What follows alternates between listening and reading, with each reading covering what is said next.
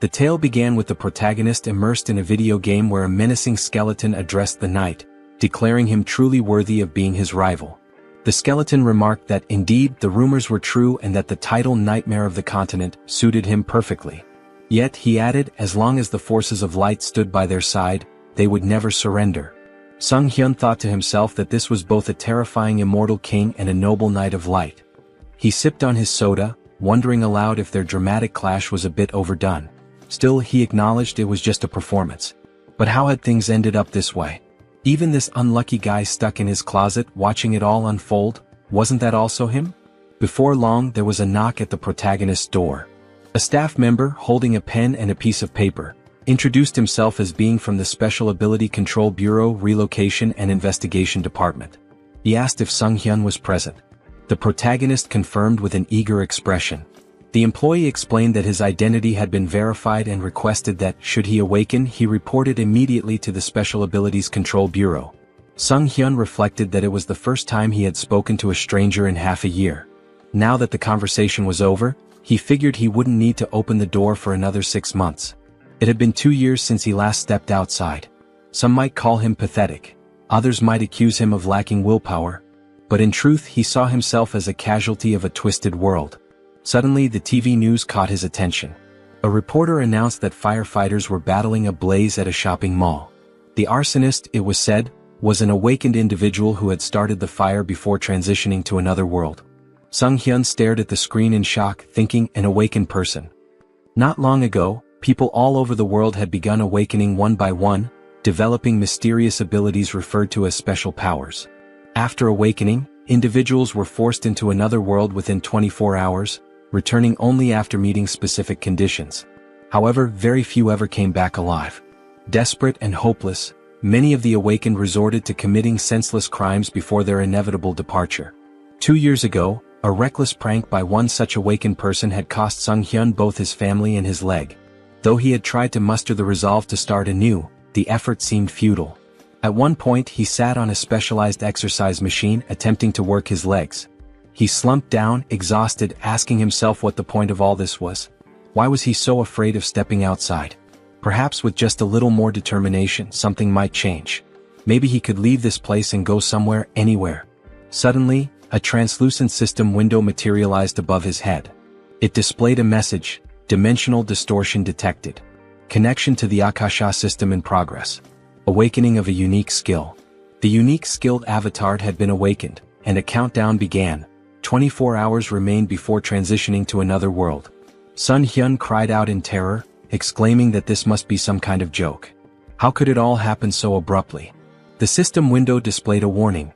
Failure to enter the travel portal within the allotted time would result in a forced transition. With a panicked expression, Sung Hyun flung open his closet. He recalled hearing that returning to Earth took about a year, and with time in the other world flowing 10 times slower, this meant he'd have to endure 10 long years there to get back. Eventually, the protagonist, now clad in full gear, stood nervously before the glowing portal. The system window informed him that 3 minutes remained until the transition. Gripping his head in distress, Sung Hyun thought, I can't even step outside normally, and now there's a portal in front of me. I have no strength, no skills. How am I supposed to survive in another world? Suddenly he remembered his unique skill. Sung Hyun shouted, determined, activate the avatar skill. At that moment, a clone materialized before him.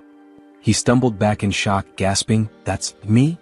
Staring at the figure, he realized he was looking at a perfect copy of his own face. The clone saw everything he did as though they shared the same vision. This is dizzying, Sung Hyun muttered, trying to move and control the avatar. The realization hit him. It was impossible to act simultaneously with the clone. Then the system window chimed again. 1 minute remained until the transition. Failure to step into the portal would trigger a forced move. In desperation, Sung Hyun slumped against the clone's chest. This avatar is useless, he groaned. Just like me. If only someone else could take my place. Acting on a sudden impulse, Sung Hyun directed the avatar toward the portal. The system window acknowledged the identity of the awakened individual, confirming the start of the transition. Watching the avatar vanish into the portal, Sung Hyun cried out in astonishment. It worked. The moved portal had accepted the avatar instead of him. The system window updated. The transition to the Auterica dimension was complete. Moments later, Sun Hyun found himself looking at a dense forest. His heart raced with fear. The avatar was supposed to go. Why am I here? But then the system clarified. He could return to Earth via the return option in the karma store. However, karma needed to be earned through adventures and his current karma was at 0. Sun Hyun's vision suddenly blurred.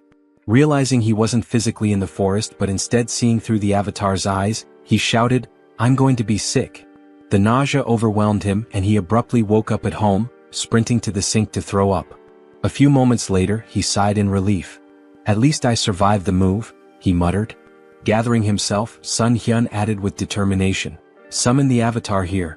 A double appeared before him, and as it approached, the protagonist asked in frustration what he was supposed to do with such a useless ability.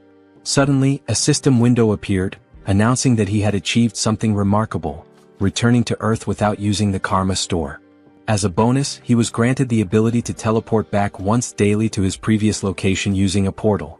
Additionally, his karma had increased. Sun Hyun was stunned, realizing that he had become the first awakened individual to return to Earth so quickly. The system window displayed his balance. 1,910,213 karma points. His jaw dropped in shock. Could this much really be awarded just for sending the avatar? In one move, he had earned points equivalent to 10 years' worth of effort. The system explained that karma is granted based on a person's impact in another world, whether through good deeds, misdeeds, murders, or honest labor. It made no distinction. Accumulated karma could be spent on improving abilities or returning to Earth. Sun Hyun wondered if there had been some kind of mistake. What if he was still required to travel back to another world? Then, with a wry smile, he said, "Well, I didn't expect this to work, but who cares?" Turning to the system window, he noted that returning to Earth seemed pointless since he was already here. The system offered a suggestion: improving his unique skill for 300,000 karma or exploring other status enhancements. Intrigued, Sun Hyun asked to see the details of the status upgrade section. Opening the tab, he saw an option to enhance regeneration for 10,000 karma. What is regeneration? He wondered aloud. Curious, he pressed the button. Instantly, a strange sensation coursed through his legs. Sun Hyun looked down in amazement. His legs had been fully healed. The injuries that had defined his life, the source of his pain and isolation, were gone. This wound had been more than an inconvenience. It symbolized his tragic farewell to his family and his retreat from the world. Now it was as if none of it had ever happened. The system updated his status, informing him that his regeneration ability had surpassed the standard level 1 threshold. He had gained a new skill, super regeneration, which significantly enhanced his recovery powers. Later, Sun Hyun smiled as he exercised his legs on the simulator. Reflecting on his progress, he marveled at how the karma he had earned not only restored his legs but allowed him to grow stronger. Watching his productive training session, he admired how much power his legs now had. With plenty of karma still left, he pondered where to invest it next. Spotting the option to enhance his unique skill, he eagerly clicked on it. As he activated the system window, he wondered aloud, what can I achieve by improving the avatar's skill? After some time, Sun Hyun stood before his upgraded clone, grinning. "You're a real man," he said. The double, admiring its new physique, remarked, "You've put in some serious effort, haven't you?" Sun Hyun chuckled, replying, "It's all thanks to hard training." After awakening the avatar skill, Sun Hyun realized his consciousness had split in two, allowing him to move freely. Along with this, he gained a new ability to enhance his weapon skills. The system window explained that, with the mind center, he could choose what information to receive. Sun Hyun thought, this means I'll no longer experience disorientation, and even if the avatar gets hurt, I won't feel any pain. Grinning, he grabbed a gamepad and remarked that he could now explore another world while comfortably sitting at home wrapped in a blanket. As he considered his newfound control over the avatar, Sun Hyun noted that it felt just like playing a video game. But this wasn't the only change. Now he had 3 avatars. Pondering aloud, he wondered if their numbers would continue to grow as he developed the skill. This could get confusing, he muttered. I can't just keep calling them avatars. I need names. Looking around for inspiration, his gaze landed on a ketchup packet on the table. The first clone, he declared, will be called Hans. The system window updated, showing Hans's abilities: general skills, mind center, super regeneration, individual skills, mana attraction. Note: first avatar is Sun Hyun. Turning to the second clone, Sun Hyun named him Heinz. The system displayed Heinz's abilities: general skills, mind center, super regeneration, individual skills, survivability. Note, second avatar is Sun Hyun. Sun Hyun couldn't help but comment, mana attraction and survivability? What kind of bizarre combination is this? Then with a grin he added, well, it's time to complete my long-awaited quest. Settling on the couch, Sun Hyun began controlling his clones. He sent Hans to teleport to another world, while Heinz took a bag of garbage and stepped outside. As Sun Hyun switched his attention to Heinz, he saw sunlight streaming down and marveled that he felt no anxiety. The mind center is working perfectly, he thought. Hans must already be in another world by now. Switching control to Hans, Sun Hyun observed that it was nighttime in a seemingly tranquil forest. It's so quiet, he murmured. Just then, a black panther emerged from the dense foliage. Startled, he exclaimed, how did that thing show up out of nowhere? The panther lunged, but Hans quickly unsheathed his sword and drove it into the beast's mouth. Sun Hyun noted with satisfaction, exactly as I expected. No fear or pain. Just like a game. Hans withdrew the sword and finished off the panther. Sitting beside the panther's lifeless body, Hans muttered, is it this hard because I haven't leveled up yet? I'll be in big trouble if I run into another monster. Scanning the area, he spotted a small settlement in the distance. A short while later, Hans arrived at the village, where he was greeted by a villager named Glokali. Smiling warmly, Glokali welcomed him, praising his courage for navigating the monster-filled forest at such a late hour. Hans grinned, gesturing to his injured body. I've got wounds all over me. Elder, do you think I could stay in the village for the night? Glokali nodded with a kind smile. Of course, he said. We should always help each other. Hans exhaled with relief and gratefully thanked the elder. A short time later they were walking through the village, passing by the houses. The elder commented that it was the first time he had seen such clothing and equipment, asking if Hans had come from far away. Hans chuckled. I got a little lost.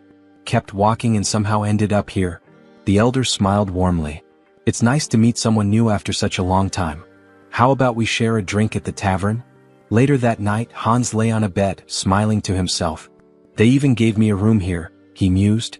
The longer he stayed, the more he thought about how kind the villagers were. How long has it been since I felt so happy talking to people? Today really was a good day. Meanwhile, the protagonist sat on his couch, holding a mug of alcohol. This is great, he said aloud, savoring the feeling. Eating chicken after a shower, pure bliss. Traveling around the world like this is amazing. Feeling a pang of guilt, he added, I'm embarrassed though. Hans is working so hard out there. He reflected that Hans was practicing his survivability. I don't know when I'll have to send him away again, so it's good he's preparing. With a smile, Sun Hyun concluded, this is fantastic. But no matter how much my clones accomplish, I need to learn more about the other world. What kind of place is it really? He opened his laptop, smiling as he thought, I'll be a great leader. Suddenly, a system window appeared, declaring, Avatar is dead. All skills and data acquired by the avatar will be reset. Sun Hyun froze in horror. Hans died. He pointed at the system window, panicked. He died in that village. Could it have been that old man's doing? Did he slip something into the drink? He shook his head, frustrated. How careless of me. Then a thought struck him. Wait, am I reconnecting to the avatar? At the same time, back in the village, Glokali stood with another man near Hans's lifeless body. I thought he'd be useful, Glokali said, but he turned out to be just an empty shell. He managed to get through the forest alone, so I thought he had real potential. But in the end, he's just another elite skeleton. As Sun Hyun began to control Hans's body again, he wondered in shock, what's happening here? The system window popped up, stating, race changed to undead. New skill acquired, decomposed heart. Hans's updated profile read, race, undead. General skills, mind center, super regeneration. Individual skills, mana attraction. Note, the mind center prevents mental damage. Sun Hyun's thoughts raced in panic. What is going on? Glancing to the side, he spotted a large number of skeletons behind a glass wall. Fear gripped him as he realized, could it be that these lunatics turned all the villagers into undead? Just then, a living man entered the basement. Who is this? Sun Hyun wondered. Wait, isn't that the guy from the tavern yesterday? The man, visibly annoyed, grumbled, how much longer do I have to stay in this dump? His gaze shifted to Hans's body on the floor and he stared at it intently. The protagonist anxiously wondered what the man was staring at. Did he really notice I've come to my senses? The man pointed at Hans's body with irritation and grumbled, "Why is this knucklehead still here? Why do I have to redo what everyone else has already done? Move the skeleton's body over there." Sun Hyun felt a jolt of worry. "Even though my heart isn't beating, I think I almost had a heart attack." He could feel a strange force trying to move Hans's body against his will. By concentrating, he managed to resist the pull, but he decided it was wiser to obey for now. The man muttered with frustration, "Why does the old man always make me check on these weirdos? What a meticulous pain in the neck." Sun Hyun reflected nervously. "This force, it feels so familiar. It's the same one that moved my dead body earlier. Could it be linked to the mana attraction skill?" His thoughts raced. "If that's the case, maybe I can figure out how to control it. And if I can control this force, I might be able to take command of all the other undead too." 1 week later. In the dim basement, Hans's undead body sat on a stack of wooden boxes, his skeletal fingers twitching with faint magical energy. Across from him, a skeleton lay crumpled on the floor. With a flick of Sun Hyun's will, the skeleton stood up stiffly, moving as though animated by invisible strings. Sun Hyun grinned. "I finally did it. I can control others now. Although it's not exactly what I imagined. I can only influence one undead at a time, not a whole crowd. Guess an elite skeleton like me isn't capable of much more yet." Suddenly, the sharp hiss of a rat caught his attention. He snapped forward, grabbing the small creature in his bony hands. "So, it was this little pest gnawing at my heels all week? You're a fast and nimble one, aren't you? A tiny nasty thing." An idea struck him. "What if I use my magic on something small and fast like this rat instead of a person?" He focused his mana, and the rat's eyes glowed an eerie red. Sun Hyun carefully set it down, grinning. "Operation Night Watch begins," he said to himself. "Let's see what secrets I can uncover with this little spy." Outside the warehouse, through the rat's glowing eyes, Sun Hyun observed a man pacing outside. "Why is this guy whining so much?" he thought, amused. Then the man opened a heavy wooden door, revealing a second, dimly lit warehouse. The rat scurried forward, darting toward the open passage. Suddenly, a surge of energy pulsed through the air, halting its progress. Sun Hyun recoiled instinctively, even with the emotional dampening of the mind center active. "That energy, it's overwhelming. I can't risk getting closer." From within the warehouse, he overheard a conversation.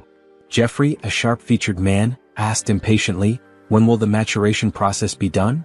That fragment of the immortal king? It feels like it's sucking part of my soul every time I go in there." "It'll be soon, right? The teacher's been stuck in there for days." Another man replied, his tone cautious, "It should be soon. But isn't it funny? We're guarding this place so tightly with traps set all over the village and even here. Not even a mouse could sneak through." Sun Hyun's thoughts swirled. A fragment of the immortal king? That must be what they're guarding. But where else can I gather information? And where did that old man disappear to? Moments later, a sudden flash of magical energy pierced the rat's body, shattering the connection. The elder approached, his expression calm and his tone almost amused. "A simple mouse," he said, brushing his robes as he inspected the remains. Sun Hyun seethed from his safe distance. This old idiot. He noticed even a tiny spy.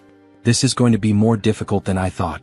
The protagonist's thoughts raced as he wondered, did they really figure me out? The old man stepped closer, inspecting the rat's lifeless body. "An undead?" he muttered, puzzled. "I don't sense black magic, but its body is brimming with dark mana. Could mana influence alone have turned this rat into an undead? There's only one place filled with such dark mana." He turned to the man nearby and asked sharply, "Jeffrey, you're in charge of the warehouse today, aren't you?" Sun Hyun, observing from afar, felt a pang of guilt. "I'm sorry, little rat. You've done well. I'll avenge your death, I promise. Watch over me from wherever you are." Some time later, Jeffrey stormed into the basement, his face twisted in rage. "A rat? All this fuss over a damn rodent? That stupid old man?" He seethed, pacing wildly. Then, glaring at Hans's undead form, he barked, "Hey, why the hell are you standing there like that? Follow my order and stand up straight." As Hans's undead body remained still, Jeffrey's irritation boiled over. He approached menacingly, raising a fist. "Didn't I tell you to stand up straight?" he spat. Grabbing Hans by the hair, he yanked him forward. "Aren't you the fool who dared to stand against me? Didn't you threaten to kill me if I touched your family? Go on, repeat it." His face twisted into a sadistic grin. "Oh, that's right. I ripped out your tongue." Jeffrey sneered, tossing Hans to the floor like a discarded doll. "You should be thankful I let you live, even after we hunted down every idiot in your pathetic village. And your wife, she's here too, isn't she? What about your children? Oh wait, maybe they're with other families now. The tables turn. Suddenly Hans's undead body sprang to life, lunging at Jeffrey and sinking his teeth into the man's neck. Jeffrey let out a horrified scream as he collapsed to the ground. What's happening to me? Stop, he stammered, his voice trembling with fear. Reaching out desperately, he began casting magic, but before he could finish, another undead figure, the reanimated body of Hans's wife, pounced on him from behind. Together, the two undead silenced Jeffrey forever. Sun Hyun, controlling Hans's body, felt a grim satisfaction. Their revenge has only just begun. A bold plan. Meanwhile, Sun Hyun switched control to Heinz and approached the village guards. My brother lives in this village, he shouted. The guards frowned. Your brother? He left not long ago. What makes you think we'll just let a stranger in? Heinz grinned. If that's the case, then bring me to the village elder. He'll recognize me. Moments later, Glokali arrived, his expression calm but inquisitive. What seems to be the matter? Heinz greeted him warmly, bowing slightly. Elder, it's a pleasure to meet you. I believe my twin brother Hans is somewhere here. Sun Hyun smirked inwardly. Having two avatars really comes in handy for moments like this. While Heinz kept Glokali distracted, Sun Hyun, through Hans's body, infiltrated the warehouse and approached the fragment of the immortal king. The fragment pulsed with a dark, otherworldly energy, resonating with the undead around it. Is it absorbing the energy from the undead? No, it's more like it's replenishing itself. This explains why the people here are so unnaturally strong.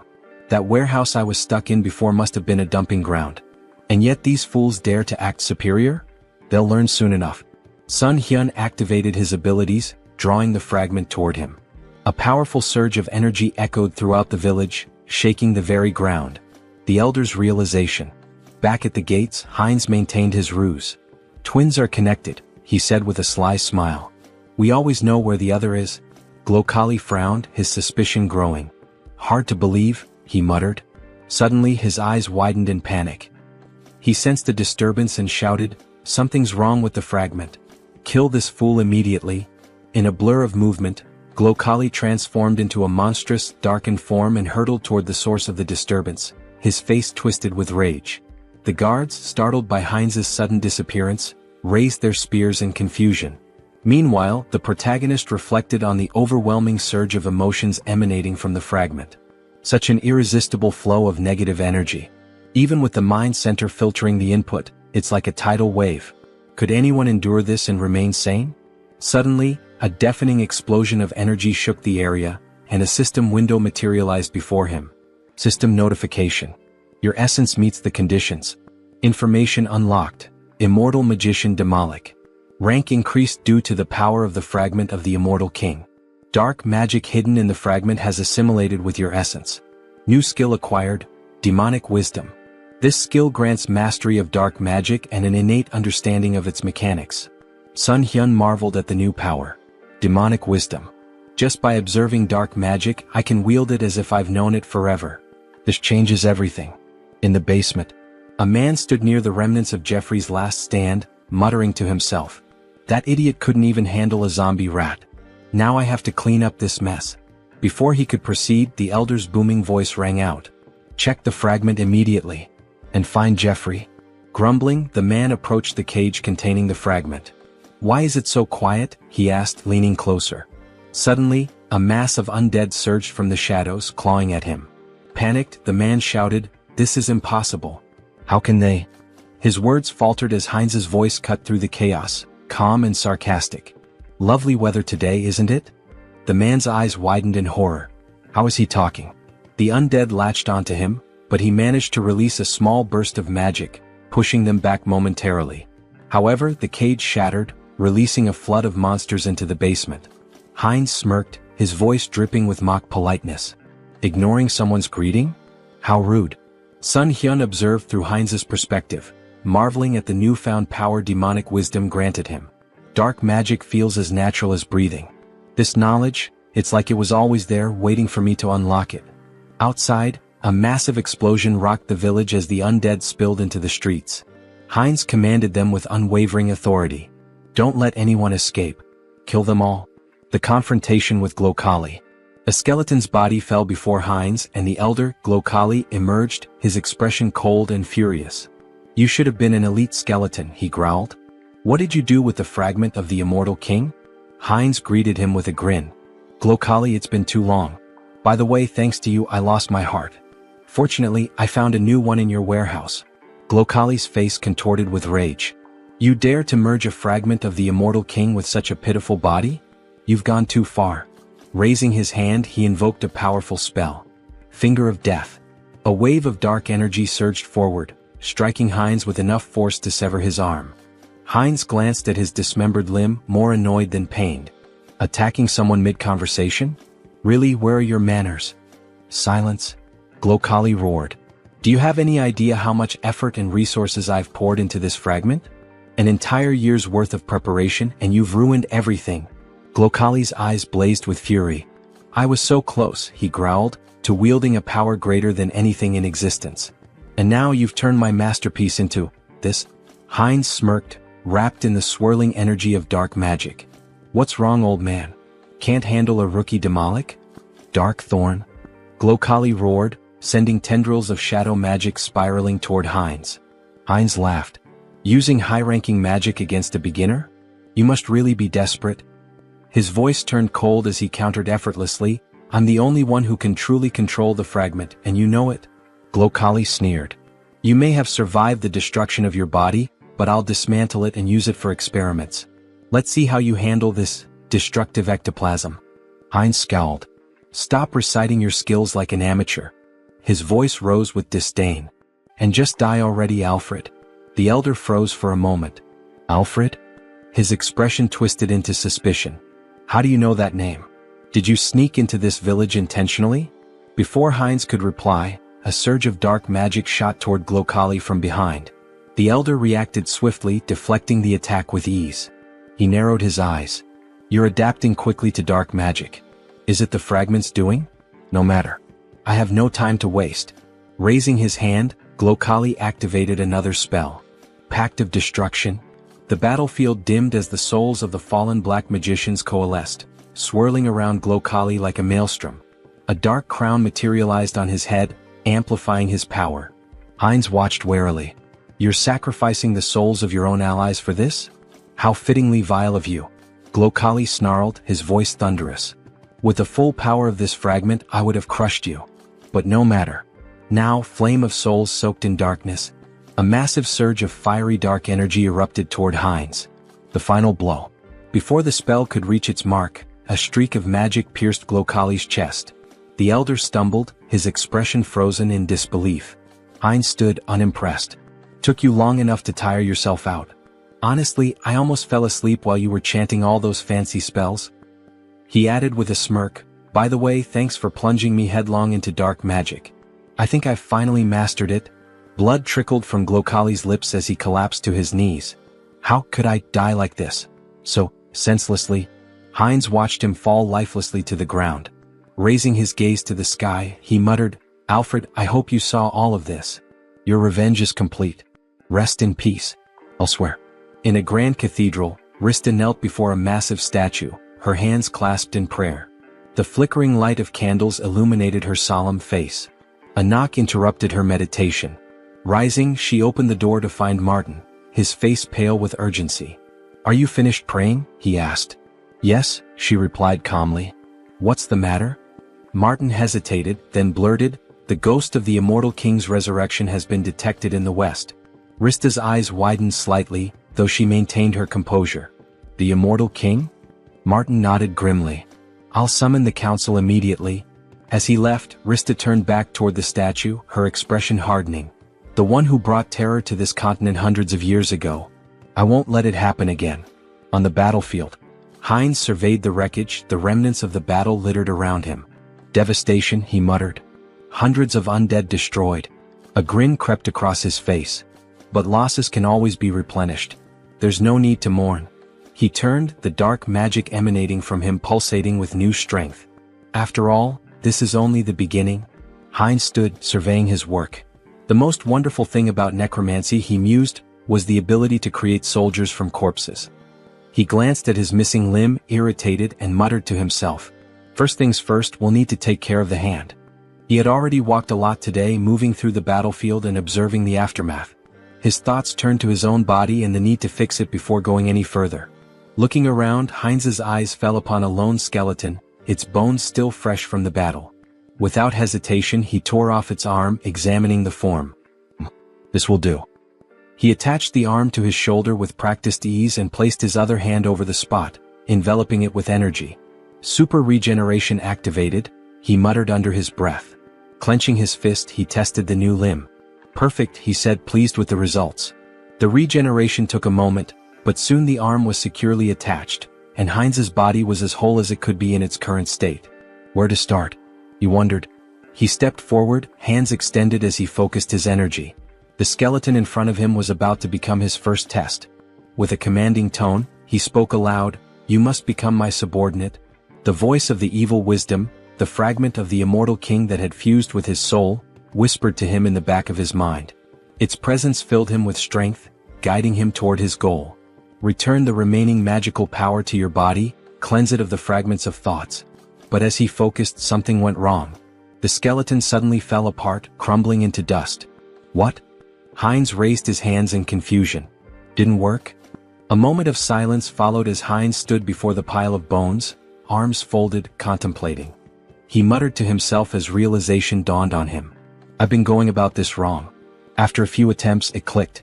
He turned his gaze toward the village chief's body, still lying in the aftermath of the battle. A dark idea began to form. He pointed his hand toward the body and spoke slowly, "Should I turn you into an undead with a soul to extract information from you?" Grabbing the lifeless form of Makhem by the clothes, Heinz lifted him up for closer inspection. "What?" he exclaimed, his voice tinged with surprise. "The old man doesn't have a soul." Makhem's body had been stripped of any trace of life, except for the magical circle burned into his chest. Heinz examined the symbol and thought for a moment. So this is how they've been controlling things. Throwing Makhem's body aside, Heinz couldn't help but smirk at the oversight. It's strange they didn't think of this little thing, considering the scale of their operations, he muttered. But no matter. I can still use this. With renewed focus, Heinz concentrated energy into his hand. If the soul is gone, I'll have to make do with what's left. He directed the energy straight into Makhem's body, deciding that he would turn the old man into something more useful. A high-level undead with consciousness and combat skills. Heinz's magic spiraled through the corpse, desecrating the remnants of its magical power and cleansing it of any remaining fragment of thought. A few moments later, the body twitched and Makhem rose to his feet, now an obedient death mage. The undead mage stood before Heinz, waiting for orders. His voice was hollow but clear. "I await your command." Heinz looked at him with curiosity. "You're speaking." "I didn't even expect that result," he muttered, impressed. He turned to Makhem, his expression cold. "Your name is Makhem. From now on you will obey me." Without hesitation, Heinz slammed his hand against the undead mage's skull. Makhem flinched but immediately responded with desperation. I will obey." Heinz smirked, rubbing the bruise on Makhem's head. "Even if he lost his memories, his sins remain. I'll enjoy this." Turning his attention to Makhem's cane, Heinz casually remarked, "It looks pretty good." Makhem's bones trembled, his fear palpable. His new existence as a death mage was not one of autonomy, it was one of fear and servitude. The power of the immortal king's fragment coursed through Heinz, and with it, the ability to control life, death, and everything in between. Heinz's grin widened. "You're going to be a useful tool?" As the protagonist stood, looking over the gold he had gathered, his thoughts shifted to the mountain of corpses he had left behind. Among the undead, there was one particularly young zombie, a grim reminder of the recent battle. This young zombie, who killed Jeffy along with him, he thought. He placed his hand on the zombie's head in a strangely respectful gesture. Well, he should rest in peace with his family. With a flick of his wrist, he directed fire at the building nearby, setting it ablaze. The crackling of flames in the distance was the only sound that could be heard as the protagonist briefly considered the devastation he had wrought. No turning back now. Back in his hideout, the protagonist sat comfortably at a table, his belly full after a satisfying meal. He leaned back, smiling contentedly. I ate too much," he said to himself, his voice light. "God, that was delicious." He glanced at his phone, curiosity peaking. "What's the gold rate today?" he muttered aloud, tapping the screen. The village had been full of magicians, and given their affinity for treasure and arcane wealth, there was bound to be a lot of gold left behind. Just think, these people had accumulated a fortune. He began considering what he might do with the loot. Maybe I should take a closer look at what's left. With a deliberate motion he reached out, muttering, "Summon Hans." In an instant his avatar appeared before him, and an ominous aura filled the room. The feeling was intense, suffocating, his presence too strong for the quiet of the space. The protagonist's eyes widened in panic as he recoiled, covering his face. "Cancel the summoning," he shouted in fear. As quickly as the avatar had appeared, it vanished. He gasped for breath, his heart racing. "I thought I was going to die," he muttered to himself. "What should I do now?" He scratched the back of his head in frustration, trying to regain his composure. "I need to summon Hans, but maybe I should improve my unique skill first." The protagonist's thoughts turned inward, and he focused on accessing the Karma Shop, a place where he could enhance his abilities. Moments later, a system window appeared in front of him. He marveled at the results. "I earned more than I expected," he mused. The last time he had just over 400,000 karma. Now the amount had grown. He selected the item to improve his unique skill and spent a hefty 300,000 karma. A message popped up on the screen stating that his skill had improved. The number of avatars you can own has increased. His mental strength exceeded the norm, and as the information sunk in, he clenched his fist, enveloped in a surge of energy. Serenity. This skill would protect him from external stimuli and mental attacks. A welcome upgrade for the challenges ahead. Later he began filling a paper bag with gold, thinking about the potential.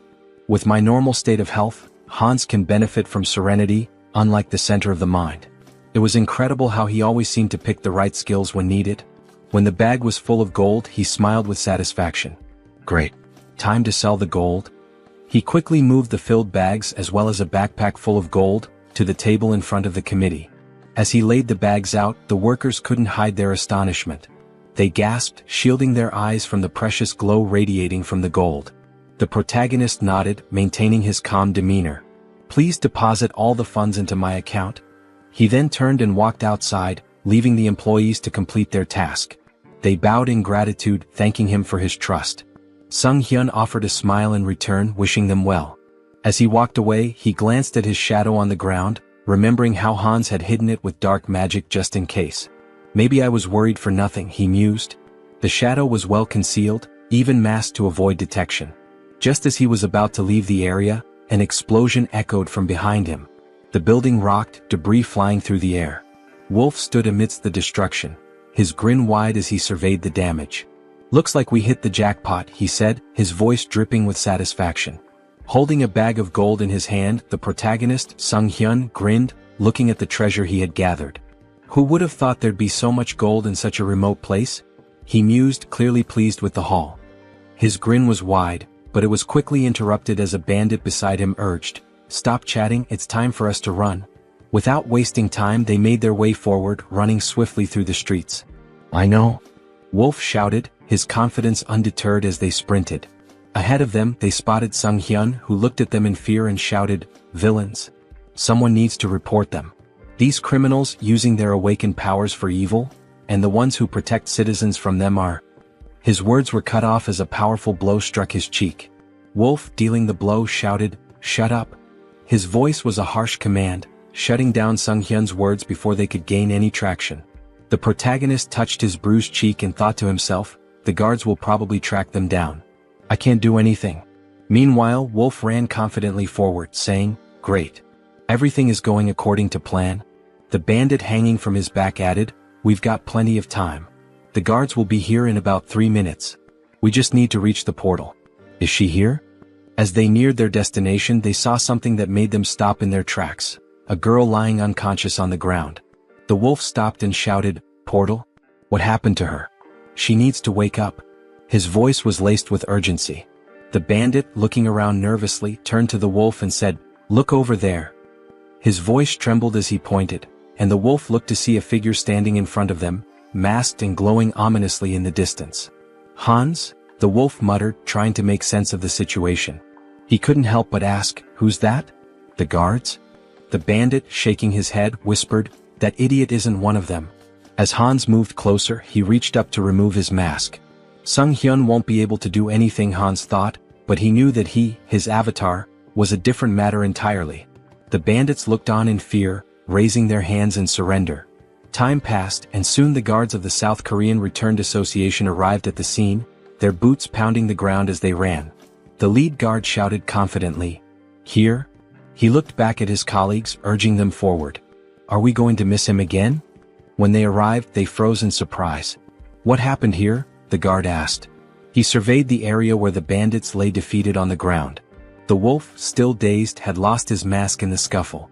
The lead guard assumed that someone had dealt with the villains but that they couldn't have gotten far.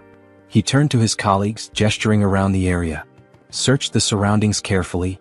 Meanwhile, Hans, like a shadow, moved swiftly through the area. He flew past the guards, heading straight toward Sung Hyun. As they reunited, Sung Hyun couldn't help but smile. "I see you've warmed up well," he remarked, pleased with the success of their plan. The tension hung in the air as the scene shifted to what would come next, the consequences of their actions and the looming threat of the guards' arrival. Heinz strolled around the parking lot with his hands in his pockets, feeling a sense of satisfaction as he reflected on how relieving stress like this could sometimes be a good idea. His mind was clear for the moment, and the mundane surroundings seemed to offer a rare calm. Meanwhile, Hans, his second avatar who possessed the unique skill Vitality, stood at the entrance to a city on the east side. With a smile on his face, he shielded his eyes from the sun as he looked out at the unfamiliar skyline. "I finally made it here," he said, a hint of excitement in his voice. He remembered Malcolm's words about this city, and after seeing it for himself, he concluded that the old man hadn't lied after all. Stepping into the city, Hans mused aloud, "This is my debut in another world." But even as he admired the bustling surroundings, something didn't feel right. "Although there's still everything ahead," he added, scanning the area. However, as he walked deeper into the city, he realized something. Why was the city so empty? It seemed that the locals weren't paying much attention to newcomers. People went about their business as if strangers were a normal occurrence, not even sparing Hans a glance. Just then, in a nearby alley, a robber turned to his companion Diana and exclaimed, "Was this a joke?" He pointed an accusing finger at her, his expression dark. "I warned you." Diana, trembling, folded her hands in a prayer pose and apologized, pleading for a little more time. The robber's tone grew harsher. "I want 2 silver coins from both of you," he demanded. "And you have 3 days. No money? Then there's no other choice." Hans, who had been casually observing the scene from the corner of his eye, thought to himself, local thugs, and a young girl being manipulated. How cliché. He was about to continue walking, uninterested in getting involved, but fate had other plans. As Diana turned and tried to flee from the robbers, she collided with Hans. She stumbled back, immediately lowering her head in apology. "Sorry," she muttered, not knowing who he was. "Let's talk," Hans said, his tone calm as he sized her up.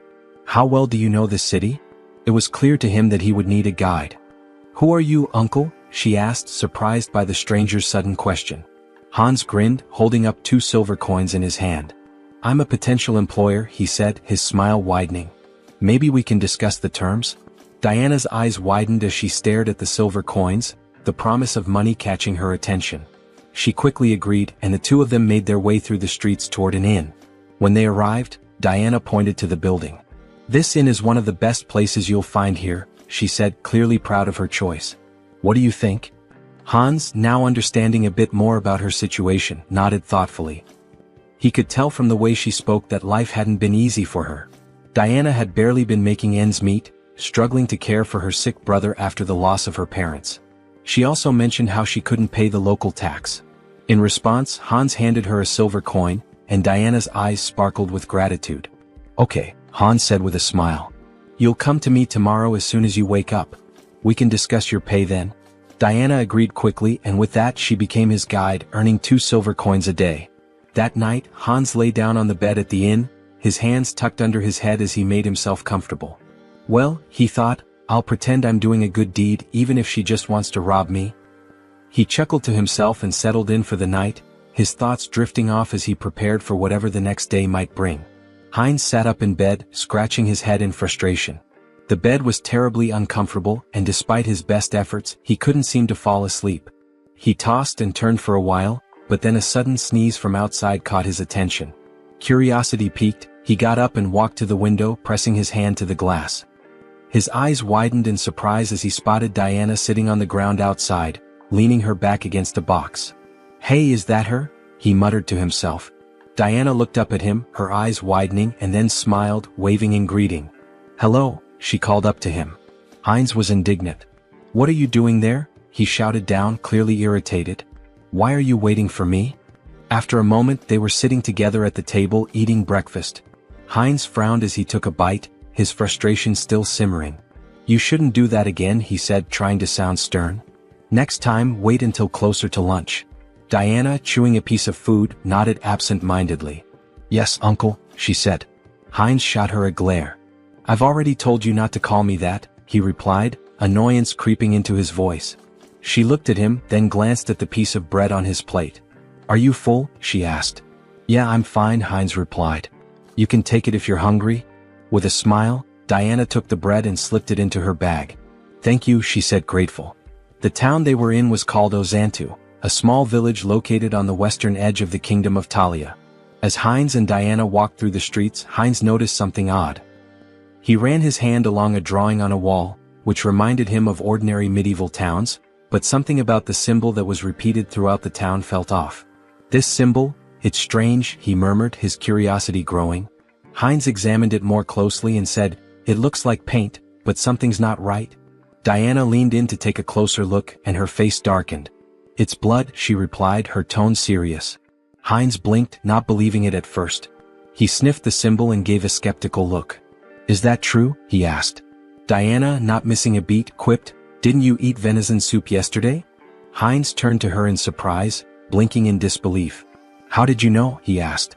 With a smile, Diana pointed to her nose and said, "I have a very good sense of smell." Heinz found it fascinating. A good sense of smell? He thought. Is that her special skill? They continued walking through the streets, Heinz still pondering the implications of her statement. He asked, "What does the symbol mean?" Diana hesitated for a moment, then answered, "It's the emblem of the Varkalak Guild, which controls this place." But before she could finish, she froze, her face paling in fear. She began to slowly back away, bumping into Heinz. "What's wrong?" Heinz asked, alarmed by her sudden change in demeanor. Diana's eyes darted around nervously. "That smell," she said, her voice tight. Heinz furrowed his brow.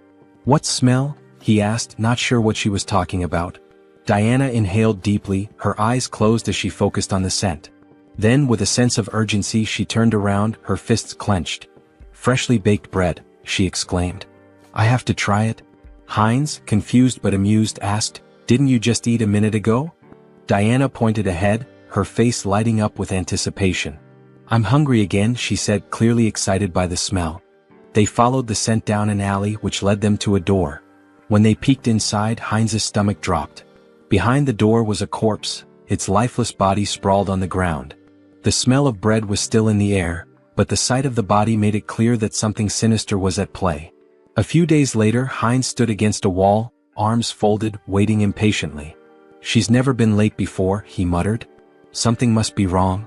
Just then, a bandit approached him, a smirk on his face. "Hey buddy," the bandit called out, drawing Heinz's attention. Heinz looked at the bandit in surprise, unsure of what to make of the situation. The bandit, arms folded and wearing a smug expression, said, "We should talk." Heinz felt a moment of frustration, thinking to himself, has it really come to this? The next instant, he handed the bandits a handful of silver coins, offering them a smile. "Take this," he said, trying to remain calm. "There aren't many, but I hope they help maintain some sense of public order." The bandits exchanged looks, then one of them picked up a silver coin, a grin spreading across his face. "Seems we've quickly found a common language," he remarked, clearly amused.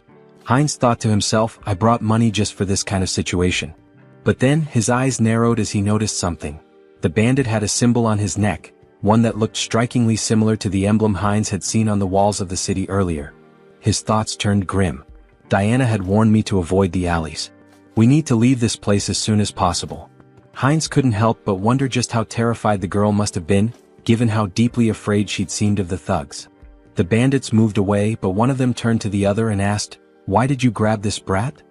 His comrade responded dismissively, "How should I know, idiot? We're just following orders." The word struck Heinz like a blow. "Brat?" he thought. "Don't tell me those two bastards grabbed Yen?" Without thinking, he shouted after them, "Wait a minute." The bandits turned around in surprise, eyeing him curiously. Heinz clenched his fist. Damn it, timing is everything in situations like these. If things get dangerous, I can just cancel the call. He forced a smile, trying to stay calm. There's something I wanted to know. At that moment, Diana's voice suddenly called out to him, and he turned around in shock. "Huh? Diana?" The bandit, now flexing his fist with an irritated expression, remarked, "So, what's your friend interested in?" Heinz gave an awkward smile, trying to keep the conversation light. "Is the silver I gave enough?" A little while later, one of the bandits returned with a bag in his hands. "They took everything," he said nonchalantly, tossing the bag aside before turning toward Heinz. The bandit's expression hardened. "And where's the rest of it? You were supposed to meet us long ago." Heinz shot him a glare. "Did you even know how much I gave you?" In that moment, Diana's face fell and tears began to form in her eyes. "My little brother is missing," she sobbed, her voice trembling. "He was just starting to get better, he could eat again, but now I can't find him anywhere." Heinz's mind raced as he recalled the conversation he'd overheard between the bandits. Could they be talking about Diana's brother? He asked, his voice tinged with suspicion. Could it be Varkalak? Diana looked up at him, her face stricken with terror. "No," she whispered, shaking her head in despair. Heinz frowned and asked gently, "What do you mean?" Tears streamed down Diana's cheeks. "They really took him," she choked out. "Aaron will die if they hurt him." Heinz's heart sank as he watched her crumble in front of him, the weight of her words sinking in. He knelt down beside her, trying to comfort her the best he could. "Don't worry so much," he said softly. "If they want a ransom, I'll pay it. You won't be alone in this." But Diana, her voice barely above a whisper, whispered in disbelief, "They really took him. Aaron will die." Heinz's heart pounded in his chest as Diana's words hit him like a cold shock. "Blood," she had said. He repeated the word in disbelief. "Why blood?" he asked, struggling to understand. Diana, still shaking with fear, managed to sit up. "This city," she whispered, her voice trembling, "is a warehouse for live blood bags. For vampires." Heinz's mind reeled as the weight of her words sank in. Before he could process it further, a voice from above cut through the tension. A vampire stood on the roof, his figure silhouetted against the setting sun. "The smell of dark mana is strong," he said with a low, cruel smirk. "Did they kill each other over the fragment of the immortal king? How unfortunate. I wanted to destroy it once it fully matured." The vampire folded his arms, his smile widening as he continued. "I don't know who stole it, but I know exactly where it's going. So, finding the thief won't be difficult." Heinz, still processing the bizarre situation, looked at Diana, his expression confused. "A vampire?" Tears streaming down her face, Diana nodded. "Yes, vampires. The Varkalaks and all the other organizations in this city, they're all run by vampires. Even if you escape the city, none of us will survive. They're all connected and they'll hunt us down." She buried her face in her hands, sobbing. "We've been trying our best to hold on, but we're just getting picked off one by one. In the end, I know what will happen to us." Heinz reached out, gently grabbing her face and forcing her to meet his gaze. "Listen to me," he said, his voice firm. "If what you're saying is true, we don't have much time. Do you know where they've taken your brother?" Diana hesitated, looking down at the ground. She looked at him, uncertainty in her eyes, and then whispered, "I don't know. But, if you try to help me, it will be dangerous. You won't survive either." Heinz smiled, though the weight of the situation hung heavily in the air. "Don't worry about that," he said confidently. "I know how to fight back against these scoundrels. We'll make it through this." In his mind, the mission to save the girl, and to get to the bottom of the sinister operations in the city, had just begun. Sometime later, in a dimly lit tavern, a group of bandits sat around a table, laughing and playing cards. One of them tossed silver coins onto the table, calling, "All in." His companion looked at him with a grin. "Where did a debtor like you get such a big pile of money?" The first bandit leaned back and smirked. "I robbed some idiot this morning. Made a nice profit." At that moment, the tavern doors flew open with a loud crash. The bandits turned in surprise, just in time to see Heinz stride into the room, his expression determined. One of the bandits stood up with a sneer. "What's this then?" he said, striding toward Heinz. "Who's this idiot?"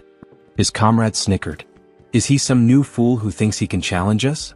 The bandit raised his hand to stop his friend, looking Heinz up and down before saying, "So, you're the idiot we robbed. Came to give us more money, did you?" Heinz didn't flinch. He held his ground, his eyes steely with resolve. Meanwhile, near the entrance of the tavern against the wall with the vampire symbol, blood dripped slowly from a wound. A guard lay slumped, his broken body leaning against the wall. The bandit sneered at the scene. "What happened to the guards?" he asked. "Did you give him a coin or something?" Heinz's expression darkened as he met the bandit's gaze. "I won't ask again," he said quietly but with a deadly edge in his voice. "Where did you take the child?" The bandit's face twisted in disbelief. "What?" he spat, raising his finger toward Heinz. "Are you out of your mind? Do you know who you're dealing with?" In the blink of an eye, Heinz drew a knife from his belt and drove it straight into the bandit's throat. The man gasped, his eyes wide with shock as the blood began to spill. "I know exactly who you are," Heinz said coldly, watching the life drain from the bandit. "You're scum. You prey on families to satisfy your own selfish desires." As the bandit crumpled to the floor, the others in the tavern fell silent, eyes wide with fear. Heinz stood over the fallen body, his knife gleaming in the dim light, ready to face whatever came next. The mission was far from over. Heinz stood in the midst of the fallen bandits, his breathing heavy as the weight of the fight settled in. His knife was lodged deep into his shoulder, but he didn't flinch. Blood seeped from the wound, but he didn't have time to focus on it. There were still too many enemies around. "Why are there so many?" he muttered to himself. He had lost count of how many bandits he'd taken down in the chaos. Each one had been dispatched swiftly, his skills in combat and the magical tools he'd brought with him giving him a significant edge. But now more were coming down the stairs. He wrenched the knife out of his shoulder with a grimace, his gaze scanning the room. A couple of new bandits appeared at the top of the stairs, looking down at the carnage below. One of them shouted, "What's all the commotion about? Who the hell is this guy?" Heinz paused for a moment, annoyed at his own carelessness. Damn it, he thought. His mouth had gotten him into trouble again. This wasn't the time for reckless talk. There were more screams from the building, growing louder as the fight escalated. The bandits kept coming one after another. 6, 7, 8. It felt endless. Eventually, Heinz stood alone in the middle of the fallen bodies, breathing hard, sweat dripping down his forehead. His shoulder throbbed where the knife had struck, but he had no time to think about it now. His focus was on the bandit still alive, groaning beneath him. He stepped over to the bandit, placing his foot firmly on his head. "Hey big guy," he said with a sneer, "where's the boy you captured today?" The bandit, still dazed and groaning in pain, glared up at him. "You think I'm just gonna tell you everything?" he snarled. "You're an outsider, aren't you? You don't even know who's behind this. You're gonna regret this." Heinz's expression darkened, his eyes cold as steel. "I don't care who's behind this," he said, his voice low but steady. "I'll find the boy and I'll make sure your little game ends here." The bandit struggled under Heinz's foot, but Heinz wasn't about to give him any leeway. He leaned in closer, whispering, "Tell me where he is and I'll make it quick. Otherwise, we'll see how long you can last." The bandit growled through gritted teeth, but Heinz could see the fear in his eyes. Despite his bravado, the man was terrified. I don't know where they took him," the bandit spat, "but the leader, he's the one with all the answers. He's got a place near the old mill. Go there if you want to find the kid." Heinz's eyes narrowed. This was the break he needed. The mill. Got it? He stepped off the bandit's head and turned, heading for the door. As he did, he thought to himself, this isn't over yet. They've taken too much from this town and I'm going to put an end to it. He left the tavern, the weight of the mission heavy on his shoulders. There was no turning back now. After some time, Heinz opened the door to the room. Seeing the boy sitting on the floor, he asked, "Is this Aaron?" Trembling with fear, Aaron held his head and begged for mercy. The avatar knelt down, extended a hand toward him and reassured him, "Don't be afraid." Aaron's sister had pleaded for his rescue. Confused, Aaron asked, "Do you know my sister?" At that moment, a vampire in bat form flew into the scene. Heinz turned to Aaron, confirming, "It's true. I'll explain everything once we're out of here. But first we need to leave." The vampire landed on the window and shifted into his human form. Glaring at Heinz, he sneered, "Who are you? How dare you touch my food in my restaurant?" Heinz froze, feeling a sinister presence behind him. The vampire taunted him, saying, "Are you from an oath of disobedience?" Taking Aaron by the shoulder, Heinz thought, "A vampire." The vampire continued, "Or perhaps you're this boy's brother. Do you know what happens to those who defy us?" Smirking, the avatar replied, "Me? Just an outsider, robbed by your rabble." Shielding Aaron, he added, "It's pure coincidence I helped this boy. The vampire extended a hand and scoffed, "Really? How dull. I prefer my meals lively. Both of you will die here." As the vampire fired a magical projectile that shattered the surroundings, Heinz shielded Aaron with his body, yelling, "Run!" The avatar, now lying on the ground amidst spilled alcohol, gasped heavily. He sat up, noticing the smell of liquor, and muttered, "Alcohol? Is that a barrel?" He patted Aaron's head, asking, "Are you okay? This is it, you need to hurry and get outside." Just then the vampire landed nearby, sneering, "Dodged? You're faster than I expected. A good warm-up before dinner." The vampire lunged with claws extended, but the avatar shoved Aaron toward the door, shouting, "Run and don't look back."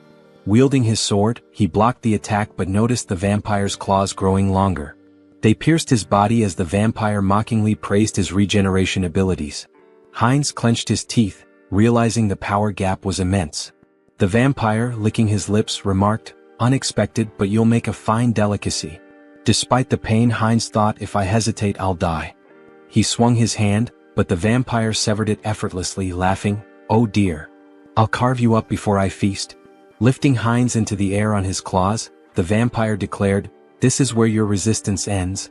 As he leaned toward Heinz's neck, Heinz thought, "If strength isn't enough, then we'll both die." From his mouth, he unleashed a hidden fire spell, engulfing the area in flames. Shocked, the vampire shouted, "What is this? A fire magic tool? You were hiding this." Thrown to the ground, Heinz noticed the alcohol spilling across the floor. A plan formed in his mind. The vampire screamed in terror, "You're insane. Do you want to burn us both alive?" The vampire attacked, slashing Heinz's body. Laughing maniacally, he jeered, "Fragile flesh." But Heinz headbutted him with full force, sending him flying. "You said it yourself. I have a strong body and good regeneration. Tough enough for you?" he growled. The vampire screamed, "No. Stop." But Heinz advanced, and the next moment an explosion consumed the building. Amidst the flames, Heinz lay on the floor, murmuring, "Impressive. I survived. Being strong has its challenges." A notification appeared before him. "Mission complete. Help the unlucky girl." Outside the burning building, Diana clung to her brother, staring at the inferno. "Uncle," she cried. Meanwhile, a system window announced, "Avatar Heinz has died. The avatar will respawn in 7 days." Diana stood there, exhausted from her work, wiping the sweat from her brow as she watched the man walk away. She had been cleaning his shoes for what felt like hours, and now that the job was finished, she could finally take a moment to catch her breath. The money left on the table was a small consolation, but it would be enough to help with the next day's bills. Her thoughts drifted to the events that had unfolded not long ago. The building that had once been the scene of chaos was now nothing but a smoldering wreck. She had heard that the avatar Heinz had been consumed by the flames, leaving her to wonder about the fate of the man who had helped her and her brother. The world around her flickered, and a new, familiar figure stood before her. It was Heinz, alive, standing in the middle of the street as if nothing had happened.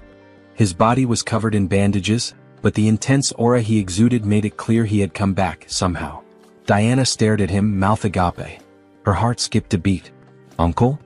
Heinz's eyes softened, and he smiled faintly despite the pain he was clearly in. "I told you I'd be back," he said, his voice hoarse. It was then that the system window appeared in front of him, announcing that Avatar Heinz had been reborn after 7 days. His rebirth had been completed, and with it came a sense of purpose, a new mission to carry out. The flames from the explosion, the chaos, the danger, they were all behind him now. But Heinz knew this was just the beginning.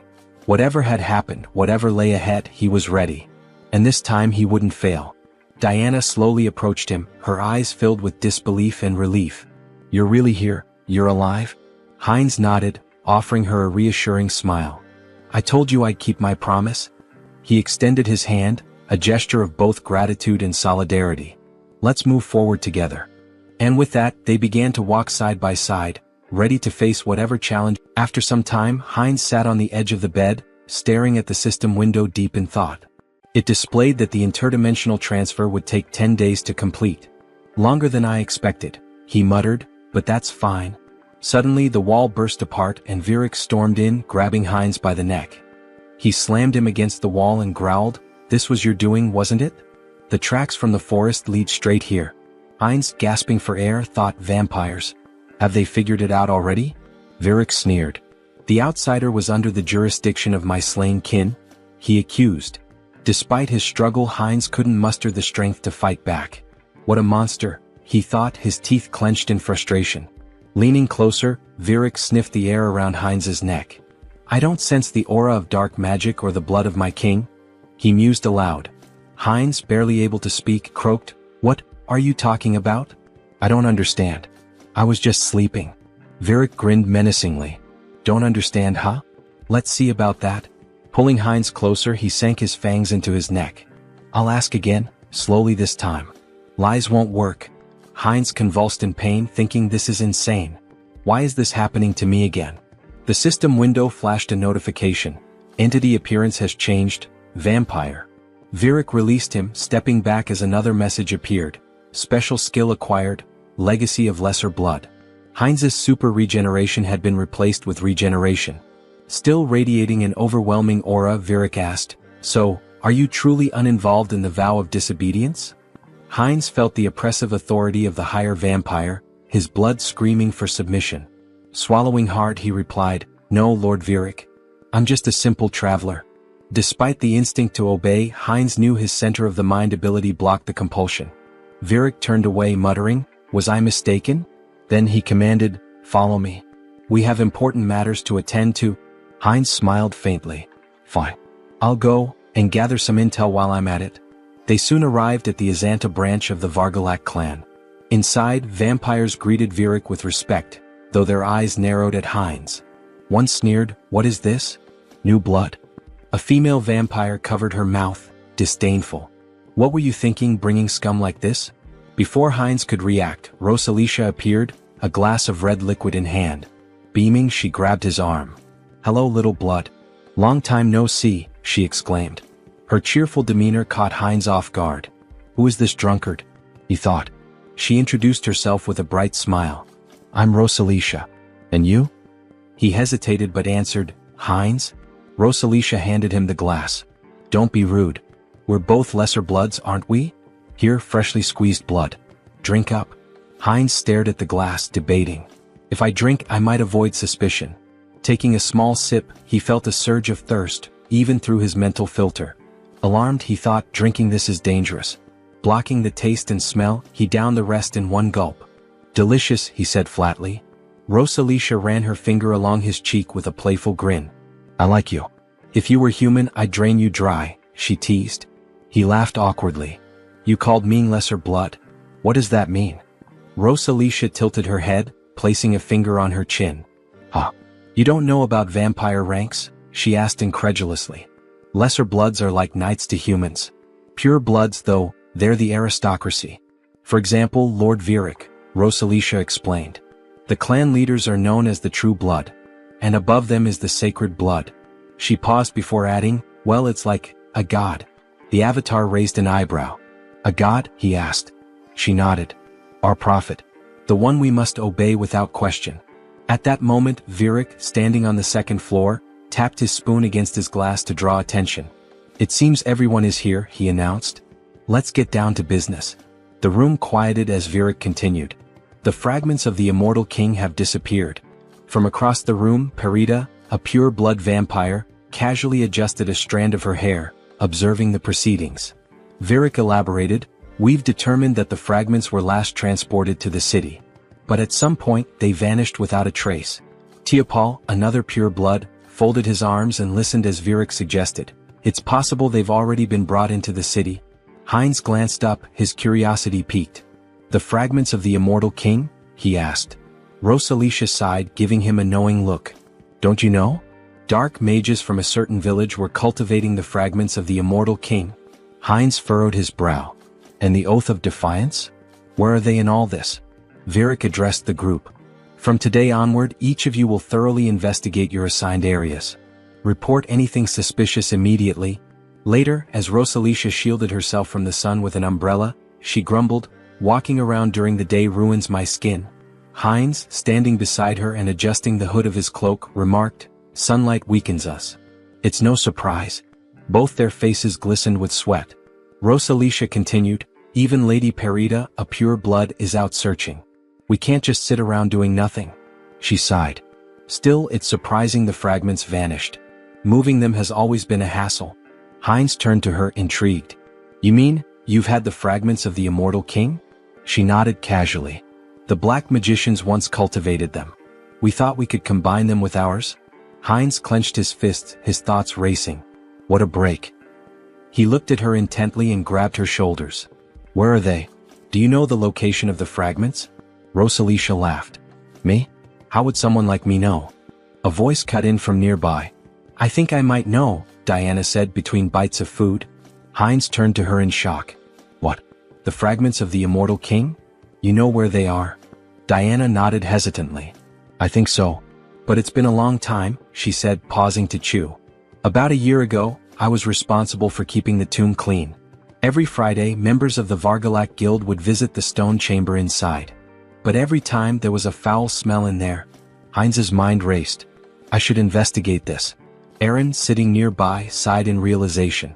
So that's why you always told me to stay away from the tomb. Heinz stood from the table, nodding firmly. Thank you for the valuable information, Diana. I'll investigate this myself. It would be better for them to keep a low profile. Diana said, grabbing his hand and turning to him, that he seemed to smell different now. Could he tell her the reason? Sung Hyun said, showing his fangs, that her nose was not deceiving her, but it just happened that. What? It would not affect her, so she should not worry. Diana looked at him in shock. She said, gloomily holding his hand and turning to him, that if he got sick. Diana screamed, exposing her neck, that it was okay with her so he could drink some of her blood. She said, stretching out her hand to him in fear that she just wouldn't drink too much blood. The protagonist stared at her in complete shock. He screamed, hitting her on the head, that she should calm down. Sung Hyun said, angry that he already had enough, so she better answer where that place was. A while later, cries of pain echoed through the cemetery. Stand still, Tiapol commanded coldly, his voice full of menace. Do you really want to die? His lips curled into a cruel smile. I'll give you one chance, take your best shot at me. Afterward, I'll gently send you back home. The man, trembling with fear but clutching his weapon tightly, let out a defiant scream and charged at the vampire. Tiapol, unfazed, smirked and activated his ability. How cruel of me, he said mockingly as blood-red threads materialized and bound the man's body. The man struggled, wide-eyed, and pleaded, you don't need to do this. But as his blood was drained, his cries turned to screams. Stop. Please stop. Tiapol sighed, sounding almost bored. This is so dull. He glanced at a nearby servant and barked, clean up this trash and bring me someone stronger for the next sacrifice. Yes, master, the servant replied politely, cradling the man's lifeless remains. Suddenly he paused, staring at the ground in shock. Wait, what is that? Without warning, a swarm of skeletons attacked the servant, tearing him apart. Tiapol roared in fury. How did these filthy corpses get here? His anger only grew as more skeletons surged forward. Servants, destroy these wretched creatures at once. A shadowy figure darted through the chaos, striking down enemies with precision. Who are you? Tiapol demanded, glaring at the figure. Are you a necromancer from the Oath of Defiance? How do you know about this place? The shadow revealed itself as Sung Hyun, controlling Hansa's body, wielding dark magic with ease. Tiapol's annoyance deepened. You're not going to talk willingly, are you? He sneered. Fine. I'll just rip your head off and ask my questions later. He unleashed a barrage of blood-based attacks, tearing through the skeleton army. Sung Hyun smirked, manipulating the skeleton remnants into makeshift weapons with his magic. So, you'll just leave my head? He muttered, amused. Let's see how that plan works out for you. Tiapol gritted his teeth. The spell is too fast. I can't dodge it. At that moment, Sung Hyun intercepted one of Tiapol's attacks. Tiapol froze, startled. Reinforcements? He asked, his voice laced with surprise. Then, with a sinister grin, he added, You've arrived just in time. Have you already reported the ambush here? Heinz too shouted back, I've already done that. Lord Viric's followers are gathered outside. I came here first to help you. Tiapol's expression twisted with anger. Great news, he snarled sarcastically. Then you'd better make yourself useful. This Demolic is strong enough to hold us off. We need to buy time for reinforcements. Suddenly, the younger vampire, representing the protagonist, sank his fangs into Tiapol's neck. Tiapol whipped around, shocked. What blood? He shouted. Have you gone insane, you fool? The protagonist, through Heinz, cast dark magic. Dark magic. Tiapal gasped, wide-eyed. You've conspired against me? How could this happen? His voice turned desperate. Stop this madness immediately. Tiapal screamed in horror as his strength faded. How could you drink the blood of your own kind? It's a grave sin. It clouds your mind, corrupts your soul. His voice faltered as he collapsed to the ground. This can't happen. Heinz too wiped blood from his lips and smirked. Clouds the mind, huh? Well, it seems to be working just fine for me. A system window materialized, displaying skill acquired, blood magic. Heinz too grinned. This is fantastic. With this new power, breaking the blood barrier will be a breeze. Heinz interjected, we don't have time for that. Then I'll smash through it. Heinz too replied with a sly smile. A deafening explosion shattered the tomb's roof. Sung-hyun, standing amidst the rubble, smiled confidently. We found it. Heinz nodded, his eyes narrowing. This is what we came here for. Heinz too, gesturing to the glowing object before them, said, the second fragment of the immortal king. Heinz reached for it, his voice filled with awe. Another fragment. Amazing. As the fragment's power surged through him, he thought, even with the mind center filtering the negative thoughts, this fragment holds too many. He focused the mental power of all the clones on his core personality. Suddenly, a massive pillar of dark energy erupted skyward. Virik, observing from a distance, looked up in astonishment. What is this fog? Are we too late? He froze as his gaze locked on the floating skeleton radiating dark energy. That silhouette, it seems familiar. Virik barked orders to his subordinates. Attack it. The vampires unleashed a barrage of blood arrows, aiming for the figure. Heinz retaliated with dark magic, striking down one of the attackers with devastating force. A system window appeared. Skill evolution, regeneration, immortality. Skill acquired, forbidden knowledge. Personality status, Heinz Archlich. Meanwhile, the holy paladins arrived at the cemetery's outskirts. What is this? One asked, shielding his face. Smoke? Fire? It seems to be coming from Azanthu. He coughed, overwhelmed by the dark energy. Tuscan dismounted, his face grim as he examined the ashen residue. We're turning back. This isn't ordinary ash. What do we tell the saint? Another asked nervously. Tuscan looked up at the ominous energy pillar. Everything. This changes everything. The ominous energy surged in the air, thick with power and foreboding. System notification. The rebirth of the immortal king is imminent. Heinz stood motionless, overwhelmed by the rush of newfound strength. This is incredible, he thought, his mind racing. I've become 10 times stronger than before. A system window materialized before him, detailing his transformation. New skills acquired. Power of the immortal king fragment. Rapid rank advancement, plus 2/3 rank. Secret dark magic energy amplification. Traits gained. Evil wisdom. Unlocks insight into forbidden knowledge.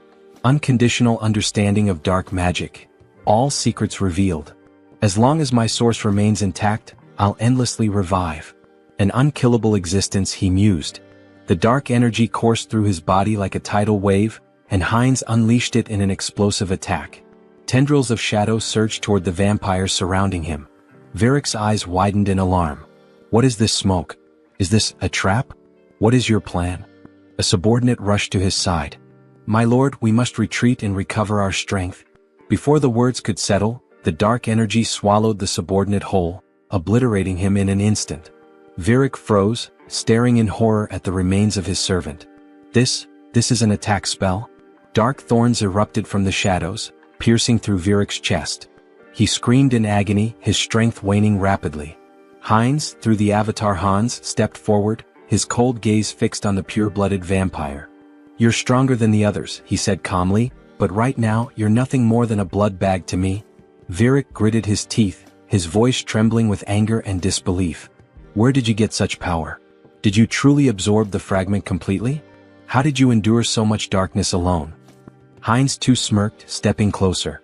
Alone? He asked mockingly, leaning in. Who said I was alone? Before Virik could respond, Heinz too sank his fangs into the vampire's neck, drinking deeply. Virik's body convulsed, then went limp, crumpling to the ground. System notification. Conditions fulfilled, skill growth activated. Legacy, minor blood legacy, pure blood. Heinz too wiped the blood from his lips, his smile sharp and predatory. A pure-blooded vampire now? He murmured, savoring the moment. The realization struck him like a bolt of lightning. By devouring other vampires I can grow faster. He laughed darkly, his voice resonating with malevolent triumph. Let them wait for me. I'll devour them all, one by one. After some time in the forest, Rosalicia cried out that they needed Parita. Fearfully she asked what they should do now. With tears in her eyes, Rosalicia lamented that if Lady Parita had been there, they wouldn't have succumbed to the enemy so easily. Parita responded, stating that Virak had been defeated but warned against underestimating this adversary. She touched the lingering dark magic and noted that the fragments contained an overwhelming amount of power, indicating the enemy's formidable strength. As the sun began to rise, she urged them to return to the base quickly to request reinforcements. Elsewhere, a man sprinted through the city streets, shouting curses. Leaning against a wall, he demanded angrily, "They won't chase me to the very end, will they?" He blamed everything on the vampires, accusing them of arrogance before being destroyed in an instant. He cursed his own mistake of trusting them. From the shadows, Heinz too grabbed the man, dragging him away. A terrified scream echoed from the alley. Meanwhile, Sung-hyun reflected on leaving Hans in the city to deal with the remnants of Varkalak. He had also arranged for Heinz too to be connected to a minor merchant guild so he could escort Diana and her brother out of the city.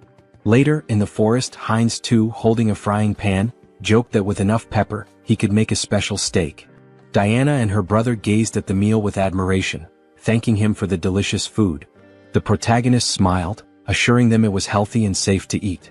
Sung-hyun thought about how their happiness stemmed from being free of danger. Smiling, the protagonist asked if they had an uncle who ran a store in eastern Lapillas. Diana nodded nervously, unsure if her uncle would be pleased to see them. He reassured her not to worry, and Sung-hyun considered giving them money if things didn't work out. A wave of sadness hit him as he thought about their eventual parting. When was the last time he'd felt this way? Perhaps he'd changed since arriving in this world. Diana called his name, reaching out with concern. "Are you okay? Do you need blood?" she asked. Laughing, the protagonist replied that he'd had enough to drink, having drained the vampires left in the village. At the same time, Hans, embodying another side of the protagonist, was reanimating the corpses of vampires in the cemetery. He decided it was time to finish up and retreat to their secure space, marveling at how convenient and boundless it was. He wondered if forbidden knowledge could help him create a similar subspace on Earth. Suddenly, blood magic struck him. Over Varkalak, a purebred vampire, confronted him with fury. "Still lingering in our city? Do you underestimate us so much?" she demanded, using blood magic to challenge his membership in the Oath of Defiance. Hans smirked, introducing himself as an honorary member of the Oath. She accused him of stealing the fragment of the immortal king and destroying their hideout. Holding a weapon forged from her blood, she declared it no longer mattered. He would die. Her attack was swift.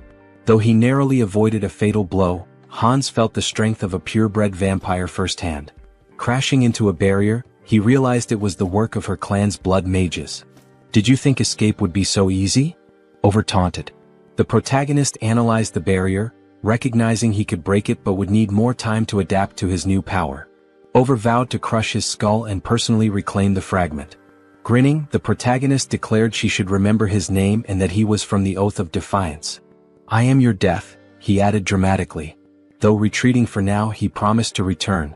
In true villain fashion, he made a theatrical exit, summoning Hans to escape. Over was shocked to see him bypass the barrier, while her subordinate deemed his departure inappropriate. Suddenly, an arrow struck one of Over's servants from behind, a holy silver arrow from the paladins. Realizing they were surrounded, Over clenched her teeth in fury, cursing the lich for delaying her. Wherever he had gone, she vowed to find him. She shouted furiously that she would find him and kill him no matter what. A while later, in the protagonist's room, Sung-hyun sighed in relief. "I'm still alive," he muttered. Hans remarked that the recall ability was like a cheat code, reaffirming its power. Sung-hyun cringed as he remembered the dramatic line he had uttered before using recall. Swinging his legs off the bed, he asked himself, "Why did I have to use such a typical villain line?" He groaned, clutching his face.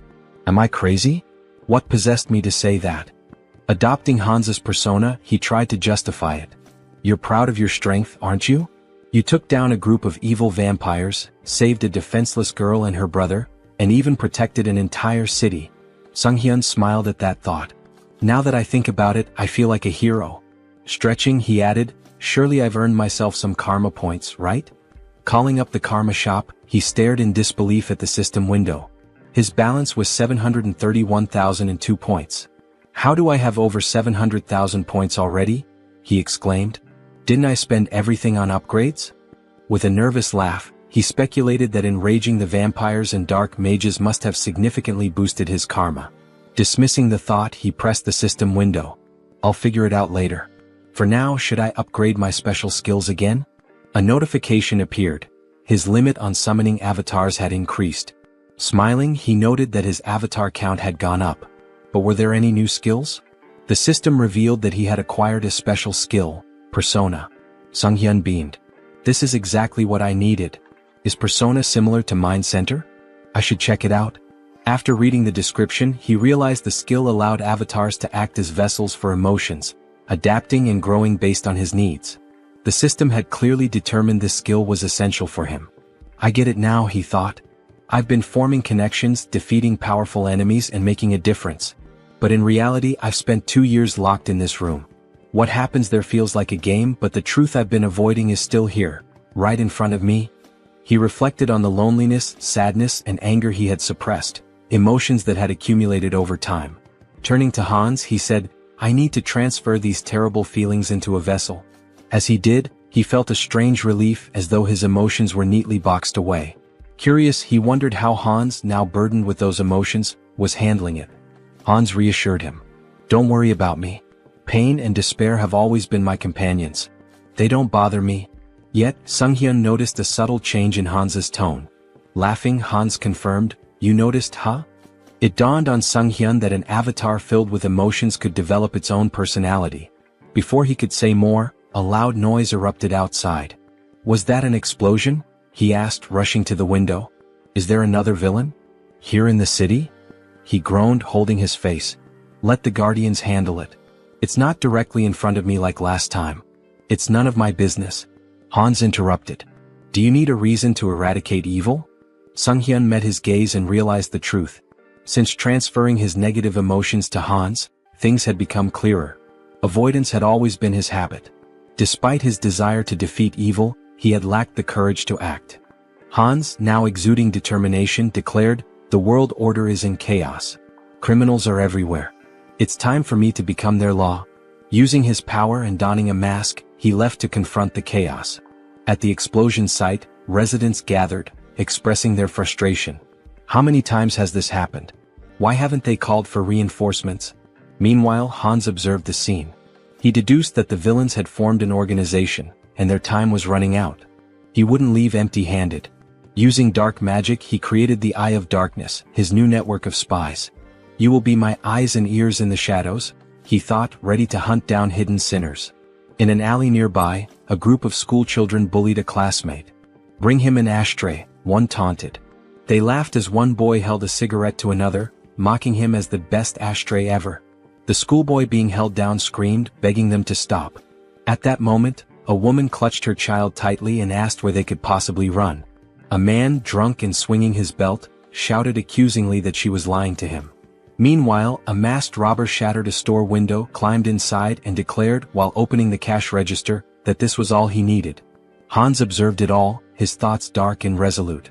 These villains were no better than trash, and he resolved to punish them. Their punishment would be a trauma so profound it would scar their souls. They would remember this day, and if evil ever sprouted within them again, darkness would come for them once more. Screams of terror echoed throughout the city. Hans felt himself growing more accustomed to his powers, but it wasn't enough, not nearly enough. There was still so much filth to cleanse. He needed to purify the entire city of evil.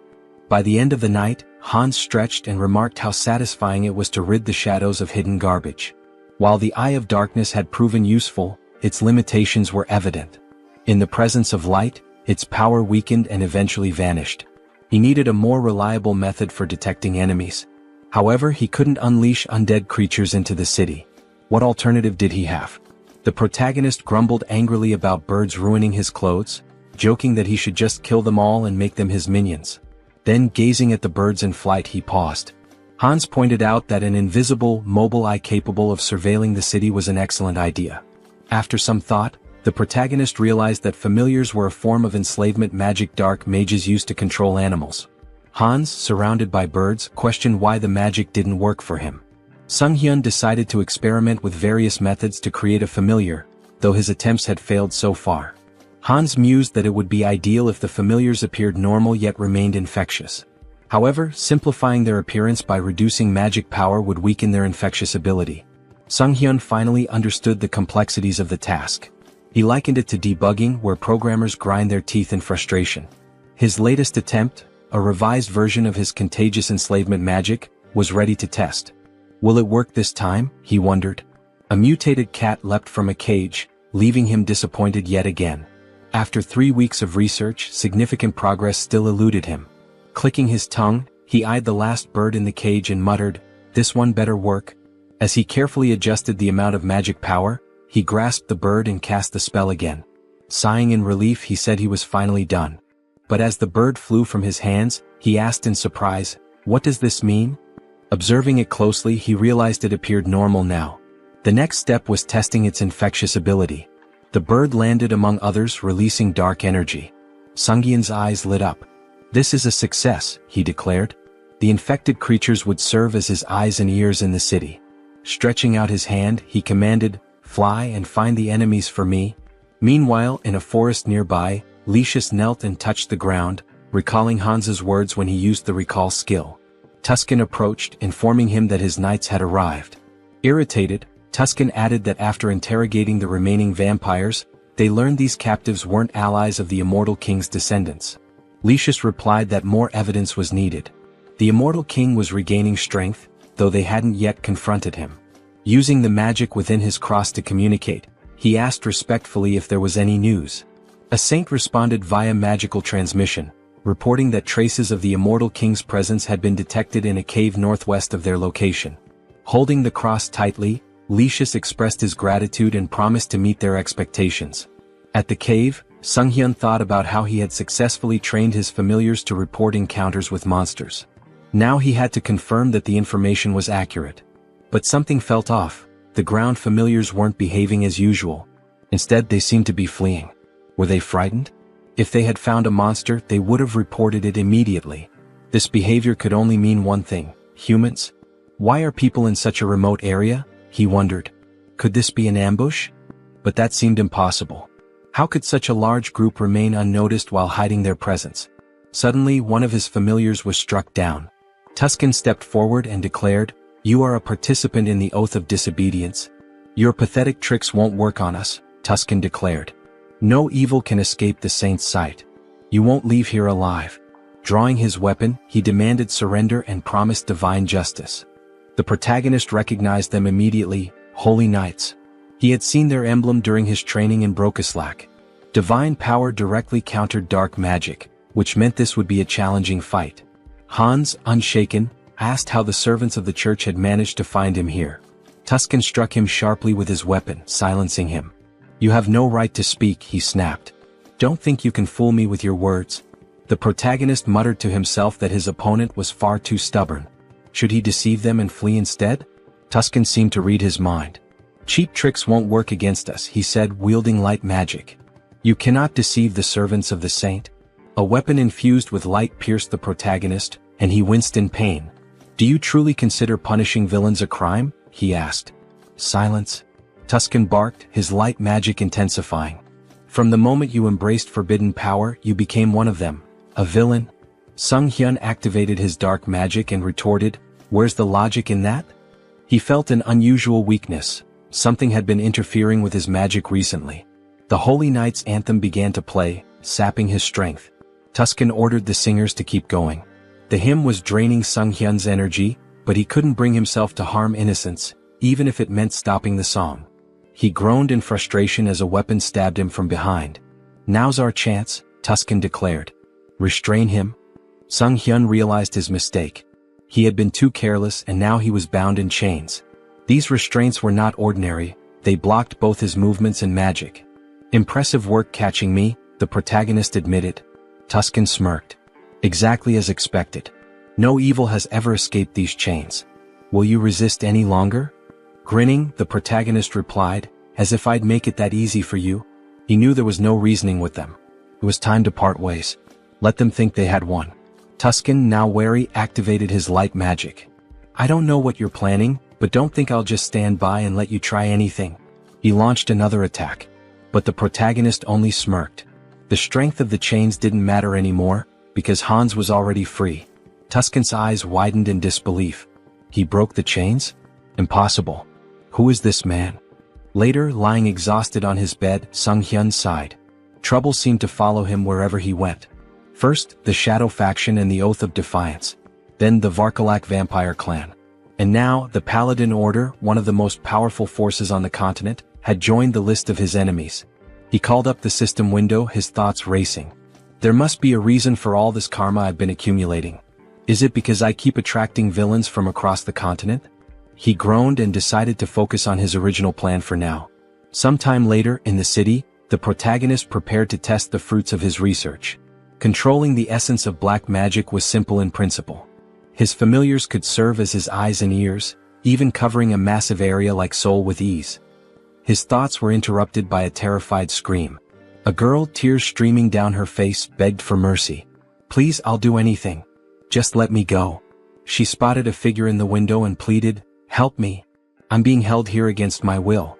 Don't just leave me. The man holding her sneered, gripping her hair tightly. Scream all you want, he said. No one will hear you except me. He explained that his ability rendered them invisible to others. Go on, scream louder, he taunted. You've got such a cute voice. As he raised his weapon to strike her, he boasted, you'll be among the top 3 in my collection. At that moment, Hans burst through the ceiling, wielding dark magic. The man with the knife asked, bewildered, how could this happen? My ability is sound suppression and invisibility, isn't it? The protagonist glared at him, his voice cold. That won't work on me. Your vile deeds end today. Angered, the man demanded, who are you? A guardian? How did you even get here? Holding the weapon to the woman's throat, he threatened, don't come any closer or she dies. Sung-hyun activated his dark magic. Is that so? He said, snatching the woman away with a surge of power and holding her safely in his arms. Now what will you do? The man with the knife gasped in disbelief. A Ritterni? You dare to steal my prey? Then I'll kill her along with you. He lunged at the protagonist but was suddenly restrained by tendrils of dark energy. Judging by his words, Hans deduced, this isn't your first victim. Binding the man tightly with dark energy, he pressed his fingers to his forehead. You won't mind if I confirm that for myself? Using necromancy, Sung-hyun activated the Cry of the Dead skill, peering into the man's memories. He saw vivid scenes of the man torturing and murdering his victims. You're a serial killer, Hans declared grimly. I don't need to look any further. His tone sharpened. I sentence you to death. The man screamed in agony as the dark magic overwhelmed him. Sung-hyun muttered, even death is too merciful for someone like you. He considered for a moment. But I need an undead servant for my work. You'll do just fine. With a cruel smile, he activated a spell that drained the blood from the man's body. The system window appeared, announcing the creation of a new undead, Ghast. Satisfied, the protagonist said, I'll need to prepare the subspace portal. It'll come in handy later. Looking at the unconscious woman, Hans pondered. What should I do with her? Clean up the mess? Maybe just call emergency services. A short while later, the police arrived, cordoning off the crime scene. Park Han-cheol, leader of the Special Ops Bureau's criminal investigation team, stood outside, observing the scene through the window. A suited officer approached him. We've reviewed the footage. It's definitely the serial killer we've been after. Han-cheol, irritated, asked, and the person who stopped him? A Ritterni? The officer nodded. Confirmed. But the killer's body is missing. There's evidence of dark magic and blood at the scene. Someone definitely died here. It's a mess. This case is a nightmare, Han-cheol muttered. A rogue playing hero. Do they think the law doesn't exist? Meanwhile, the protagonist stood atop a roof, surveying the city. A passerby on the street pointed upward. Is that a sleepwalker? Who is he? Hans petted a cat perched beside him. I wonder what they'd say if they saw my face, he mused. Elsewhere, at the South Korean Citizens Repatriation Association, Seoul South Branch, a secretary entered Yoon Ji-yoon's office. Sorry to interrupt, but there's something urgent. Yoon, still recovering from a late night, groaned. What time is it? What's going on? The secretary handed her a file. A request from the Special Ops Bureau. They're investigating the serial killer case and... Yoon skimmed the file. So, the dark mage in the long coat and mask strikes again. Public security's already a mess. She sighed, placing a tablet over her head. We should hand this over to that guy. The secretary, shocked, exclaimed, That guy? The murderer? Yoon slammed her fists on the desk. Exactly. He's competent. If we tame him, he'll make a great asset. The secretary frowned. You want him as a guardian? Are you serious? Stop complaining and get back to work, Yoon retorted, gesturing at the towering stack of documents. Frustrated, she threw her hands in the air. I'm going to tear those villains apart myself. Later, Han stood by a window, stretching. With a satisfied smile, he muttered, Punishing villains feels good. His gaze swept the bustling streets. Soon I'll have to deal with a few more pests. The villains' organization was wreaking havoc, causing complete chaos. Having pieced together the situation to some extent, Hines decided it might be time to shift his focus to the other world. When he arrived, Uncle Diana and Aaron were in tears, shouting his name. The children ran to him, embracing him tightly. You've been through so much, he said warmly. You've worked so hard. We're fine, the children exclaimed, their faces glowing with relief and joy. Hines watched the scene with a smile, thinking how happy he was to see them reunited. He seemed like a genuinely kind person, one whose actions didn't raise suspicion. If he had acted otherwise, Hines might have resorted to threats, but it didn't seem necessary. Their uncle took Hines's hand, thanking him profusely for bringing the children back safely. Hines waved his hand dismissively. I didn't really do much, it simply had to happen. Diana approached him, gratitude shining in her eyes. Thank you for everything, she said, wrapping him in a hug. I'm so happy. He patted her head gently. This isn't goodbye. I'll visit often. Stay healthy and behave well. Still crying, Diana admitted, I'm a little worried. You seem to be changing a lot. But her faith in him as a good person reassured her. He hesitated. Am I really changing? He asked himself, uneasy. Perhaps it was the influence of his persona skill. Hines was a blend of negative emotions, driven by a desire for recognition, an attempt to draw attention through intrigue and deception. Yet his character now seemed calm and stable. Diana, looking at him sadly, asked where he was headed next. I'll seize every opportunity, he replied, and embark on a pilgrimage. Sometime later, in the capital of the kingdom of Talia, Teleria, a city known as the heart of the Church of the Goddess and home to its grandest temple, Hines wandered the streets, observing everything with keen interest. Stepping into a secluded alleyway, he ensured no one was following before activating his abilities to summon his fourth avatar, Heinrich. This avatar embodied key traits: a composed mind, persona, super regeneration, and calm demeanor. Its unique feature, the spirit of a warrior, granted additional bonuses to skills and experience acquired through combat and training. Handing a bag to Heinrich, Hines instructed, walking through the holy city as a vampire isn't ideal. Take this and step into the light. Heinrich made his way to the elder, who sat on a chair surrounded by his subordinates. Next, believer, step forward, the elder called. In response, Heinrich emptied a bag of gold at the elder's feet, startling everyone. The elder began counting the coins, stacking them neatly. How much is this? He asked, astonished. This is everything I have, Heinrich declared, placing a hand over his heart. I wish to dedicate it all to the goddess and serve as a paladin to fulfill her will. Reflecting on his past avatars, an undead, a dark mage, and a vampire, Heinrich mused that this time his form would embody light. A paladin respected by all. The elder slammed his fist on the table, sending coins scattering. Instructor Marco stepped forward with a hearty laugh. A sincere young man like you will make an excellent paladin. The elder, still hesitant, said, Wait. No matter the sacrifice, we can't just accept an unknown person as a paladin. Marco reassured him. Don't worry. Training reveals a recruit's true nature. Are you prepared to show us yours? Heinrich nodded eagerly. I am. Weeks into the grueling training, Heinrich gasped for air, sweat pouring down his face. I need water, he cried moments before a massive iron ball flew toward him. What is this madness? He thought, summoning his strength to stop the ball. Exactly a month had passed since his training began. Initially, he thought the Paladin Order was noble and refined. Instead, it was filled with relentless macho warriors. The room echoed with shouts of encouragement as paladins trained intensely. A fellow paladin approached number 12, chastising him. "You're losing focus. Did you forget the rules? You can't stop praying during training." The paladin knelt in front of him, shouting, "Good. Now concentrate and recite the prayers again." Number 12 resumed, reciting fervently as he lifted the iron ball. The coach praised him. "Well done. Keep focusing. Let prayer restore your strength." From the sidelines, Heinrich observed. He admitted that the repeated prayers, despite being grueling, effectively strengthened faith and divine power. Nearby, 2 paladins were hitting a third with sledgehammers, who shouted gleefully, "My back feels great today." Heinrich couldn't help but think, this is absolute madness. Let them hit him even harder. Another paladin stood tall, attempting to crush a spiked iron ball with his bicep. Around him, the group shouted praises to the goddess, proclaiming their ever-growing faith. Watching from the sidelines, Heinrich couldn't help but think, do they really need to train like this? On the second floor, the trainer approached Marco, questioning him about the new recruit. Is he just a simpleton? Marco smirked.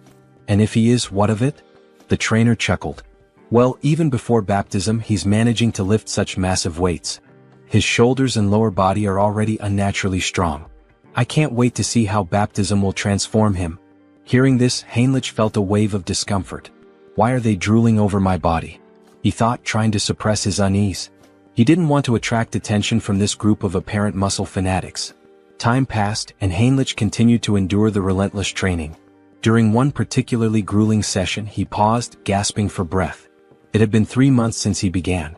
Without his wind instrument and super regeneration skills, he would have collapsed long ago. His body and endurance had improved significantly, but the endless perversions of the group were the real challenge. Marco approached him, placing a firm hand on his shoulder. Finished with lower body training? How about we hit some chest exercises together? Marco removed his shirt, flexing dramatically in front of Heinrich. Panicking, Heinrich let out a distressed scream. The trainer joined in, striking a dramatic pose. What a beautiful day. Don't you agree we should do some solid back training? Heinrich's discomfort grew unbearable as he tried to suppress a shudder. Why are these muscle perverts targeting me? Later, Heinrich sat near a building with another paladin, stretching his neck. I think I'm starting to lose my mind, he muttered. Not a single day goes by without someone inviting me to train with them. The other paladin laughed. That's because the elders have low expectations for themselves. As they spoke, a group of smiling paladins passed by, laughing among themselves. Suddenly, 2 figures emerged from the building, Archbishop Lucius and Tuscan. They waved at the paladins, their presence commanding attention. One of the senior members announced, "We've received orders for an expedition with the full contingent of crusaders. When do we depart?" Heinrich noticed one of the paladins and thought, isn't that the guy who pointed his sword at Hans? The returning group must have been searching for Hans. Could they really have been hunting him all this time? Shortly afterward, the recruits gathered in a grand hall. An elder stood at the altar, addressing the group. We are here today for the baptism ceremony of the most promising recruits. Due to special circumstances, the ceremony has been moved forward. We hope for your understanding. One recruit whispered, why are they holding an event that usually happens only once every 6 months? Why now? Heinrich had his suspicions. They're desperate for reinforcements to pursue the heir to the immortal king.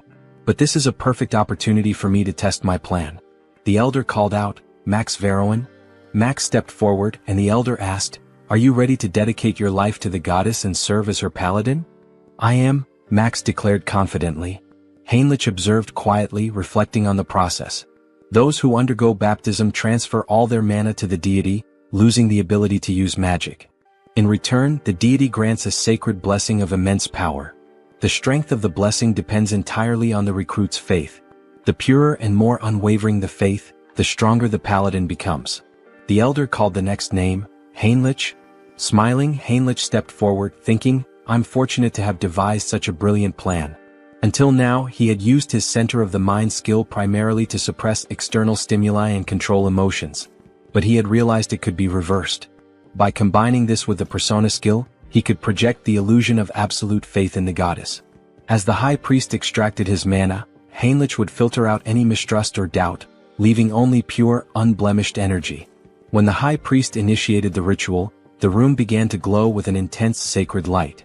Gasps and whispers filled the air. "This is unprecedented," someone exclaimed. "The sacred power is reaching the very head of the goddess's statue." The high priest, astonished, placed a hand on Heinrich's shoulder. "You've just undergone baptism, yet your sacred power rivals that of a priestess. Such unwavering faith. I'm truly impressed." Heinrich's plan had worked perfectly, and he smiled inwardly. Heinrich continued to train diligently, a smile forming on his face as he thanked those around him. Suddenly, a system window appeared before him, informing him that he had acquired the holy baptism skill. This skill allowed him to distribute spiritual power more effectively among his avatars. As he examined his hand, he pondered, "Is this the limit of holy power?" The thought brought him some relief. He had been skeptical that a false faith built on illusion could yield any results. Still, it seemed the skill hadn't worked to its full potential. He reflected further, the church's deity appears closer to the system, a personal god tied to the individual. When he opened his mind earlier, he felt a peculiar sensation. If he had to describe it, it was akin to curiosity, a distant, watchful presence. Is this what it means to be monitored? He wondered. Such power, he decided, should only ever be used for good. Later, in one of the meeting rooms, Lucius and Tuscan stood before a tactical map, moving pieces around as they discussed their strategy. "This is a mess," Tuscan said grimly. "We've been searching for a month and haven't found even a single village connected to the heir of the immortal king." Lucius sighed. "I have nothing to present to the deity." He glanced at Tuscan and added, "And beyond that, I sense the kingdom of Talia's support is waning. The vampire organization hidden within their borders is likely involved." Tuscan moved a few pieces on the board and replied, "During the pursuit of Hans, the misunderstandings surrounding the vampire slope and the oath of disobedience have grown too large to ignore." He picked up one of the game pieces, continuing, "The assassination squad has failed to achieve any meaningful results. Political pressure from the state is mounting, and they're leveraging this situation against us." Slamming his hand against his head in frustration, Lucius declared, "The assassination squad will be disbanded. My subordinates will return everyone to the capital." Tuscan nodded in acknowledgement and left to carry out the orders. As he walked away, he thought about the precarious situation they were in. "We're surrounded on all sides, and the paladins' numbers are no longer sufficient. What should I do with this knowledge?" Looking out onto the training yard, he observed the recruits sparring. "Are these the ones baptized today?" he wondered. Suddenly, something caught his attention, a recruit striking Heinrich with a weapon. Heinrich reacted instantly, countering with an elbow to the face that sent his opponent sprawling to the ground, disarmed. The trainer shouted, "Heinrich wins this battle." A system window appeared before Heinrich, announcing that his avatar had achieved enlightenment through repeated training. He had unlocked the Crusader fighting technique skill. As he stood there, Heinrich noticed a wound on his body healing rapidly. With his super regeneration and newfound sacred power, the injury disappeared entirely. The defeated recruit, wiping sweat from his face, asked, "Did you let me hit you on purpose?" Heinrich extended a hand to help him up. "The effort was worth it," he said with a smile. "Tactics are my style." Yet inwardly he thought, this still isn't enough. To grow further, I need to evolve my abilities. At that moment, Tuscan approached, his expression serious. "Your sacred power is remarkable," he said. "You're already at the level of a trainer or a high-ranking paladin." The defeated recruit looked shocked by Tuscan's words. Tuscan continued, "But you're not experienced enough to be a full paladin just yet." Heinrich tilted his head, curious. "What do you mean?" Tuscan smiled knowingly. "You've likely felt it, more than others." He extended his hand to Heinrich. "I can make you much stronger. Will you come with me to the Rosalia Temple?" The protagonist inquired about his purpose in the Grand Temple, to which the response came as a question. Did he have any particular issue? Heinrich extended his hand reassuringly, stating that there was no problem and affirming his desire to accompany him. Tuscan, with a dissatisfied expression, began walking away, remarking that if he wanted to follow, he should do so immediately. The protagonist hurried after the paladin, requesting time to gather his belongings, but Tuscan advised him to entrust that task to someone else. They entered a room and stood on glowing runes. Tuscan placed a hand on the protagonist's shoulder, acknowledging how sudden everything seemed. He assured him that everything would be explained in detail later. The protagonist nodded, indicating his understanding. Soon they arrived at the renowned Great Temple of Rosalia, the largest sanctuary of the church, positioned at the continent's center. This sacred site was where both the father and the goddess had once dwelled, marking the heart of the faith. Inside, Rister greeted them warmly, expressing her hope that their long journey hadn't been too exhausting. They knelt before her, expressing their gratitude. The protagonist reflected on entering this sacred space, where the goddess resided, as an opportunity for immense growth. He believed it to be the ideal place to develop his skills and gain recognition as a paladin. Determined, he resolved to hone his abilities while handling covert tasks with Hans's assistance. Meanwhile, Hans sat atop a rooftop surrounded by corpses, scrolling through news about the saint on his phone. Acknowledging his newfound fame, he noted that remnants of a human trafficking ring had been eliminated. However, something peculiar caught his attention: mentions of a divine retribution society by the defeated villains. They had cursed him repeatedly, claiming the society would not forgive anyone who failed to act against him. Hans suspected this society was linked to multiple organizations. Stretching as he stood, he resolved to investigate further and continue dismantling their operations. He mused about dividing his profits, now contemplating how best to manage his newfound wealth. Later, Hans walked down the street wearing a mask, considering the risks of trading large quantities of valuable, mysterious items under the guise of the Haho mask persona. Any sudden activity might make him a prime suspect. Entering a discreet establishment, he handed a bag of money to an employee and expressed his intent to sell. The employee scoffed, questioning if Hans mistook the place for a pawn shop. However, Hans emptied the bag's contents, revealing its valuable items. The employee, visibly stunned, quickly began examining the goods. He realized the badges belonged to a group involved in human trafficking, a trading syndicate. He had heard rumors that this syndicate had been dismantled by a masked man. The protagonist turned to the person before him and asked if he was interested in the deal. The man grew visibly nervous and instructed him to use the back door, warning him not to try leaving any other way. Following the instructions, the protagonist eventually arrived at the correct location. A masked man greeted him, asking if he was there to sell something. Hans confirmed, then inquired if payment could be made in a form other than cash. Hans handed over a bag and the masked man began examining its contents. He asked if Hans was looking for material goods and, if so, what exactly he needed. Hans pointed out that he required a lottery ticket for a grand prize, preferably one that could be used immediately. Cash, he explained, was useless to him unless it could be spent. What he needed were legal funds for his real identity, Sung-hyun, and a lottery ticket would provide clean, untraceable money. The masked man confirmed that a lottery ticket was possible but mentioned the commission would be steep. Hans assured him it wasn't a problem and asked how much it could sell for.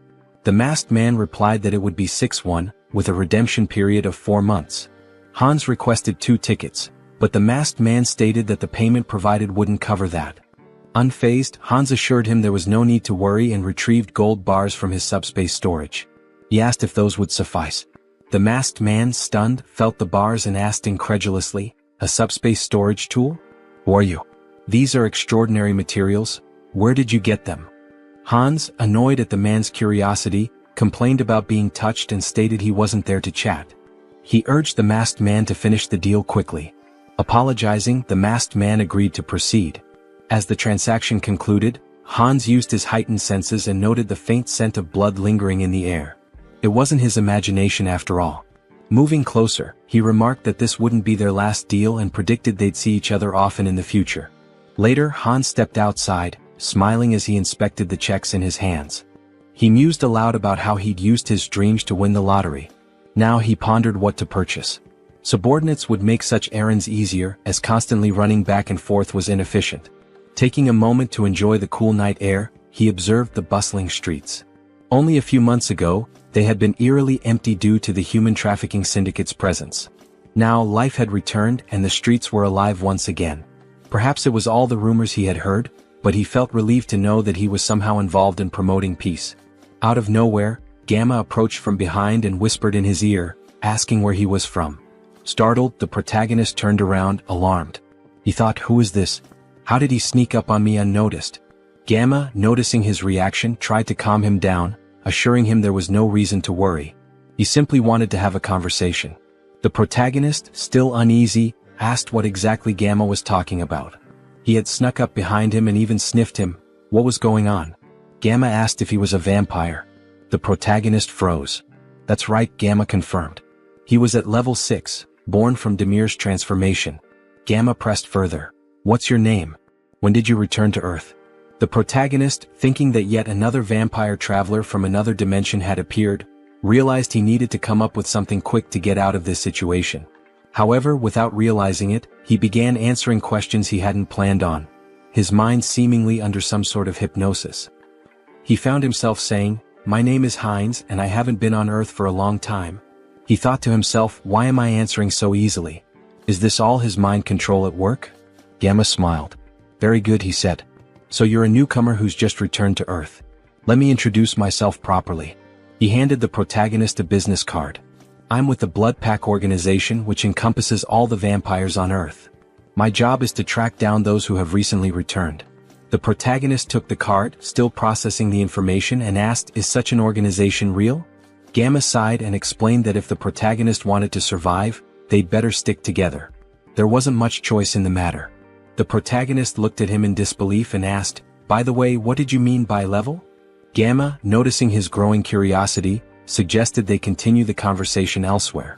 If you're starting to show interest, let's go somewhere more private. He pulled out his car keys and asked if the protagonist wanted to visit the organization. Seeing the sleek car, the protagonist agreed to go with him. Meanwhile, Jean Soren had been quietly observing the entire interaction from a distance. She relayed the update to headquarters through her earpiece. The target is moving according to plan. We are following him. After some time they arrived at the location. Gamma encouraged him not to hesitate and to step inside. The protagonist, curious, asked what kind of place this was. Gamma explained that every vampire has a unique vampire factor that determines their strength level. They measure and rank these factors by level, and with the help of a magic circle, they can assess a vampire's level precisely. Gamma led him into a room filled with vampires and runes.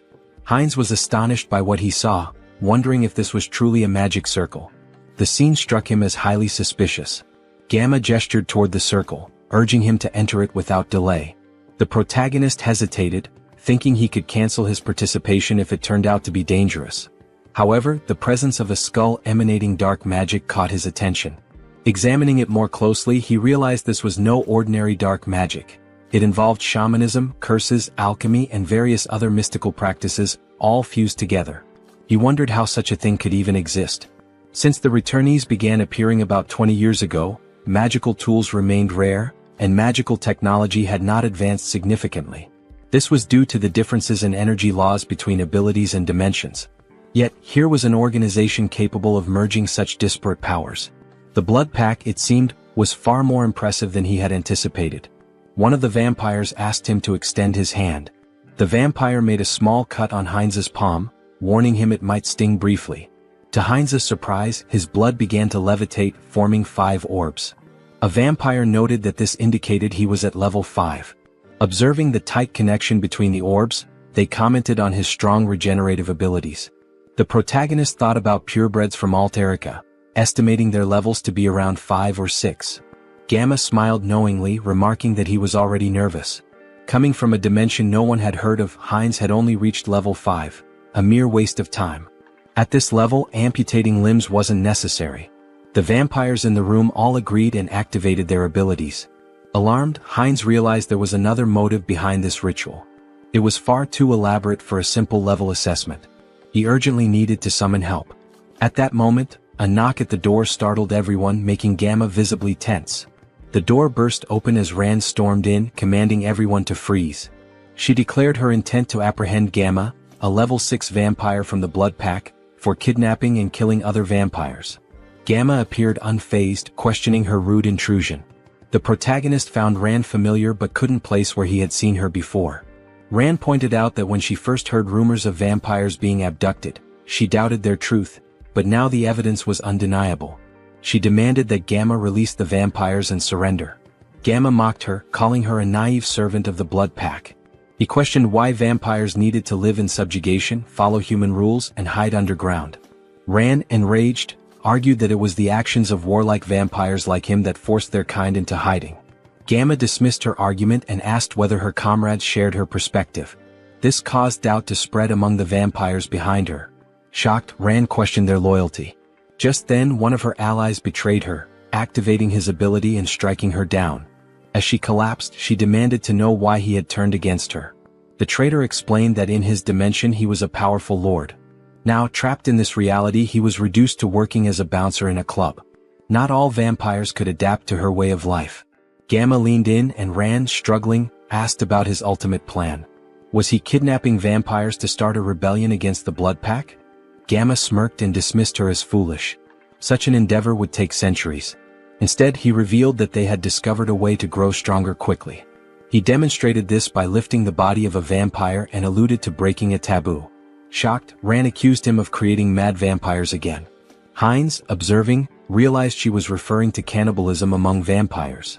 While it wasn't practiced on Earth, when vampires from different dimensions consumed one another, their vampire factors merged, increasing their strength but at a severe cost.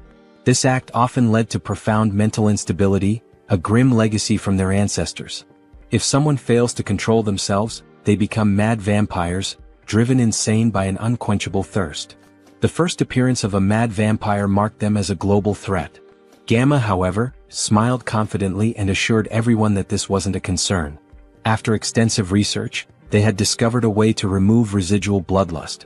Suddenly, Gamma's victim began screaming in agony, exclaiming that they were being used as experimental material.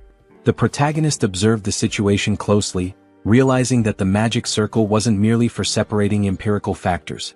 It was designed to transfer a drug to vampires without causing side effects. Minion reminded Gamma of his promise, pointing out the risks he took to follow him secretly. Gamma, keeping his word, tossed him a pill. Minion consumed it and his body began to transform, becoming larger and stronger.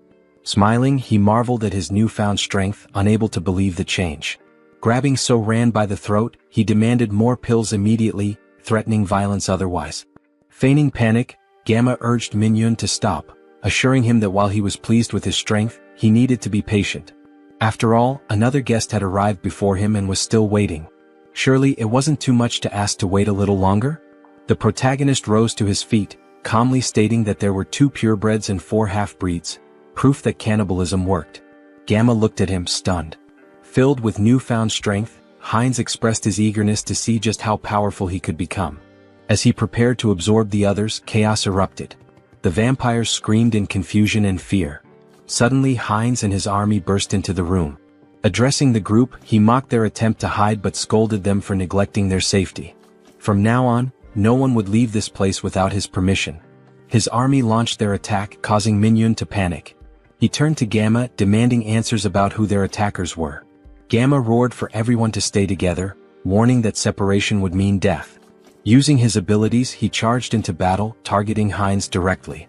Hines observed Minion's unusual transformation, noting that vampires from different dimensions often had distinct appearances. Slamming his staff to the ground, Hines summoned magical spikes that pierced through Minion's body. Smirking, Hines declared that minimizing casualties was part of his plan. He leaped into the fray, mocking Minion's organic transformation, claiming it posed no threat.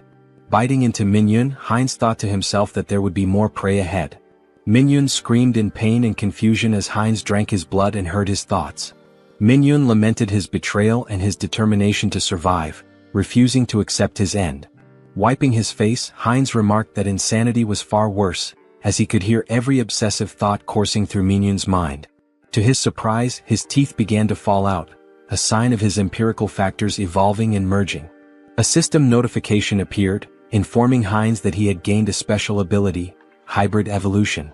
This ability significantly enhanced his physical attributes whenever he absorbed new empirical factors, allowing him to steal traits from the target's bloodline. Turning to Gamma, Hines remarked that this power was quite impressive. If he were to lose control, he could become exceptionally dangerous. Now he needed an organization to enforce his will. The Blood Pack could serve his purpose, or they would face the alternative of joining his undead army. As the battle continued, Hines devoured the remaining vampires. Another system notification informed him that he had acquired a new vampire trait, incite. This skill allowed him to assess the physical condition and stats of his enemies.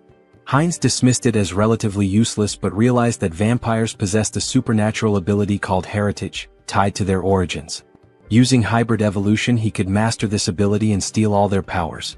Gamma, now crucified, demanded to know how Hines had managed to remain sane while devouring his own kind. Approaching him with a grin, Hines taunted Gamma, asking if he was curious about how to resist corruption. The secret, he teased, was to ignore the whispers that accompanied the act. Gamma, panicked and disbelieving, screamed in protest. His cries turned into agony as another system notification revealed that Heinz had gained a new skill, camouflage, which allowed him to conceal his presence. Observing Gamma's transformed state, Heinz smiled slyly, commenting that Gamma must have been using camouflage all along. Not bad, he remarked, relishing his growing power. There were many ways he could use this ability. Should he dive into this bastard's thoughts? Gamma reflected on research, collaboration, support, and the public retribution technology. He also recalled a promise he had made to Mr. Beta. The protagonist panicked, wondering who the hell is this? Was this person Gamma's patron? And once again the Public Retribution Society was mentioned.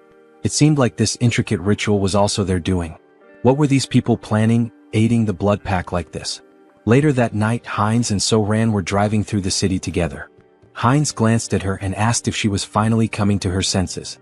Startled, she yelled at him, calling him trash for selling his life and demanding to know where he was taking her. Grabbing him by the throat, she shouted furiously. Heinz gasped, pleading for her to stop and look around. They had captured him too, and if she didn't let go, they'd crash. Reluctantly, So-Ran released him and apologized, asking for an explanation of what had happened. Heinz asked if she had heard of Ho-Ho's mask. He mentioned that the masked figure had escaped during the chaos when a group of vigilantes burst in. Placing her hand over her heart, So-Ran expressed her gratitude, saying that even amidst the chaos, Heinz had gone out of his way to save her. As Heinz observed her closely, her face and voice felt oddly familiar. Yet no matter how much he tried to place her, he couldn't shake the feeling that he'd seen her somewhere before. He asked why members of the blood pack were fighting one another. So-Ran explained that the group was divided between radicals and moderates.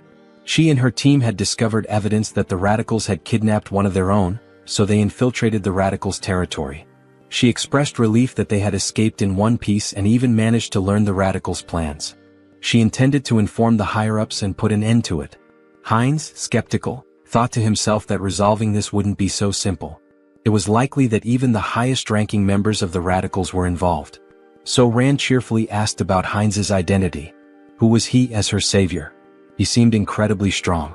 Heinz replied that she could call him whatever she wanted, as she felt comfortable. She asked if she could call him up for convenience, to which he nodded, mentioning he'd recently returned to Earth and hadn't formed any bonds yet. Heinz explained he had followed Gamma out of curiosity about the blood pack. So-Ran smiled and suggested that he join the group, mentioning that most vampires were part of it. She assured him that moderate vampires didn't engage in shady activities and had steady blood supplies through partnerships with blood banks. Heinz expressed interest and So-Ran promised to show him more. After some time they arrived at their destination. Inside, a little girl named Nahi ran to the door when she heard them. So-Ran greeted her warmly and Nahi hugged her, asking if she was okay. Smiling, So-Ran reassured her, introducing Heinz as their friend and a new member of the blood pack. Nahi, looking nervous, greeted Heinz. He waved back with a friendly smile.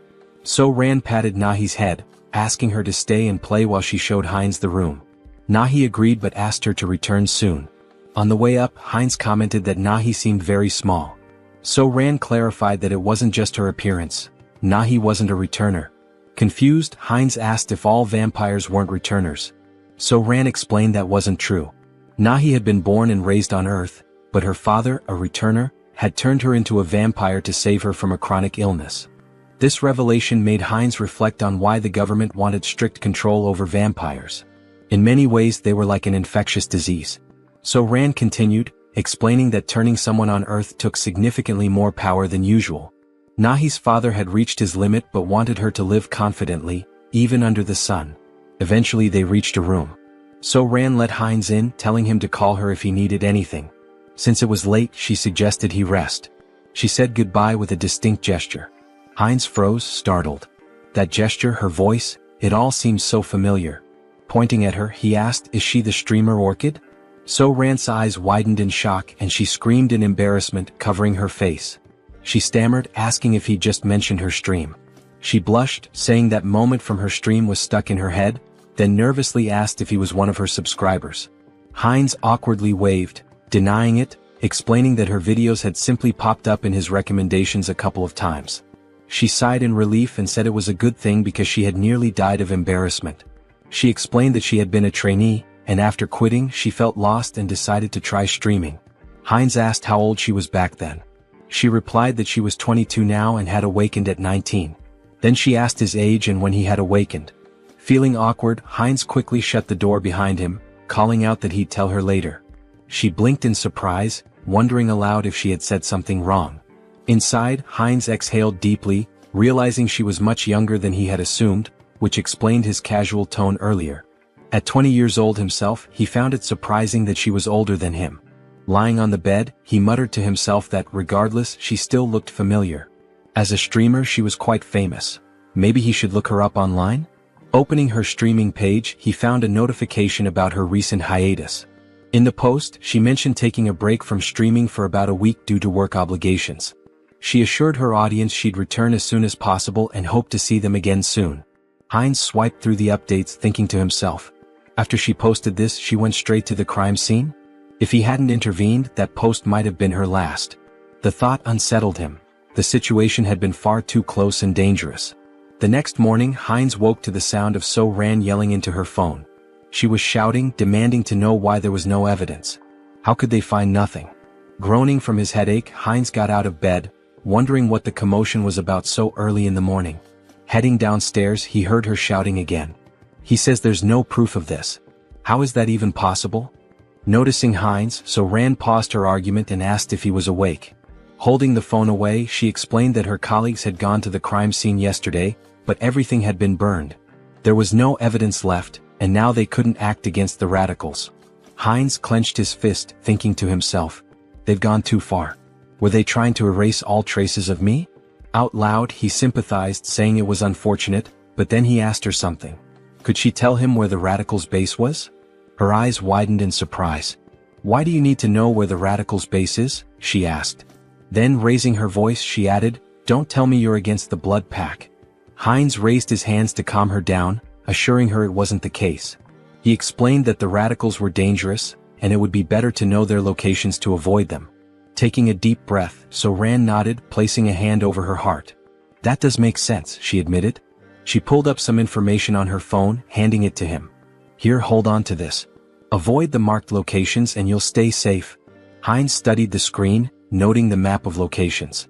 While doing so, So-Ran offered to cook him something since he was already up. He waved his hands, politely declining. No need to trouble yourself, he said. I'll grab something nearby. There are plenty of good restaurants around. Looking at the map's marked spots again, Heinz licked his lips and muttered, that's why I'm thinking of going for a walk and finding something good to eat. Moments later, he appears indulging in the blood of vampires, as if feasting at a banquet in a restaurant. Suddenly, a still-living vampire calls him a bastard, warning that he cannot leave peacefully because the clan leader will hunt him down, leaving not a single bone marrow behind. The protagonist asks if they know who he is and thanks them, mentioning that after stealing the concealment skill from these vampires, they are now worse than blind fools. So, he won't have any trouble for now. He then demands they reveal where their other friends are. By touching the vampire's head, he accesses their memories and discovers that the next day, there will be a gathering in a secret location, and their leader will also be present. The protagonist sees this as a perfect opportunity to eliminate all of them and feed. After finishing off the last living vampire, he says it's time to clean up. Using the blood bloom skill, he spreads blood to create a burning flower that won't extinguish unless the caster wishes and burns only the target. This new technique, which he acquired after stealing from the vampires, is perfect for erasing his traces. As for magical traces, he'll use his concealment skill to hide them. With these two skills, no one will be able to track him.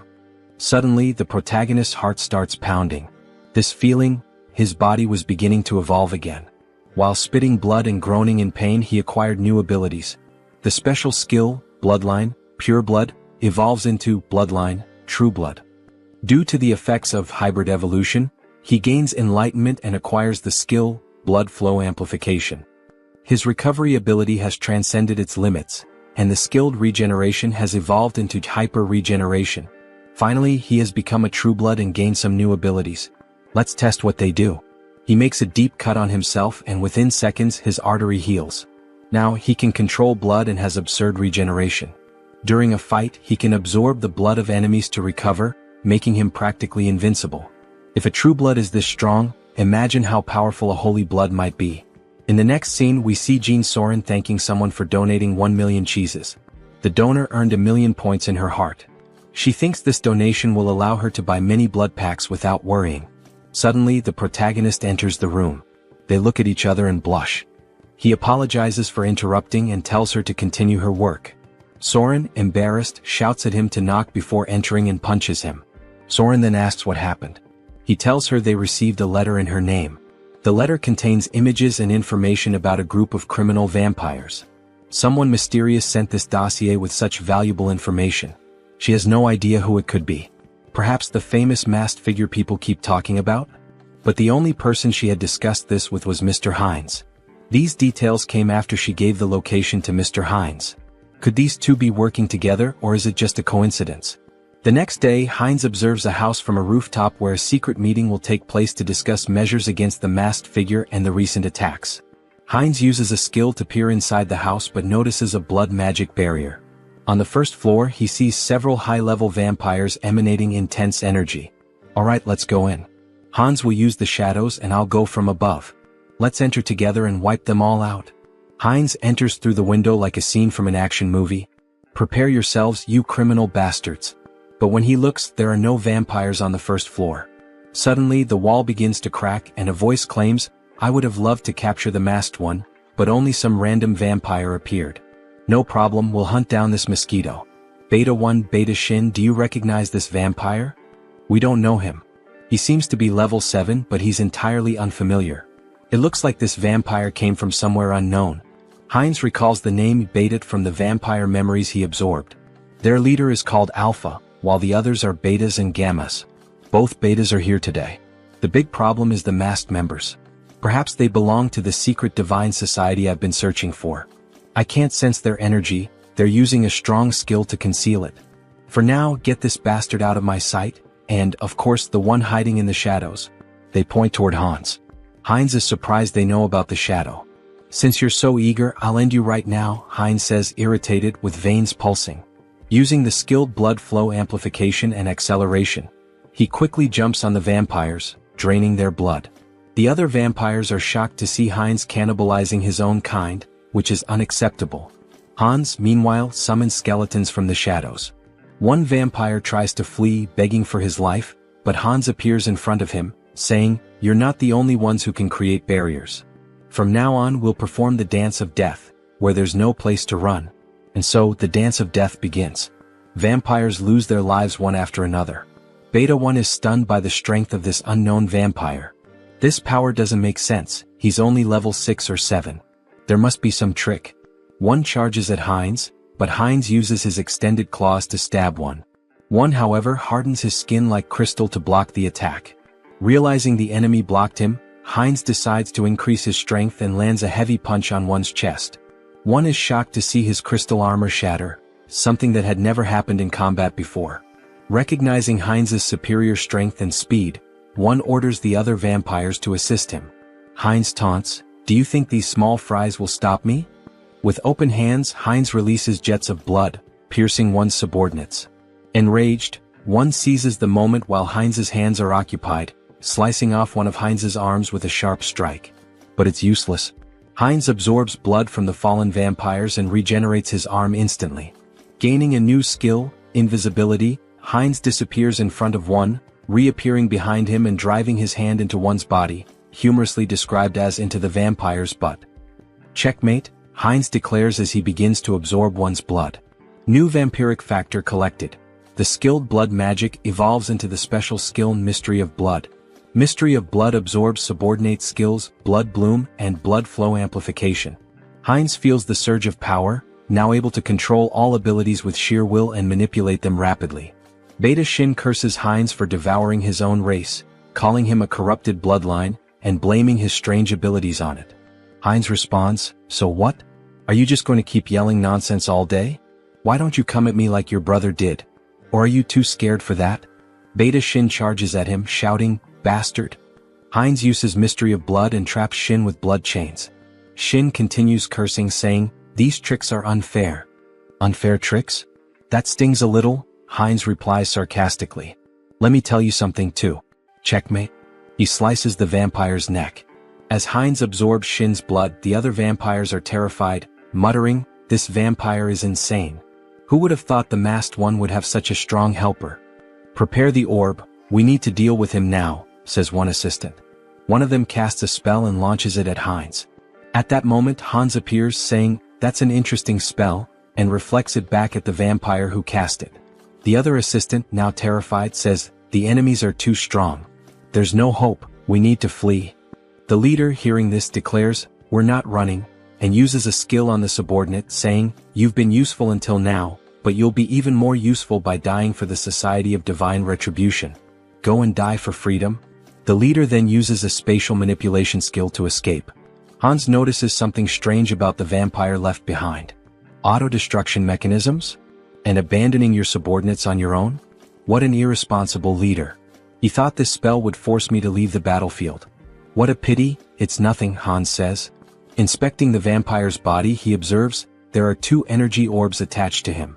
If they are removed, Hans continues, I control the rules of death here. Do you think you can escape death in my presence?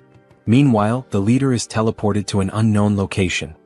It was tough escaping such a strong barrier, and the magic didn't work properly. But it was enough to survive, he says. Suddenly Hans appears behind him. So, you were here, leader?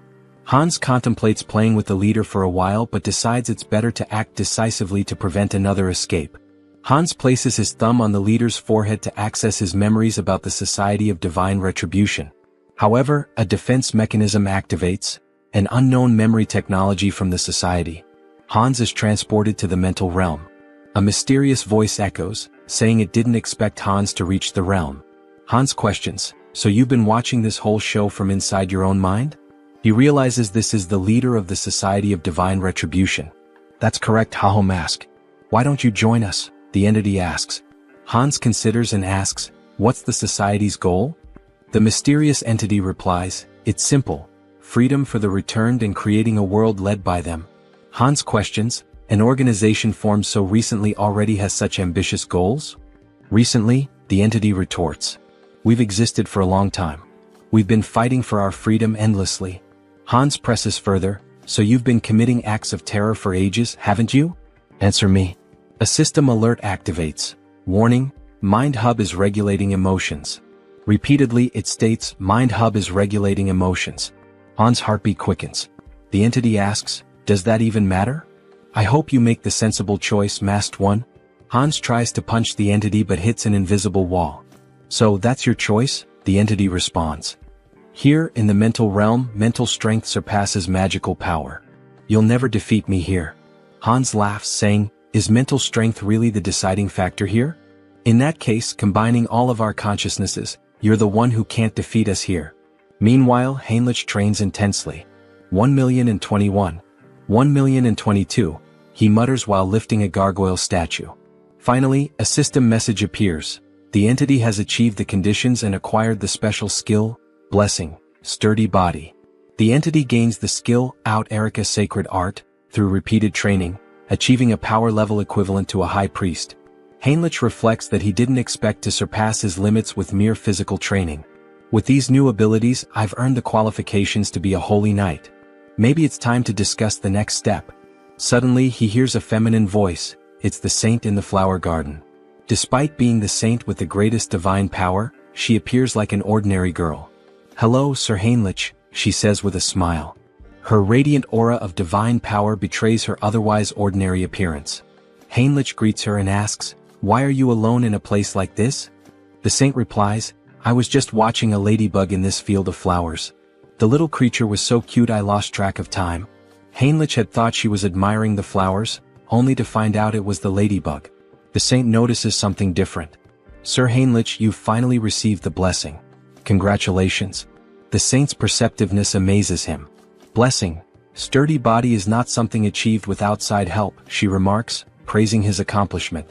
Thank you, saint, he replies. Well, it's time to work. Shall we go to the chapel together, Sir Heinrich? Of course, saint, he answers. Through his studies of history, Heinrich learned why the saint is so obsessed with Hans. In the distant past, the first immortal king turned half the continent into a land of death. Multiple nations united to defeat him. However, his heart was stolen by an ally, a black mage. He reincarnated as the second immortal king, causing the fall of the Great Western Empire. Although the chosen of the order managed to destroy his heart, it was split into 3 parts and scattered across the continent. Every time an immortal king crisis arose, the great divine order was always at the forefront. They knew the heavy toll it took, with countless lives lost along the way.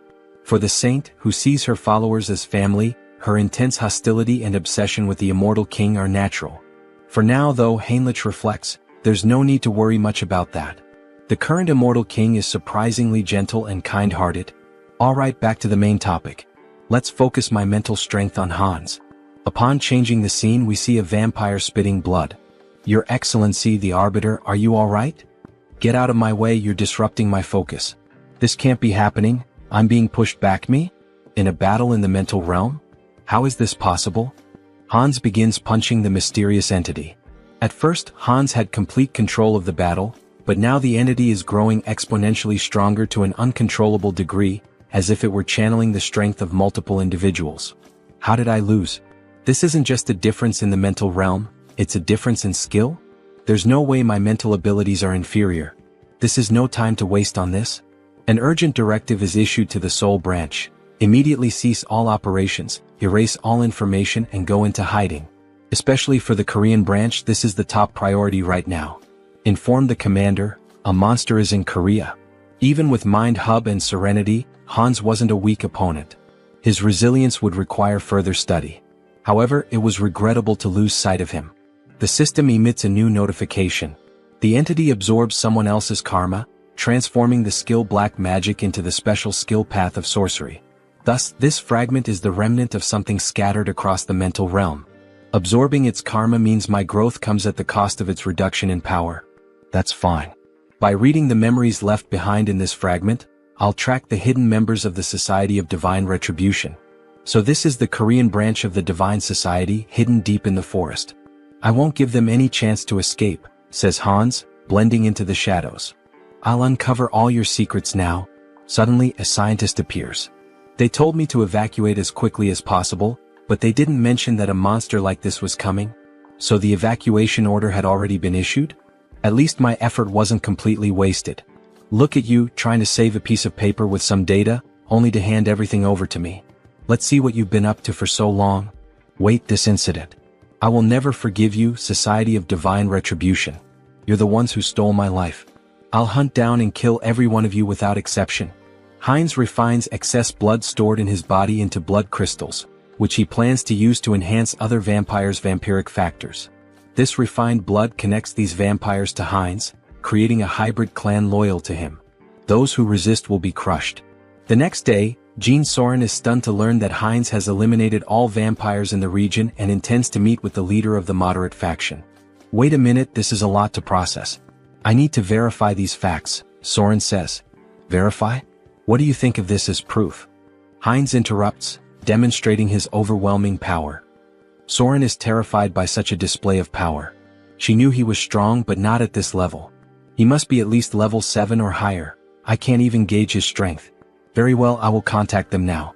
To think that you eliminated all the vampires with your own hands and now intend to absorb the rest. This is quite an unusual proposal, almost bordering on unsettling. I have no intention of giving absurd orders. The goal is simply to maintain peace and order, to track connections of the Divine Retribution Society, and eradicate every member. Don't you think these two objectives are contradictory? That depends on where you set the standard. It seems she won't be easily persuaded. If she refuses, then we'll have to use force. Fine deal. What are you relying on to accept so quickly? What am I relying on? Of course, I'm relying on myself. I will help you absorb all the remaining vampires, Mr. Heinz. You can start with Soren. She will be the bridge between us. Very well, that's exactly what I wanted. But I don't think that will be the case for them. Alright, then we should begin sharing the details of the discussion, how to absorb the vampires and about the new faction you mentioned. Let's start with absorbing the remaining vampires and becoming the leader of a new faction. That will be the first step toward taking control of the Blood Pact. Stay still. If you move, you might get hurt. Now let's begin. Heinz inserts a blood crystal into Soren. She feels the refined blood entering her body, healing it, making her blood pulse faster. Her muscles and bones are expanding. This feeling, it's as if she's been reborn. She doesn't feel like she's in her old body anymore. The refined blood crystal reaches a maximum of 30% enhancement. That's not a small number, but it continues. Soren then asks what they should do next. Lord? Heinz asks. Yes, Lord. You're creating a new clan now. Now that a lineage has been stabilized on this land, we'll need to find a new name for our clan. Do you have something in mind, Lord? A name? I'd like something that stands out, something different. Vampires who accept the blood crystals are renamed heterosis, embodying the hybrid vigor of Heinz's blood. He declares, beware remaining vampires. I will hunt you down and make you the strongest within the blood pact. Returning to the original avatar, Heinz's issues are being addressed, but it's still not enough to bring down the Divine Retribution Society. They've vanished from Korea, but they are a global organization. More preparation will be necessary, enough to eliminate them all at once when they reveal themselves. For now, it will be necessary to expand influence in the other world as well and accumulate karma. For example, events like wars and terrorism. Wait, what the hell am I thinking? If I do that, I'll be killing innocent people. Is there any way to create accidents without anyone getting hurt? Maybe I should give up. As the protagonist glances at a book, an idea emerges. The Demon King Hans wants to destroy humanity, and the hero Heinrich will defend it. Hans will use corrupt nobles to expand his forces of evil, while Heinrich defends against malevolent organizations and becomes a hero. This is a perfect story, gaining karma points from both bad people and good people. It's a win-win game. Alright, let's take this one step at a time. Harley, it's time to act. A system message appears. Harley is the fifth avatar of Han Seong-gyeon's adaptation. He can adapt quickly and efficiently to extreme conditions. I intended to strengthen him appropriately after creating him as a new avatar with an extended limit. In the meantime, I'd like to further develop his adaptation. There might be a way. Yes, this is the right path. After exterminating the remaining members of the Divine Retribution Society, experiments were being conducted underground. They were transplanting demon bodies into humans, something akin to chimeras. Among the samples, the item I was searching for was this. Something that would contribute to stronger absorption, more powerful traits, and evolution. Dragon blood. If Harley can adapt to this process and I manipulate some discoveries I've made, he will become a living weapon, a biological creature. Days later, under rainy skies, the saint is seen gazing at the overcast heavens as though troubled by something. What is worrying the saint? Ah, Sir Heinrich. Why do you wear such a worried expression even in the rain? I'm not entirely sure, Sir Heinrich. Perhaps it's because of this somber rainy weather. I just feel suffocated, as though my instincts are trying to warn me of something, as if there's a weight pressing on my chest. Even so, Saint, if you catch a cold, it would be a major problem. Please come inside the temple. Alright, the saint said. In the next scene, as expected of the saint, how impressive. Even in the middle of these remote mountains, surrounded by double barriers reinforced with dark magic, she can still sense that something is amiss in this hidden refuge. Fortunately, it doesn't seem she has uncovered what is truly happening. With this dose, we can continue to the maximum scale of the experiment. The dragon's blood evolves continuously, acquiring traits from its consumed prey. Combined with the research data from those bastards in the Divine Retribution Society, my forbidden knowledge, and finally, the perfect test subject. Let's begin, shouts Harley, exhilarated by the idea. Sir Heinrich, you are the sword and shield that will protect the righteous. Do you swear to be a holy warrior of the great divine order and defend the innocent? Yes, your grace. Then, from this day forth, I hereby name Heinrich Landguard a holy warrior of the great divine order. The system emits a notification.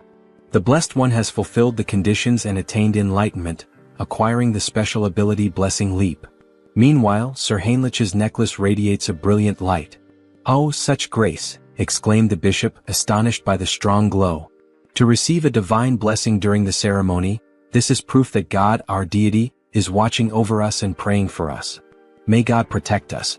Once again it happened. For just an instant, something touched Heinrich's shoulder.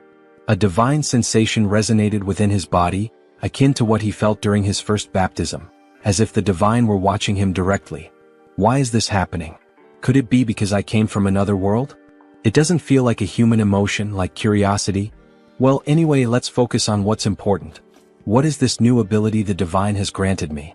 Blessing Leap, it allows me to transcend space? What? Transcend space? Isn't that basically a teleportation skill? It doesn't mention any limits on usage or distance traveled. This ability is top tier. As expected of a god, they are so generous, casually granting such a powerful skill. Thank you, God, for your generosity to this sinner. I am moved by your grace and offer you my prayers. Thank you for continuing to watch over me. Meanwhile, the other devotees wept with joy at seeing Heinrich's devotion to God. A young man like this, he's truly devout. That's true. I couldn't agree more, said another man. From now on, it would be necessary to decide which knighthood order Heinrich would join. Congratulations on being officially recognized as a holy knight, Heinrich. For now, you will be temporarily assigned to various holy knight orders. Here are the representatives of each order, here to invite you to join them. Each order specializes in different weapons and techniques, so choose carefully which one appeals to you most. Nice to meet you. I'm from the Order of the Sky Shield. We specialize in defending the outer perimeters of fortresses using long-range spear techniques. I'm from the Order of the Sun Wolf. We take the front lines in battle and wield highly destructive greatsword techniques. I am a veteran of the Order of the Thunder Claw. Here, we handle the internal security of the fortress and master balanced combat techniques using sword and shield. So, which of these orders would you like to apprentice under? I don't think there's a need to choose. I'll train with all the knight orders. What? With my warrior spirit and growth acceleration abilities, there are no limits to my body. I will absorb all the sacred warrior's combat techniques. However, that person in the corner, isn't he also part of a knight order? Why hasn't he introduced himself or said anything yet? Over there, well, obviously. Suddenly, the man was interrupted. Our order only selects the best of the best to join us. But looking closer, you're not too bad. With that level of divine power, perhaps you're qualified to take the test. Heinrich's divine power was among the greatest, even compared to high priests. What are the criteria for this knight order? Just follow me. Our knight order has a singular purpose: to protect the most important thing within the fortress of the Great Temple. The most important thing? What exactly are you referring to? That. I'll tell you if you pass the test. Suddenly they entered a room, a library in the castle dungeon. Inside, a man wearing a strange mask sat beside a shadowy statue holding a parchment. That hood and mask, he's a heretic inquisitor. All you need to do is read the text on the table. Make sure you read it clearly so the divine can hear your prayer. Strange, is this some kind of device to weed out spies? This is bad. Could Heinrich's identity be exposed? What is this? I'm offended that my faith is being questioned in this way. It's just a procedure. Is there any reason you can't read it? Damn it. I am the messenger and sword of the divine. Thus, I swear to remain silent under any circumstance to protect this secret. I would throw myself into the fire and carve the mark of faith upon my own body. Suddenly, Heinrich's tongue began to burn, and a sacred symbol appeared. It burns? You are now permitted to enter. What did you just do to me? A prohibition against revealing secrets? A prohibition? No, this is a blessing. The blessing of silence protects you from being forced or willing to reveal the secrets of this place. That's literally a prohibition. Let me explain. We are the Order of Radiant Knights. Our mission is to guard and protect the underground of the Great Temple with our lives. This will be the first and last time you see this place in person. Remember well with your eyes what we are protecting here. Suddenly, two soldiers drew their swords and inserted them into the door, activating a defense mechanism. As the door slowly opened, Heinrich saw what lay beyond. He had suspected something was wrong, but he never imagined such a massive secret. The reason this order stationed its greatest forces at this temple, the reason for all these security measures, prohibitions, and blessings. At the deepest part of this great temple lay the last fragment of the Immortal King. Heinrich was shocked to see the final fragment of the Immortal King. Well, the Grand Divine Order was one of the greatest powers on the entire continent. There was no way they hadn't found at least one fragment of the Immortal King after centuries of searching. Clenching his fist, Heinrich wished he could seize that fragment immediately. However, the four strongest sacred knights were guarding the entrance to the temple. Even Hans wouldn't be able to extract the Immortal King's fragment from the temple's deepest depths. Heinrich would have to think carefully about his next move. Suddenly, another knight informed him that due to the blessing placed on Heinrich's mouth, he wouldn't be able to reveal anything, no matter if he was tortured or even killed. Formally, he was stating this anyway. This fact must never be revealed to anyone. Understood? Heinrich confirmed. Don't worry, I promise that only I will know this information. Haha, the final fragment. What an unexpected stroke of luck, Hans said, laughing wickedly as he gazed at his experiment. However, Harley's condition was far more unstable than Hans had anticipated. With a worried expression, he exclaimed, "What's wrong?" Why is this happening? Everything should be working perfectly according to theory. Meanwhile, Harley was coughing up blood. He felt something boiling inside him. The dragon's blood had definitely been transfused into his body. But perhaps the power output needed to be pushed to its maximum. Hans then yanked the lever. Harley let out an agonized scream as his body began to tremble violently, smoke rising from his skin. And then he suddenly stopped moving. Harley? Did he go too far? Had he pushed Harley's super regeneration beyond its limit? If that was the case, then Hans was about to lose everything, Harley and all of his research. Screw it. It was all or nothing now. Hans made a desperate decision, injecting every last drop of the dragon's blood into Harley, praying that it would have some effect. Harley's body twitched. His eyes shot open, glowing a furious red. He let out a blood-curdling scream as his jaw contorted, transforming into something monstrous. Crimson lightning crackled throughout the room as Hans watched, frozen. And then he stopped moving again. Shit, so the experiment failed? Hans muttered under his breath. Damn it, Harley. Just as he turned to leave, a system window suddenly appeared before him. System notification. Caution, exclusive abilities have evolved. Your abilities have grown. The number of avatars you can create has increased. Hans' eyes widened. Increase? What do you mean, increase? He looked around at the lifeless body before him. All I see is a pile of corpses, not growth. Then, without warning, Harley's body convulsed violently. His muscles rippled as he snapped his restraints apart like they were nothing. System notification. You have acquired a new ability, physical mutation. Your recovery ability has exceeded its limits. Super regeneration has evolved into regenerative adaptation. Harley let out a guttural roar, his voice twisted with agony and something else, power. His entire body was mutating, shifting, evolving. System notification. Skill adaptation has evolved into special ability, mutation. Hans could only watch in awe, no in terror, as Harley broke free from every shackle that had once bound him. Finally, the mind has connected. The gamble was worth it. Ah, so this is the new effect of the mutation ability? Harley mused, laughing as he examined his altered physique. His body had changed drastically, his muscles denser, his teeth sharper, and even a few dragon-like scales appearing on his face. It almost feels like I've transformed into multiple species at once. Meanwhile, Hans furiously jotted down notes. The good news just kept coming. To think that his number of avatars increased through natural growth without relying on the karma store. This is an unprecedented achievement. He grinned, his eyes gleaming with excitement. I'll figure out how to use this new avatar later, but before he could finish, Harley interrupted him. Should I test my new abilities? He asked, grinning wickedly. Hans smirked. Be my guest. Deep in the forest, Harley stepped into the dense wilderness, marveling at the beauty of his surroundings. His body had become a perfect killing machine, every sense razor sharp, his instincts honed to an unnatural degree. Then he heard it. A faint breath, nearly imperceptible, but his new senses picked it up immediately. A predator was watching him. A black panther lurked in the shadows, muscles tensed, eyes locked onto its prey. It pounced, a blur of muscle and claws, but Harley didn't move. Instead, as the beast drew closer, his eyes widened. Wait a damn second. Recognition struck him like a bolt of lightning. You're the same species that attacked me the moment I arrived in this world, aren't you? His lips curled into a smirk. Well then, it's nice to see you again. Crack. Before the panther could react, Harley's hand shot out, clamping around its throat with a terrifying grip. The creature thrashed wildly, but it was useless. Forgive me, but...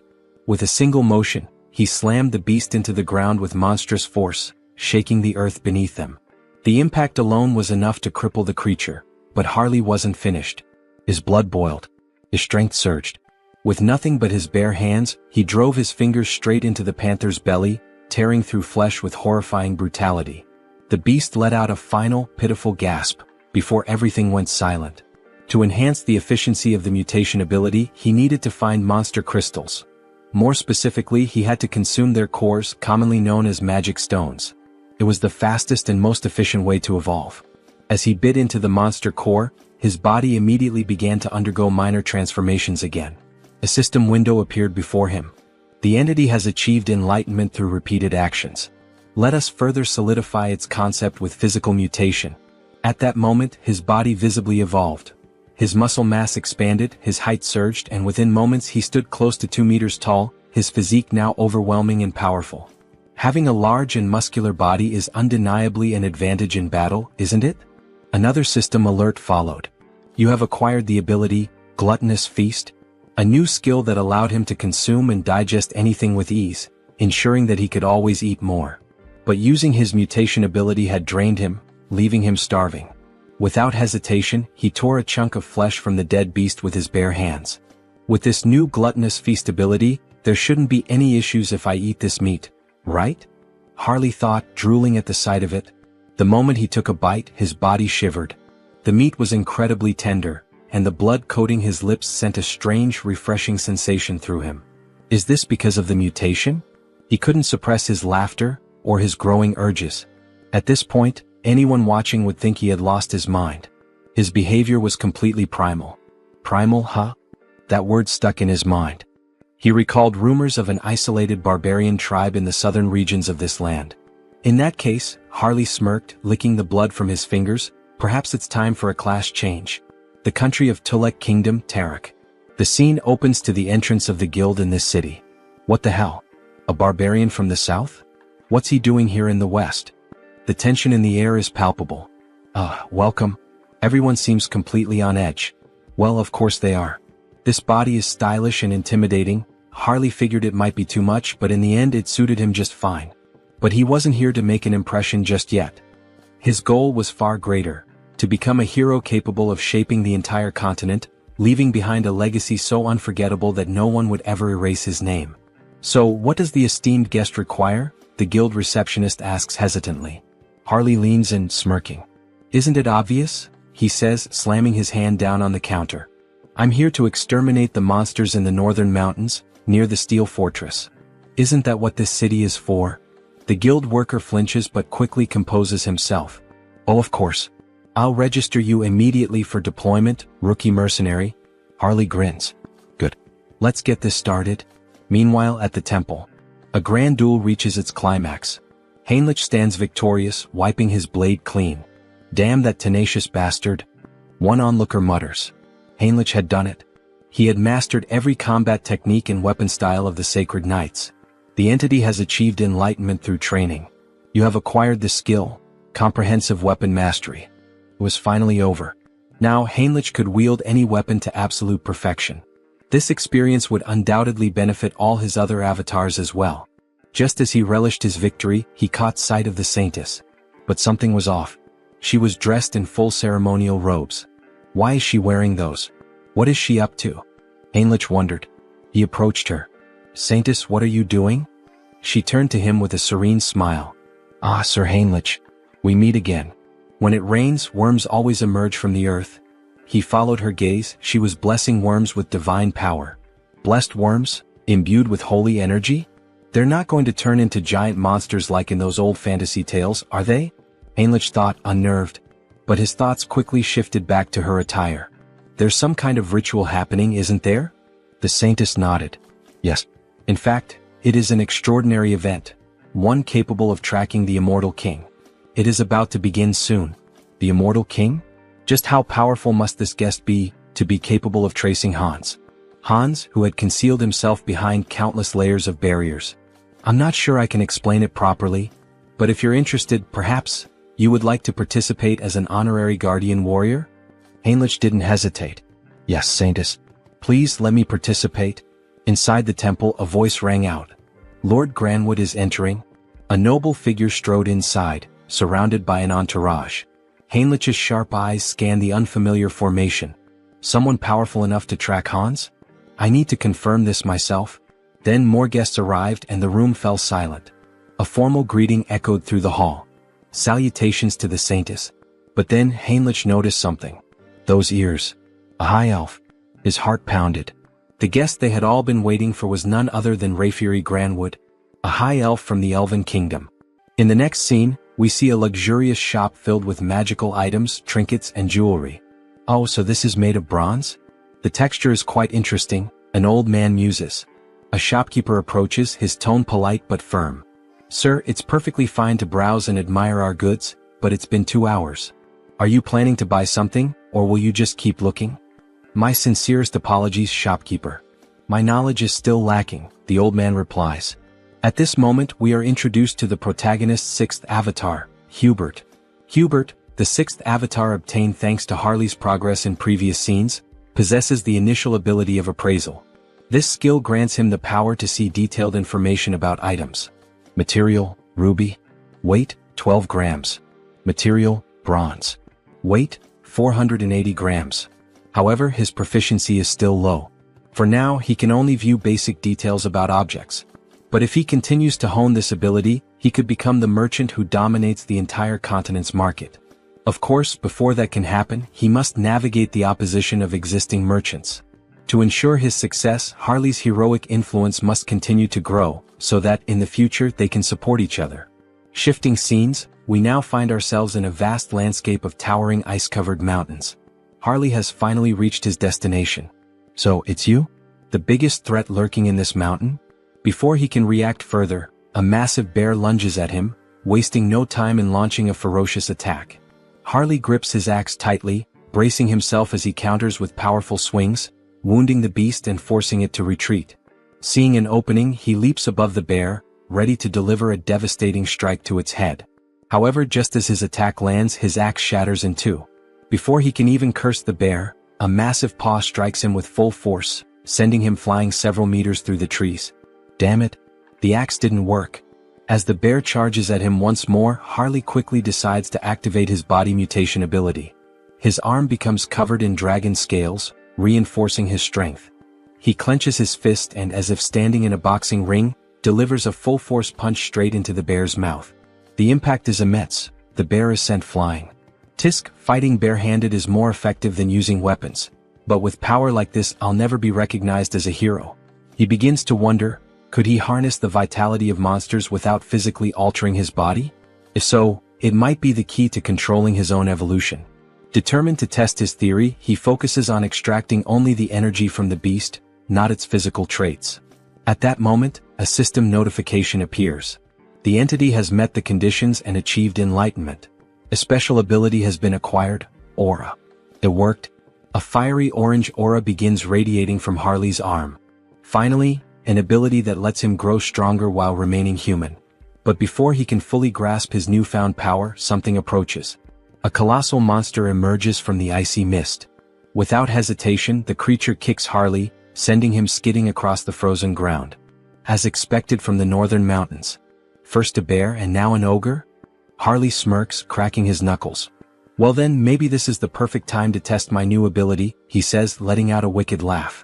The ogre stomped down on Harley, letting out a deep, guttural laugh, convinced it had finished him off. But then a firm grip. Harley was still there, clutching the monster's foot. You think this is funny? You really want to see something funny? With a smirk, Harley began lifting the ogre's leg as if he were simply doing strength training. Let me show you something amusing. With one final push, he sent the ogre off balance, then used the momentum to leap onto its back.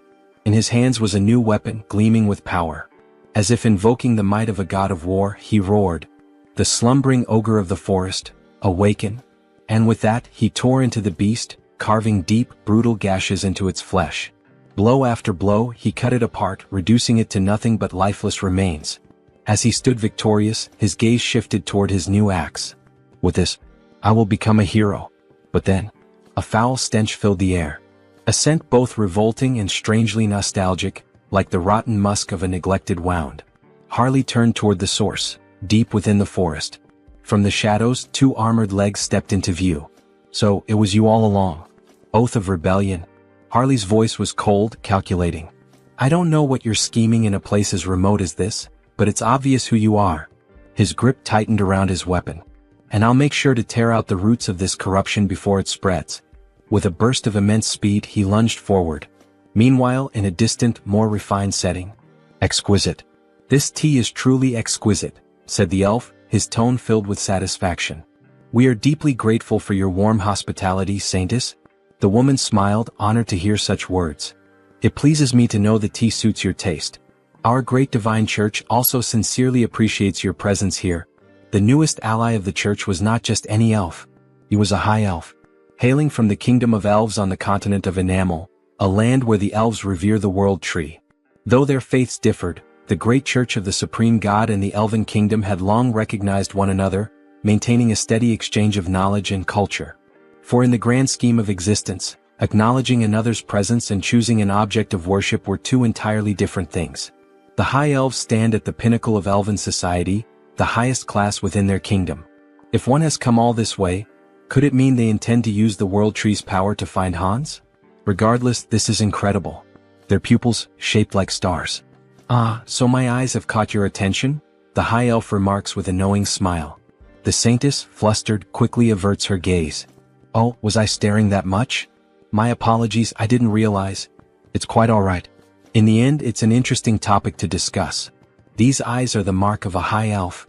Elves born with these celestial eyes serve as priests, bridging the connection between the world tree and their people. However, such a birth is exceedingly rare. Only 2 or 3 are born per generation at most. And even then, most of them have been elderly in recent times. That is why the birth of a new high elf is an event of great urgency and hope. So, this urgent request for aid, is it related to that situation? Correct, the high elf affirms. A divine revelation was received not long ago. A child of great potential was born on the continent of Ion. However, before she could be protected, she was captured by slave hunters and sold as a sacrifice to a dark sorcerer. That is why we sought the aid of the great church of the supreme God. We need assistance in locating her before it's too late. This is terrible. Do you have any clues about her whereabouts? She was last tracked to the northern mountains. We've pinpointed them somewhere deep within that treacherous region. The northern mountains? That's a remote and perilous place. Do you have a description of the child? Meanwhile, in the heart of those very mountains, Harley had arrived. As he surveyed the desolate landscape, his eyes locked onto a girl. Pointed ears. Shackled in chains. Back at the church, the high elf continued their description. She has yet to awaken her celestial eyes, so for now, she appears to be a normal elf. By human standards, she would look like a teenager. Her hair is a light green, and her eyes, a shade of orange. A sharp breath. A sudden realization. Wait a minute, that's not possible. Heinrich thought, his expression shifting. At that same moment, deep in the mountains, Harley took a step forward, looking at the girl before him. Kit, what's your name? He asked. The girl hesitated, then spoke softly. Cecily. My name is Cecily. In the next scene, screams echo through the frozen forest. Harley is running with the girl tied to his back, while lifeless bodies are scattered across the ground. 2 desperate men shout. Damn it. Keep them away from the storage room. I know, but how are we supposed to defeat a monster like him? Harley keeps running, plowing through the men in black hoods. So, this is the storage room you mentioned? Yes, the girl responds, her eyes trembling, possibly dizzy. Hey, snap out of it. You said there was something we absolutely had to find before escaping. Yes, sir, she nods. There it is, the branch from the world tree. Ah, that branch? That's right. Hold on to it with all your strength. Things are going to get tough from here on out. Understood. Thank you. All right then. Here we go. Okay, but before that, I have a request. Please slow down. Before the elf can even finish her sentence, Harley takes off at full speed, nearly losing his grip on the girl as she clings to him, tears streaming down her face. Slow down, please. Meanwhile, back at the church, Heinrich has a suggestion. The high elf decides to listen. This is about that child, Cecily. I think I know where she is. What? The elf shouts. Is that true? Do you know some kind of blessing that allows you to track specific individuals? No, not exactly like that, but I can sense her presence. Sir Heinrich, another guard exclaims. In such a critical situation, relying on something so uncertain. Before he can finish, the saint raises a hand, signaling for a moment of silence. Please explain in more detail, Sir Heinrich, she asks, her gaze serious. Back to Harley. I found it. We finally found the exit. That bastard is escaping with it. Call it, now? Yes, sir. One of the men blows into a flute. Suddenly, Harley and the girl feel the ground tremble beneath them.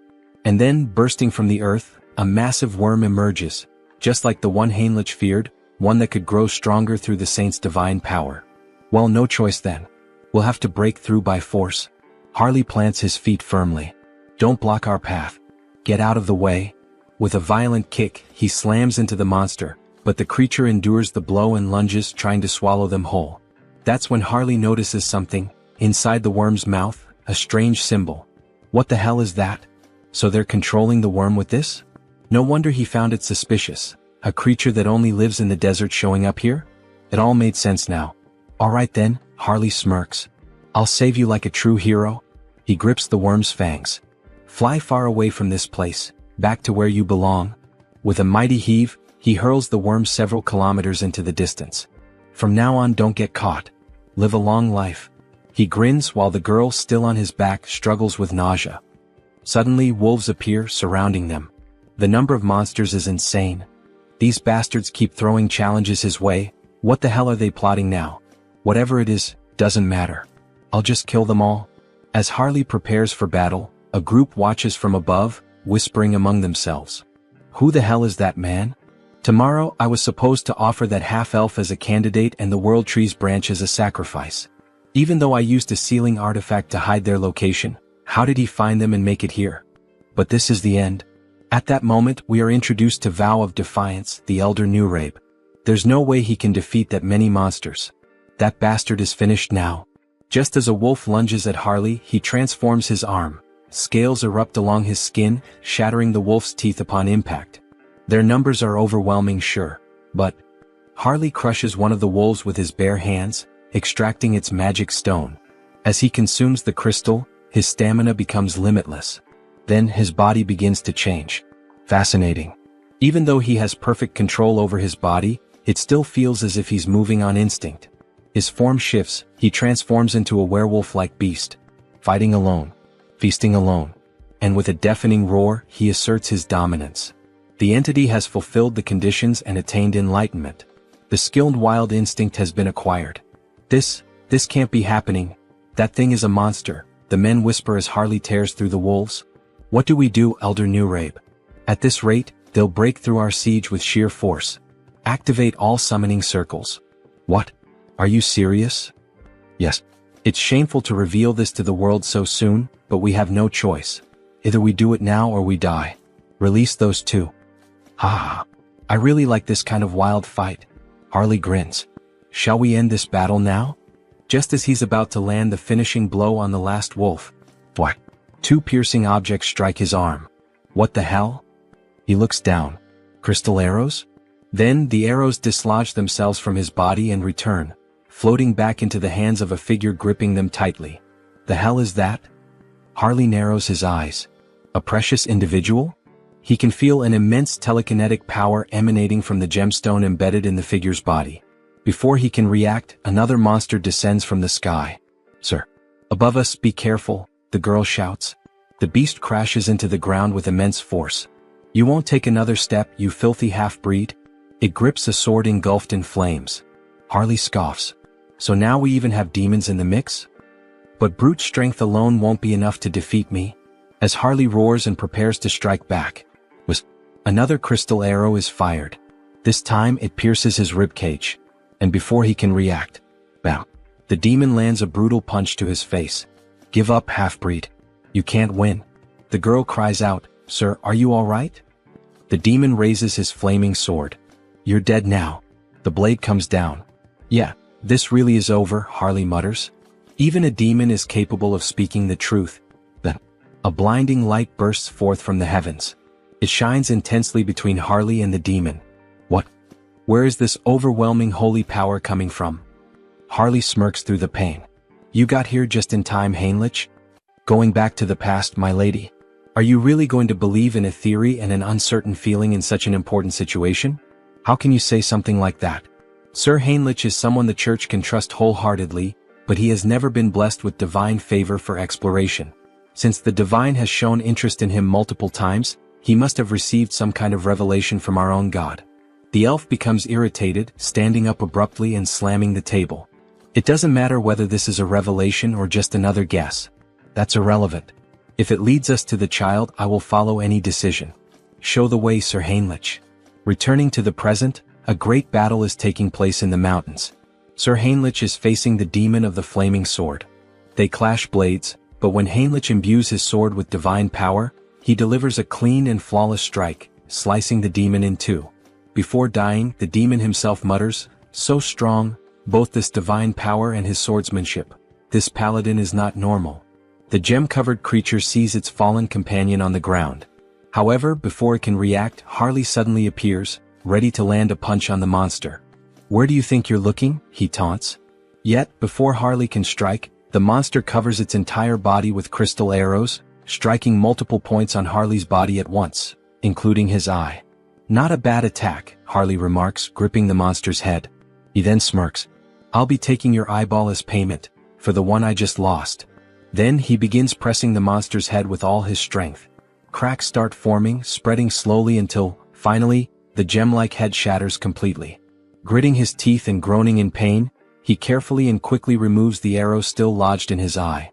"Since you were the one who took and destroyed one of my eyes," he mutters, "I'll replace it with yours." With that, he implants the gem into his empty socket. A system notification suddenly appears. A new body part has been transplanted. Ability acquired, Jewel Eye, Psychokinesis unlocked. Ha. Ha ha ha ha. He bursts into laughter. Now he can attack from a distance. As the gem fully assimilates into his eye socket, it gleams with power. "I can't believe it. Those two were actually defeated? But who the hell is that paladin who suddenly showed up?" "Don't act recklessly," a voice warns. "They are just one man and a child, nothing more. Begin the ritual, prepare the other monsters, and get ready to withdraw." But then, a noise. "Elder Nurabe?" A sickening thud echoes through the air. One of the cultists is suddenly struck by an iron club, his body crumpling to the ground. "I'll crush your skulls, you bastard heretics." Paladins charge in on horseback, roaring their battle cries. The Holy Knight order. "Damn it," one of the cultists panics. "Elder Nurabe, what should we do? Should we start preparing the teleportation spell to escape?" "Screw that," Nurabe growls. "There's no turning back now." Gripping the arm of one of his devoted followers, he begins the ritual. One by one, their souls are drained, their lifeless bodies collapsing to the ground. With a wicked smile, Elder Nurabe offers up every last soul as a sacrifice. "Descend upon us, incarnation of greed." Then, a massive pentagram begins to form. "Burn them all," the elder commands as he completes the ritual, his voice laced with eerie finality. Slowly, something monstrous begins to emerge. "Reduce them to ashes." But before the creature can be fully summoned, a radiant light pierces through the darkness. A divine force, so overwhelming, so absolute, strikes directly at the demon, annihilating it before it can even materialize completely. "Forgive me, but the only thing burning today will be you, heretic." With those words, the paladin invokes the light once more, this time beneath the elder's feet. A massive explosion erupts at the mountain's peak, so powerful that even those far below hear its devastating impact. "Looks like things are just about wrapped up here," a voice calls out. "Hey kid, you can stop hiding now. Come on out." Shaky footsteps. A hesitant voice. "That was terrifying. Suffocating. I feel like I'm about to throw up." "Ah, that just means you're healthy," Harley chuckles. "As long as you're not hurt, that's all that matters." The girl lets out a small, relieved laugh. "Sir Heinrich, it seems we arrived at just the right time, all thanks to you." "Thank you." Sir Paladin Tuscan, Heinrich greets in return. But the high elf standing nearby seems troubled. "You were absolutely right about the location, Heinrich. But, how did you know the girl would be here?" "I'm not sure," Heinrich admits. "I just knew." Then, suddenly the elf calls out. "Lady Cecily." For the first time he lays eyes on her, his voice filled with emotion. "It is an honor to meet you at last, Lady Cecily." He kneels before her, his expression solemn. "I am Rayfury of the Elven Kingdom." Cecily looks at him, confused by the formal greeting. Harley watches closely, analyzing the situation. So this is the gaze of a high elf. "Ah, I'm truly glad you were able to reunite safely with your kin," Harley says. "It was an honor to help you as a warrior, Cecily." Cecily smiles warmly. "All right. Thank you so much, warrior." The elf then turns to Harley. "How could I possibly repay you for protecting Cecily?" "Ah no," Harley waves him off. "I didn't do this for a reward." "You are truly an admirable person," Rayfury acknowledges. "However, since I have received your aid, I must express my gratitude properly. That is the way of my people." Harley grins. "Well then, if that's how it is, I'd be honored to accept." "All right, Sir Harley, could you lower yourself a little for a moment?" The elf looked clearly uncomfortable with the situation. Cecily then leaned forward and placed a soft kiss on Harley's forehead. "May nature's blessings be with you." A glowing symbol appeared on Harley's forehead, and an overwhelming energy surged through him. It felt like the very presence of the world tree itself. "This is a blessing that only high elves can bestow," Rayfury explained. "The blessing of nature, a high-level enchantment that can only be used a limited number of times." He glanced at Cecily. "Cecily isn't a high elf yet, so this won't be as effective. But once she awakens her true sight, she'll be able to reinforce the enchantment and make it even stronger for you." Then, with a solemn expression, Rayfury continued, "And of course I must give you a proper gift as well. Please extend your hand." Harley complied, and Rayfury placed a small, intricate token in his palm. "This is our elven symbol of promise. Should you ever need assistance in the future, we will come to your aid." "Seriously?" Harley blinked, a bit taken aback. "Thank you. You guys didn't have to go this far. I'll accept these gifts with gratitude. Here, take this as well. One last thing." Harley looked at the additional item, curiosity flickering in his eyes. Meanwhile, another conversation unfolded. "That young man? He has quite an impressive physique," Rayfury observed. "He's just as capable as you, isn't he? You two know each other?" "No, this is our first meeting," Rayfury admitted before smiling faintly. "But I have a feeling this will be a good connection." "If it's your intuition, then I trust it completely," Heinrich said. "The order must also express its gratitude properly." Heinrich took a deep breath, his thoughts racing. "We've gained the favor of both the Elven Kingdom and the Grand Divine Order." Then a voice called out, "Lord Tuscan, thank you for handling this issue so swiftly. Now it is our turn to assist you." "Just hearing that gives me courage," Tuscan replied. "We have only one request. For the peace of this island, please find the immortal king." Heinrich exhaled slowly. "So, in the end, was making contact with the High Elves all for this?" He looked up at the sky. "The world tree is the root of all trees. The High Elves can borrow its power, sensing energy anywhere there is life, anywhere trees grow. But," Rayfury added, "it will require some form of support." "Support? I need some knowledge about the energy we're searching for. The energy of the immortal king." "All right. Follow me." They used teleportation to return to the church. Heinrich never expected to visit this place again so soon. No matter how many times he saw it, the sight remained awe-inspiring. A colossal sacred barrier, its complexity beyond even his full comprehension. Bringing in outsiders only made the church distort the path further, twisting it into an intricate labyrinth. Even someone like Hans would need a considerable amount of time to break through a barrier of this magnitude. "We've arrived." Even if an intruder somehow managed to slip inside, the Holy Knights and High Priors stationed throughout the entire building would immediately mobilize. And then, at any moment, "This is a fragment of the legendary Immortal King? Alright then. Let's begin mapping its energy trail." The High Elf would track Hans. Meanwhile, elite forces would be gathered, prepared to face him once more. "Wait a second. That means there's a path. Fine. On that day, with my own hands, I will seize the final fragment of the Immortal King." In the next scene, an empty chair sat ominously. "It's time. Have all the representatives gathered." A vast chamber came into view, lined with chairs, bathed in an eerie glow. The flickering of purple fire cast unsettling shadows across the room. The challenge vote. The executive meeting room. The first to respond was a pink flame, its shape vaguely humanoid. The representative of the Empire is present. Next, a dark violet silhouette flickered. The representative of the East, also in attendance.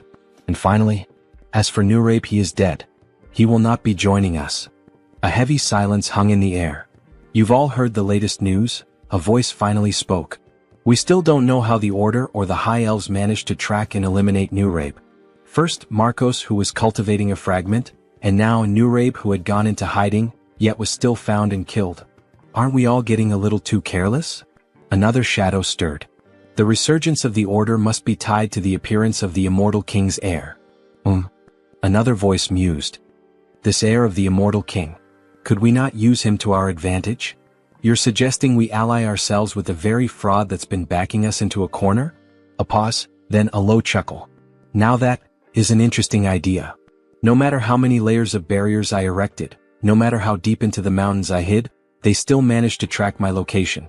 It seems the Saint used my fragment to trace me. In that case, all I need to do is hide the fragment in the subspace I created. But the moment I tried to send it in, it was repelled back. Damn it. Did I fail? It seems this fragment won't enter a normal subspace. But if that's the case, then what if I store it inside Han's body instead? Would that be enough to contain it? Would that allow me to transport it without being detected? Then Hans himself would become one with the fragment. As he absorbed the fragment into his own body, it worked. Now he could draw upon its full power while perfectly concealing any trace of its energy. Perfect. With that problem solved, I've eliminated my greatest headache. Now the only thing left to do is erase the crime scene. Let's burn everything in this room to ash. With a mere snap of his fingers, flames erupted all around, consuming the space as if he had just opened the gates of hell. Now, everything is ready for the show. I'll release all the barriers. My scent will spread across the land. Come find me. I'm right here. Great divine order, come to me now. Hans exhaled a massive surge of dark energy into the sky. I will seize the last fragment of the immortal king with my own hands. As his overwhelming power spread, the sacred tree finally located him. The high elf had followed the trail. The immortal king is in the monster forest, west of the continent. Summon all available paladins immediately. We begin the hunt now. Bring every archbishop we have at our disposal. Suddenly, a mysterious paladin stepped forward. Well, I must say I feel a bit offended. You didn't even think to invite me to such an important event? I've already heard the essentials. Paladin Pyrii from the Great Temple of Geron will be joining you. Cardinal Pyrii, one of the most powerful figures of the Great Temple of Geron. His presence was reassuring. This expedition was composed only of the strongest. Archbishop. This time, I will go, the saint declared firmly. That won't be necessary, saint. But even the cardinal is going. Saint, you are the pillar of the great divine order. You must remain here. Sir Landguard. Yes, Archbishop? This time, you will stay behind and protect the great temple alongside the saint. Understood. If anything happens to me during this mission, the saint will be in your care. Understood. Don't worry. While you're all away, I'll take good care of everything here. I'll make sure the saint remains safe. However, only the saint will be safe. Soon we will once again face the nightmare of our continent. But in the end, a nightmare is nothing more than a dream. For the divine watches over us and protects us. For the peace and salvation of all. For the peace and salvation of all. The troops began to march toward the church's teleportation gate. As they departed, the protagonist and the saint stood in silence, watching them go. Don't worry so much, saint. I'm sure everyone will return home safely. Really? Did the divine grant you some great revelation? Not exactly. But for some reason, I just feel that's how it will be. Meanwhile, Hans appears. His dark mana was on high alert, sensing everything around him. Standing in front of the church, he could not see through the divine barriers, but he could feel them, woven into the very walls like chains binding the structure. Even if he used a skill to bypass them, the internal barriers would still remain. In that case, I'll force them out of my location. And buy some time. Raising both hands, Hans unleashed several spells into the night sky. They burst into the air like fireworks, a midnight display of destruction. The hell is that in the sky? A guard shouted. Another turned eyes wide. Look down there. We're under attack. Sound the alarm. Call everyone. From the shadows, an undead legion began to swarm toward the church. Meanwhile, deep in the forest, under the cover of night, this is getting complicated. We've searched every inch of where his presence was detected, but there's nothing here. The high elf refused to believe it. He was certain this was the place. If Hans had moved, the world tree would have warned him. But wait, could he have realized he was being tracked? Did he set this up to mislead us? Everyone returned to the great temple immediately. That's an order. This is his trap. It was all a distraction. By the time they returned to the church, it was in ruins. Bodies of soldiers, skeletons, and undead littered the ground. And standing there, waiting for them, Hans. Finally we meet. The last fragment of the immortal king. The time for the immortal king's resurrection begins now. With those words, Hans began to absorb the final fragment into himself. Move quickly. The bell is ringing, signaling that they are under attack. The undead are advancing. Move fast. They seem to be in serious trouble now. Well, good luck to them. Heinrich has been assigned to guard the garden, so all he has to do is wait and then slip in unnoticed while Hans takes care of the rest. Everyone move in this direction, a soldier shouts. Don't stop, hurry. However, Heinrich is starting to feel uneasy. There are more of them than he expected. He sees several paladins, warriors, and other people he has never encountered before. Well, in any case, they still don't know that Hans has already reached the depths of the dungeon. They will be too preoccupied with the undead both outside and inside the castle. But then, someone appears above Heinrich, something almost angelic. The figure begins to speak. Everyone listen. The undead outside the castle are merely a diversion. The heir of the immortal king has already reached the depths. Head to the sealing chamber, all of you. Heinrich is stunned. Who the hell is this person? Wait, that's an inquisitor. How the hell did they figure out our plan so fast? Damn it. Heinrich dashes toward the soldiers. He must intervene before this turns into a complete disaster. If they get there quickly, Hans won't be able to retrieve the last fragment of the immortal king. The ceiling begins to crumble bit by bit. The saint looks on in shock. She cannot believe it. How did an intruder manage to reach the sealing chamber without anyone noticing? Are you telling me that they, the enemy, teleported into our temple? She questions. That part, we don't know yet, someone replies. The saint begins to panic.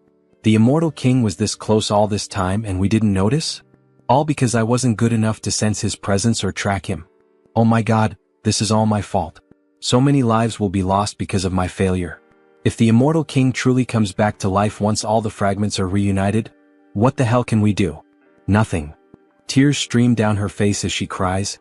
Any apology we give will be too late after so many lives are lost. Then a soldier speaks to her. The road was too crowded, but Sir Heinrich is here. From now on he will take command. The saint, who had been crying in despair just moments ago, now cries for a different reason. A radiant smile appears on her face.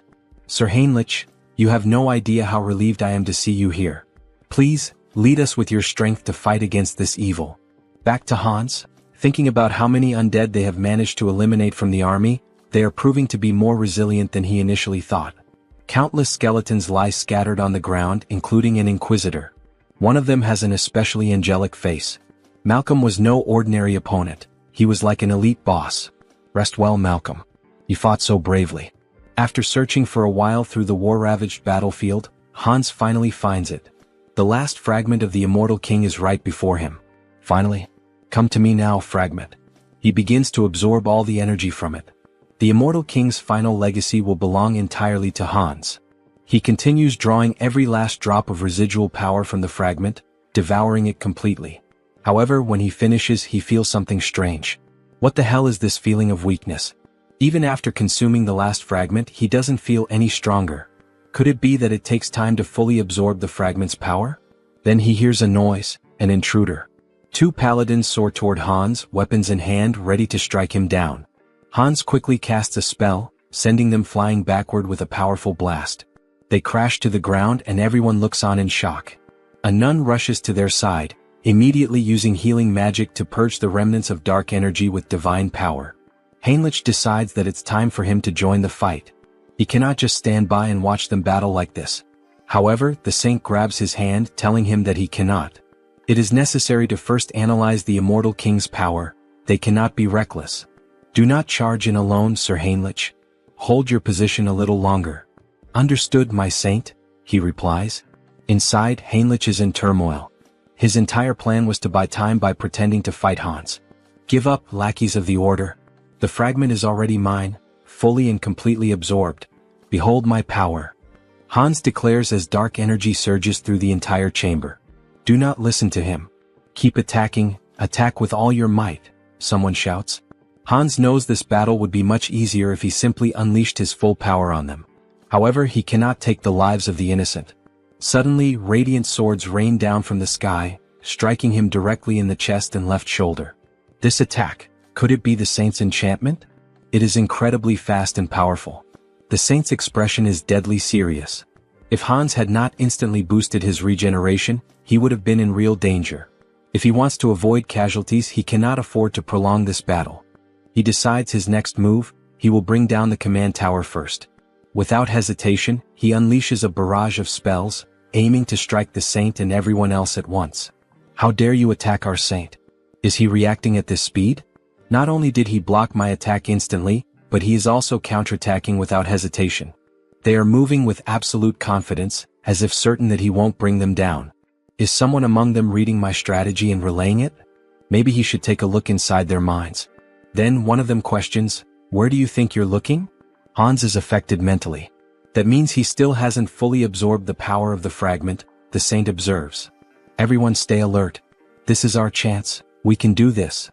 She conjures several beams of light against Hans while, at the same time, the warriors charge at him with full force. They are trying to overwhelm him with enchantments and sword strikes simultaneously, preventing him from regenerating. Such an obvious maneuver. Hans quickly casts a barrier, sending one of the warriors flying backward. "Go ahead, let's see if you can block this next attack as easily," another warrior shouts. "Are you seriously trying to provoke me with such a slow strike?" Hans sneers. He then summons a spectral hand, binding magic, trapping the soldier as if inside a cage. Damn it! How the hell did this happen? How is he reading every single one of our movements now? He shouldn't be able to block psychic intrusion. "Forgive me, senior." One of them speaks hesitantly. Since Heinrich couldn't help, he must have read the plan from his mind so that Hans would know what was coming. If it's come to this, then the soldier is. However, he is cut off by Hans's laughter. "It's too late, you poor fools. You were too slow." Inside him, the fragment of the immortal king, finally, has completely fused into one. A vision appears as if a heart is pulsating violently. Hans begins to laugh uncontrollably as the atmosphere grows heavier and denser, thick with the overwhelming energy surging from within him. No, this energy. The saint stands in shock, unable to comprehend what is unfolding before her. Sir Heinrich, however, cannot hide the joy on his face. This can't be happening. The saint stands frozen, unable to react, before tears begin streaming down her face. We were too late. The immortal king is truly coming back. We see Hans slowly beginning to transform. You dogs of the order, tremble in fear. System notifications start to appear. You have experienced death, overcome it and conquered it. You have now transcended. Achievement unlocked. He has returned. The immortal king. The calamity of the sidereal dimension. The immortal king. Quickly. We're almost at the sealing chamber.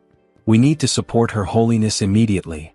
However, as soon as the guards rush into the room, they are struck speechless by what they see. That figure. Could it really be the immortal king? Is it truly him? Are we already too late? Hans stands before them in a new form. He appears more human now, his body no longer just bones but covered in flesh, yet undeniably more powerful than before. We still have time. This is a sacred space that suppresses the immortal king's power. We will sacrifice our lives to stop that demon right here. Sir Pion. Everyone get ready. We attack together. You truly believe you can stop me? Hans scoffs. Since you cannot see the status window, it's easy for you to fall for such delusions. Achievement unlocked. Rewards, grants immunity to instant death. Special abilities Decayed Heart and Immortal have evolved into Immortal Heart.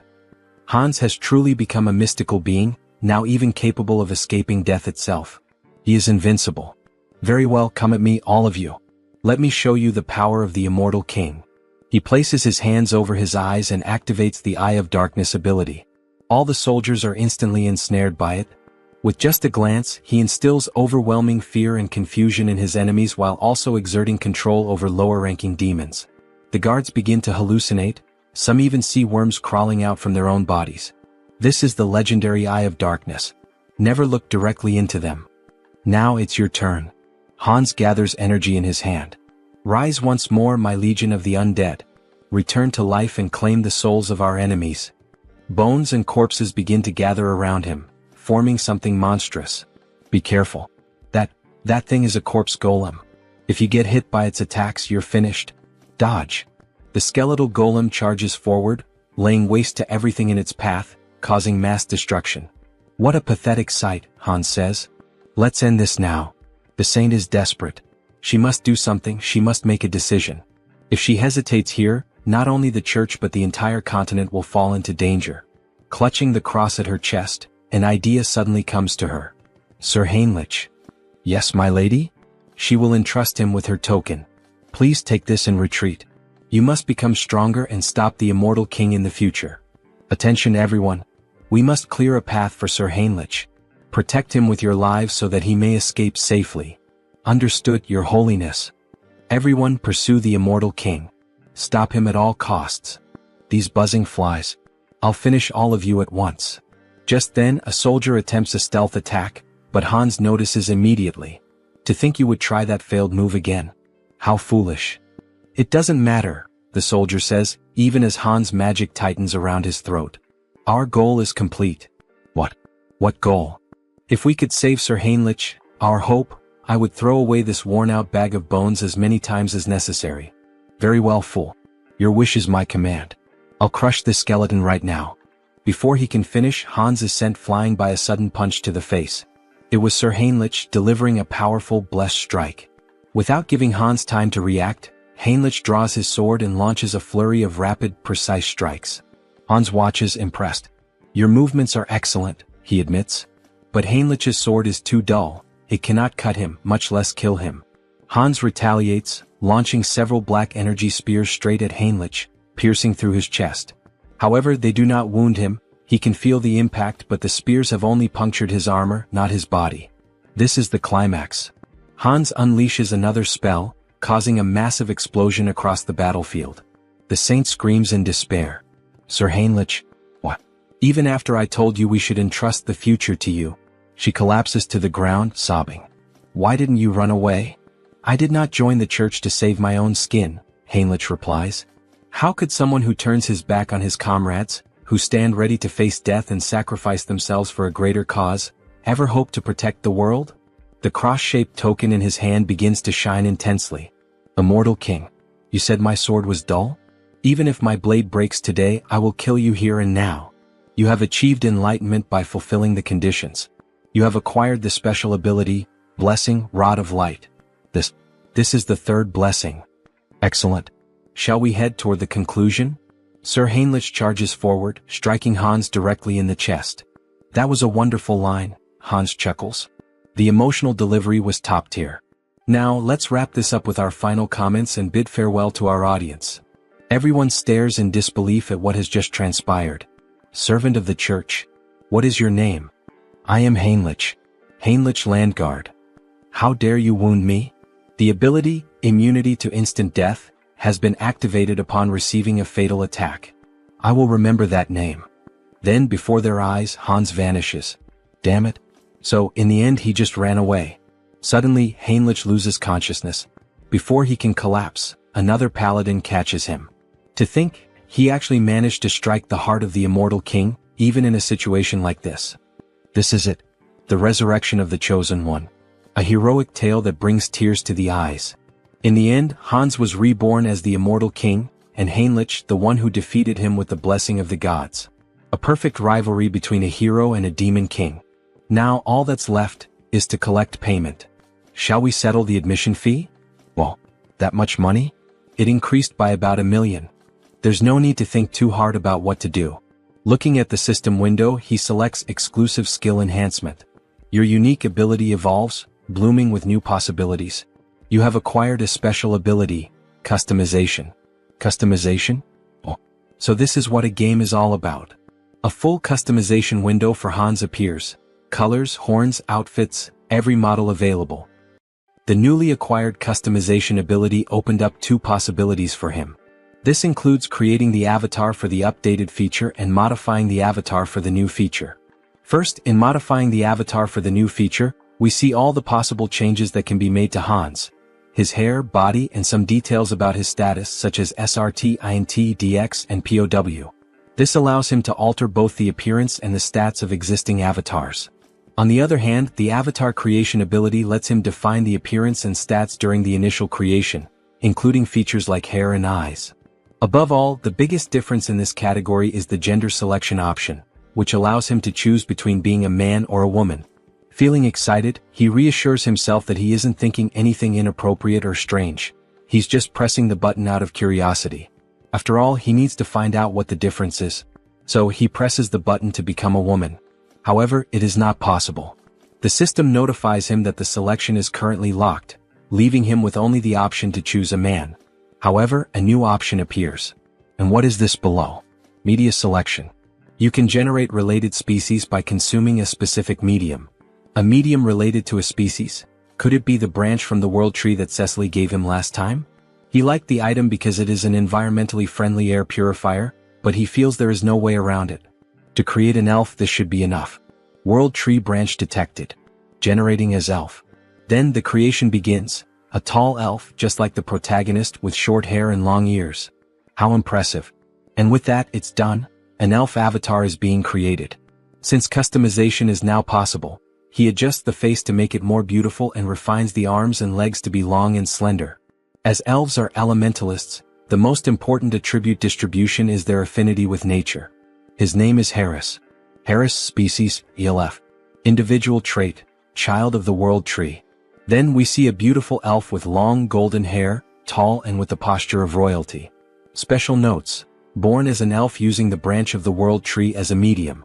The growth rate of nature affinity is significantly increased due to the child of the world tree effect. That well-toned body and that beautiful face, haha, just as expected from an elf. But then the new avatar reacts. How unpleasant, he says before making a face as if he's about to vomit. But what's happening? Hansa's dark magic makes him feel as if Harris is being completely destroyed, as though the dark magic is killing a delicate young plant. Oh shit, why didn't he think of that? He had already gotten used to Hans, so it never even crossed his mind to worry about it. Hans, cancel your summoning. Since the mental center isn't functioning, could it be due to the elf's affinity with nature? He nearly lost the new avatar without even realizing it. For now, he decides to save Harris for later. Then he walks over to the shelf and picks up a book titled Conan the Baba. Maybe it was time for him to start writing the story of the mercenary king this time.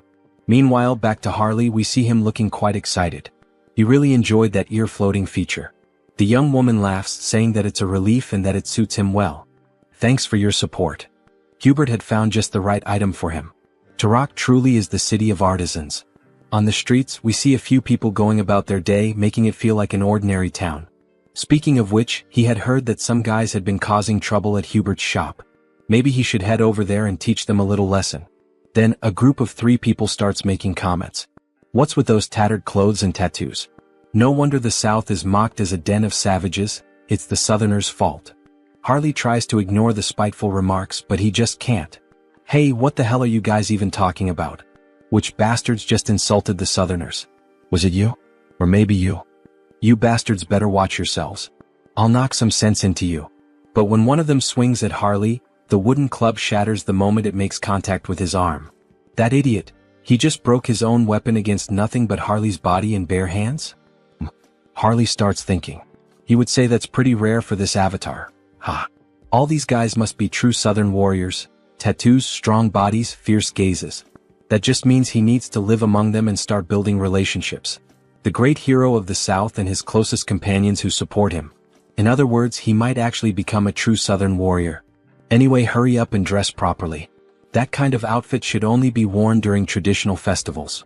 People don't wear things like that nowadays, do they? Harley asks. The other man becomes extremely irritated. That bastard, he can't stand hearing another word from him. He then challenges Harley to a traditional Southern duel, striking a culturally significant stance. Oh, a duel in the Southern style. Their tradition is to fight with bare hands, right? Sounds good, but there's one condition. All 3 of you come at me at once. They don't seem to believe what they just heard. You want all 3 of us to attack you? Are you insulting our honor? Fine, then 2 of you can come at me. The third should help the 2 who'll end up on the ground. As he makes this threat, his eyes take on a psychotic gleam, as if he's about to beat the 2 of them half to death. Alright, come at me now, you cowards. Try to take me down. Then, the sounds of impact echo through the city, leaving a trail of destruction.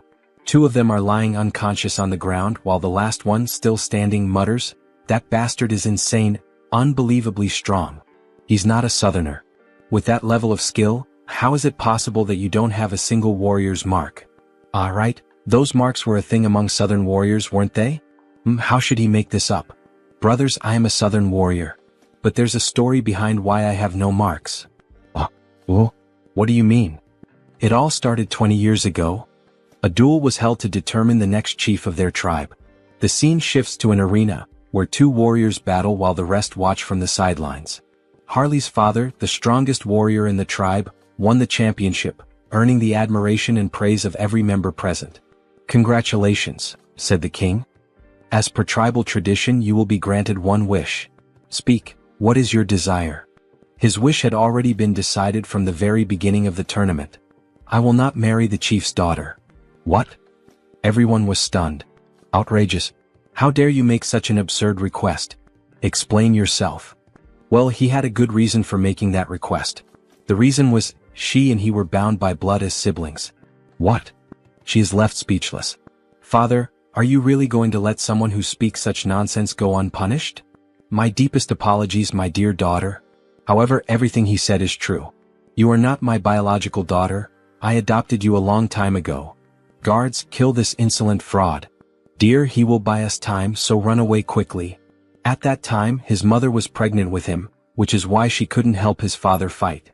His father bravely fought alone to protect his wife and unborn child. But he fell heroically, holding back the tribe's warriors. His mother managed to escape her pursuers and hide in a secluded cave, where she raised him. However, even his mother passed away recently due to illness, and that is why he has no warrior's marks. All three men begin to weep. How could such a tragic past exist? They apologize for misunderstanding him. He is a true Southern warrior. He never expected such a sorrowful backstory. Of course, it was obvious that everything Harley had just said was a complete lie, but his performance was insane. Alright then, to our new brother, cheers. Everyone raises a large mug of beer in celebration.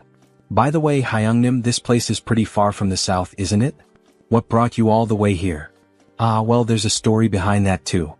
After his mother passed away from illness, he was left all alone in this cruel world. It was just him and his own body.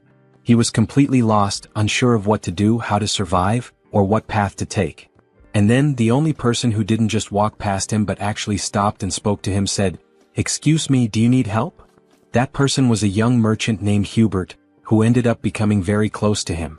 Today they are best friends. Hubert was the only one who truly made an effort, who worked hard to help him get settled. A benefactor and a true friend. But later, he found out that Hubert was in serious trouble.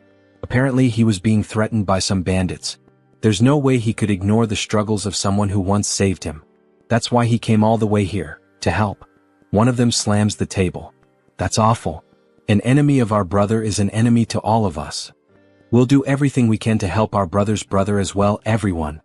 Thank you all so much for your help. Harley embraces them all. Alright then, as soon as I use these bastards to silence the fools threatening Hubert, it'll be time to kickstart my real creative economy project. He plans to import a ton of pimenta de terra since it's a rare and valuable spice in this world. In exchange, he'll distribute magical tools, which are common here but scarce on Earth. A win-win trade where everyone benefits. And in the process, he'll also secure a hefty profit, using that income to pave the way for even more explosive growth. Very well, Hyungnam.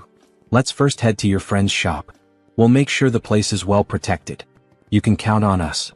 Alright, then I'm counting on you all, guys. Having reliable subordinates really makes life much easier. Now that Hubert's problem is being taken care of by them, it's time for him to move forward and begin his debut as an elf. Then, in front of a castle, we see someone standing. Good morning.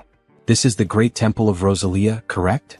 I am Harris, a skilled mercenary and close friend of Harley, who in turn is a close friend of the Holy Knights Order.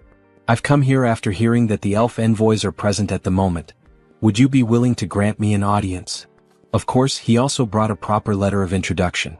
Then we see a piece of paper with a message written on it. This elf is definitely my friend. He would appreciate it if you allowed him to enter. That ridiculously sloppy, no freely expressive, handwriting, and even the scribble on it, leaves no doubt that this is a handwritten letter of introduction from Sir Harley. Please come in. They will guide the elf to the accommodations for the elf envoys. Here we are. We've already informed Lord Rayfury, so just wait for him to arrive. Alright, thank you. Excuse me, it's a pleasure to meet you. I am Rayfury Grandwood, a high elf from the Elf Kingdom. Please have a seat. He heard that Harris was a fellow mercenary of Sir Harley? Yes, I am Harris. Thank you for taking some time to meet with me today. It's a bit difficult to pretend not to recognize familiar faces every time. But more than that, it's honestly fascinating. Seeing him through the eyes of a high elf, his eyes truly seem to shine even more. The longer he looks, the more and more he feels like he is being drawn in, as if he is being sucked directly into them. What a strange feeling. This must be because I'm in an elf's body now. He knew that Harris is a close and dear friend of Sir Harley, seeing him wear the bracelet that he gave him. Seems to be true. Then the bracelet begins to glow. I'm sorry, he says. I accepted the gift because it was from someone of your kind, but if it offends you, I'll return it immediately. No, not at all. On the contrary, I'm happy, even honored, that a relative is wearing it. More importantly, he heard that there is something Harris would like to ask him. Yes, that's true. It's nothing urgent, but he would like to learn how to harness the power of nature and form contracts with spirits. He never had the chance to grow, form contracts, and become stronger as an elf, since he spent almost his entire life being alone. I understand, he says. The potential of this person, there's no doubt about it. We see an immense amount of power leaking from his body, as if he were the very embodiment of the world tree. All right, would you like to go outside and get some fresh air? Oh, of course, it would be an honor. You asked me to teach you, but unfortunately, it won't be possible. He is leaving this place soon, so he wouldn't have time to help. However, would you consider coming with us to the Elf Kingdom? Pardon? The Elf Kingdom, the land of the elves, located on the Enchanted Continent. It's where the Institution for High Elves is located. It would be an honor for him, but would there be any special qualifications or requirements?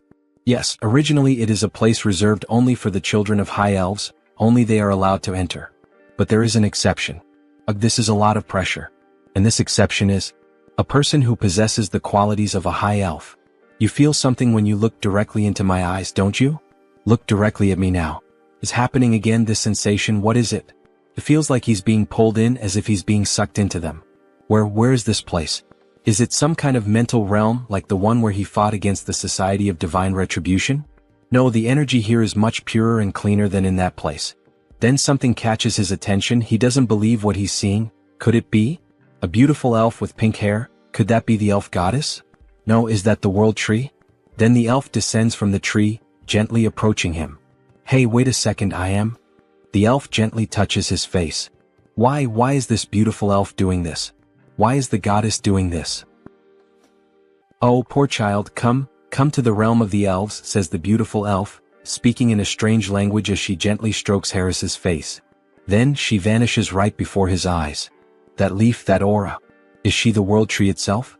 More importantly, what did she even say? I didn't understand a single word of that strange language. Maybe it was the language of the elves.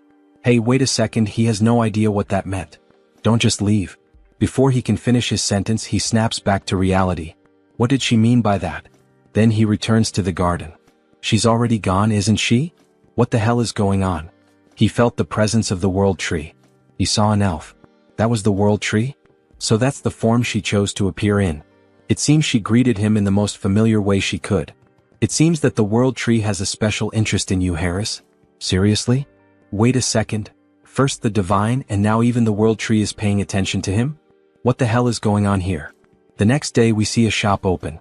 Hey man, he's sure he made it clear last week. He told him to close the shop and leave town. We see 3 men with strange tattoos intimidating Hubert. Yet he's still here. Well, excuse their rudeness. This week, a truly excellent tea has arrived. How about it? Would he like to have a cup with him? We see that Hubert is truly a gentleman, dressed in formal attire, wearing gloves and glasses. So, it seems he didn't understand a single word of what he just said. Then he taps the cup. He'll be giving up this place and leaving today. Or does he really prefer to die here at their hands? My God, so they don't like tea, huh? Well, either way, his friends seem to enjoy it even if they don't. What the hell is this bastard even talking about? Before he can finish his sentence, Harley lands a solid punch right to his chin. He's sent flying from the impact. Get the hell out of our sight, you piece of shit. What the hell are they? With just one punch he took down our leader. Where the hell did they suddenly come from? Then Harley and his friends charge forward.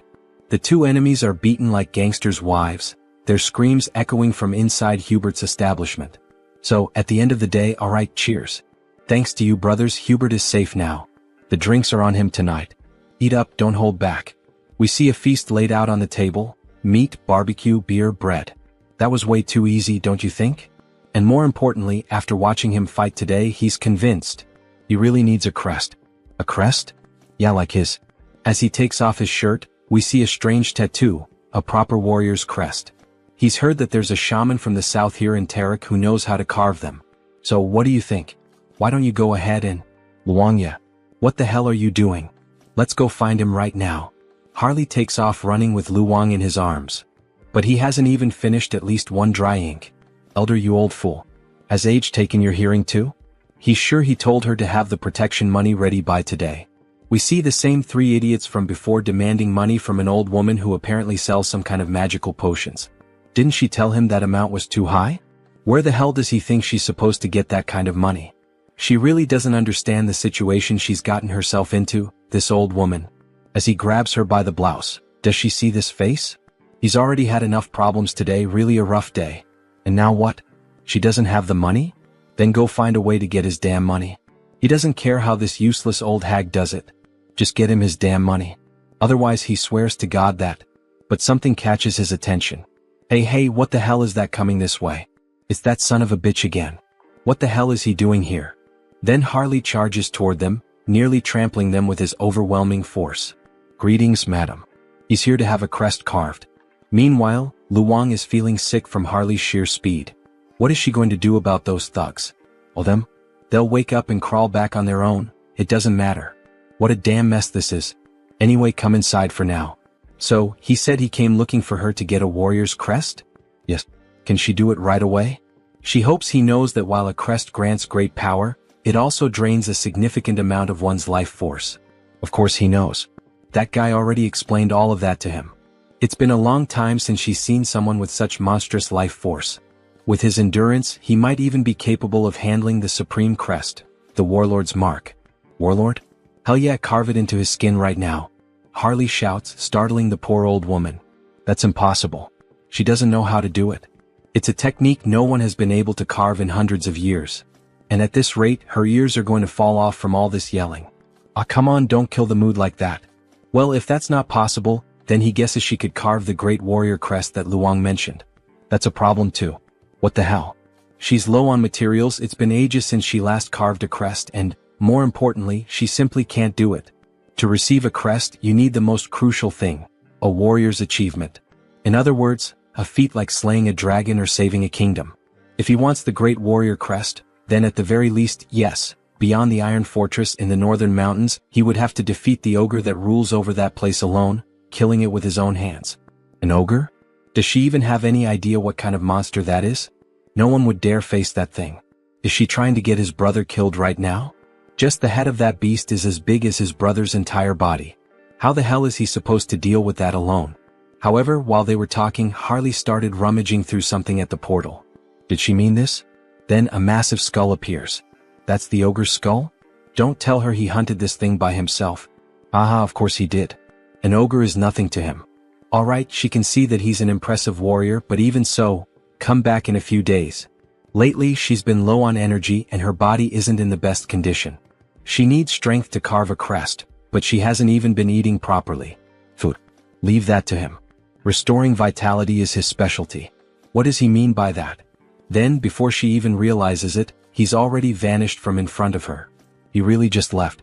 So, she just hopes he doesn't cause any trouble. You little shit, it's him again? We sure are running into each other a lot today, huh? You again? Then he throws another punch at the thug, making him groan in pain. What the hell is he? Who sent him? Why is he doing this to them? You messed with the wrong people. You're the ones who laid hands on our shaman. Huh? Shaman? That old witch is the southern shaman. Sorry, we didn't know. We thought she was just some random village healer or something. Harley raises his fist, threatening another punch, but this time he slams it into the ground instead. Alright. We won't do it again. Please stop. Yeah, you better not. Keep that promise.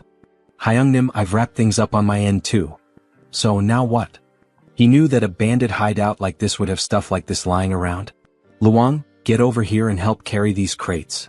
We're having a barbecue feast tonight with that old lady. As they return home, we see the old woman sweeping the street. Grandma, they're back. She is surprised by their sudden return. My God, what the hell is all that in their hands? What did she mean by all that? It's all meat and alcoholic drinks, to eat and drink together. So what did she think? Isn't that enough for Grandma to eat, recharge and stay healthy? Then we see a flashback as if Harley were another young man. What a shame. If her son were alive, he would be the same age Harley is now. At her age, meat? Seriously? She can barely chew. What? So you're not going to eat it? Maybe she'll try a little, since he went through all the trouble. Then we see the old woman biting into a piece of meat and downing a bottle of wine by herself. They knew that women from the south had big appetites, But still, she ate everything by herself and didn't leave anything for them. Ah, that was so good, the food and the drinks were delicious.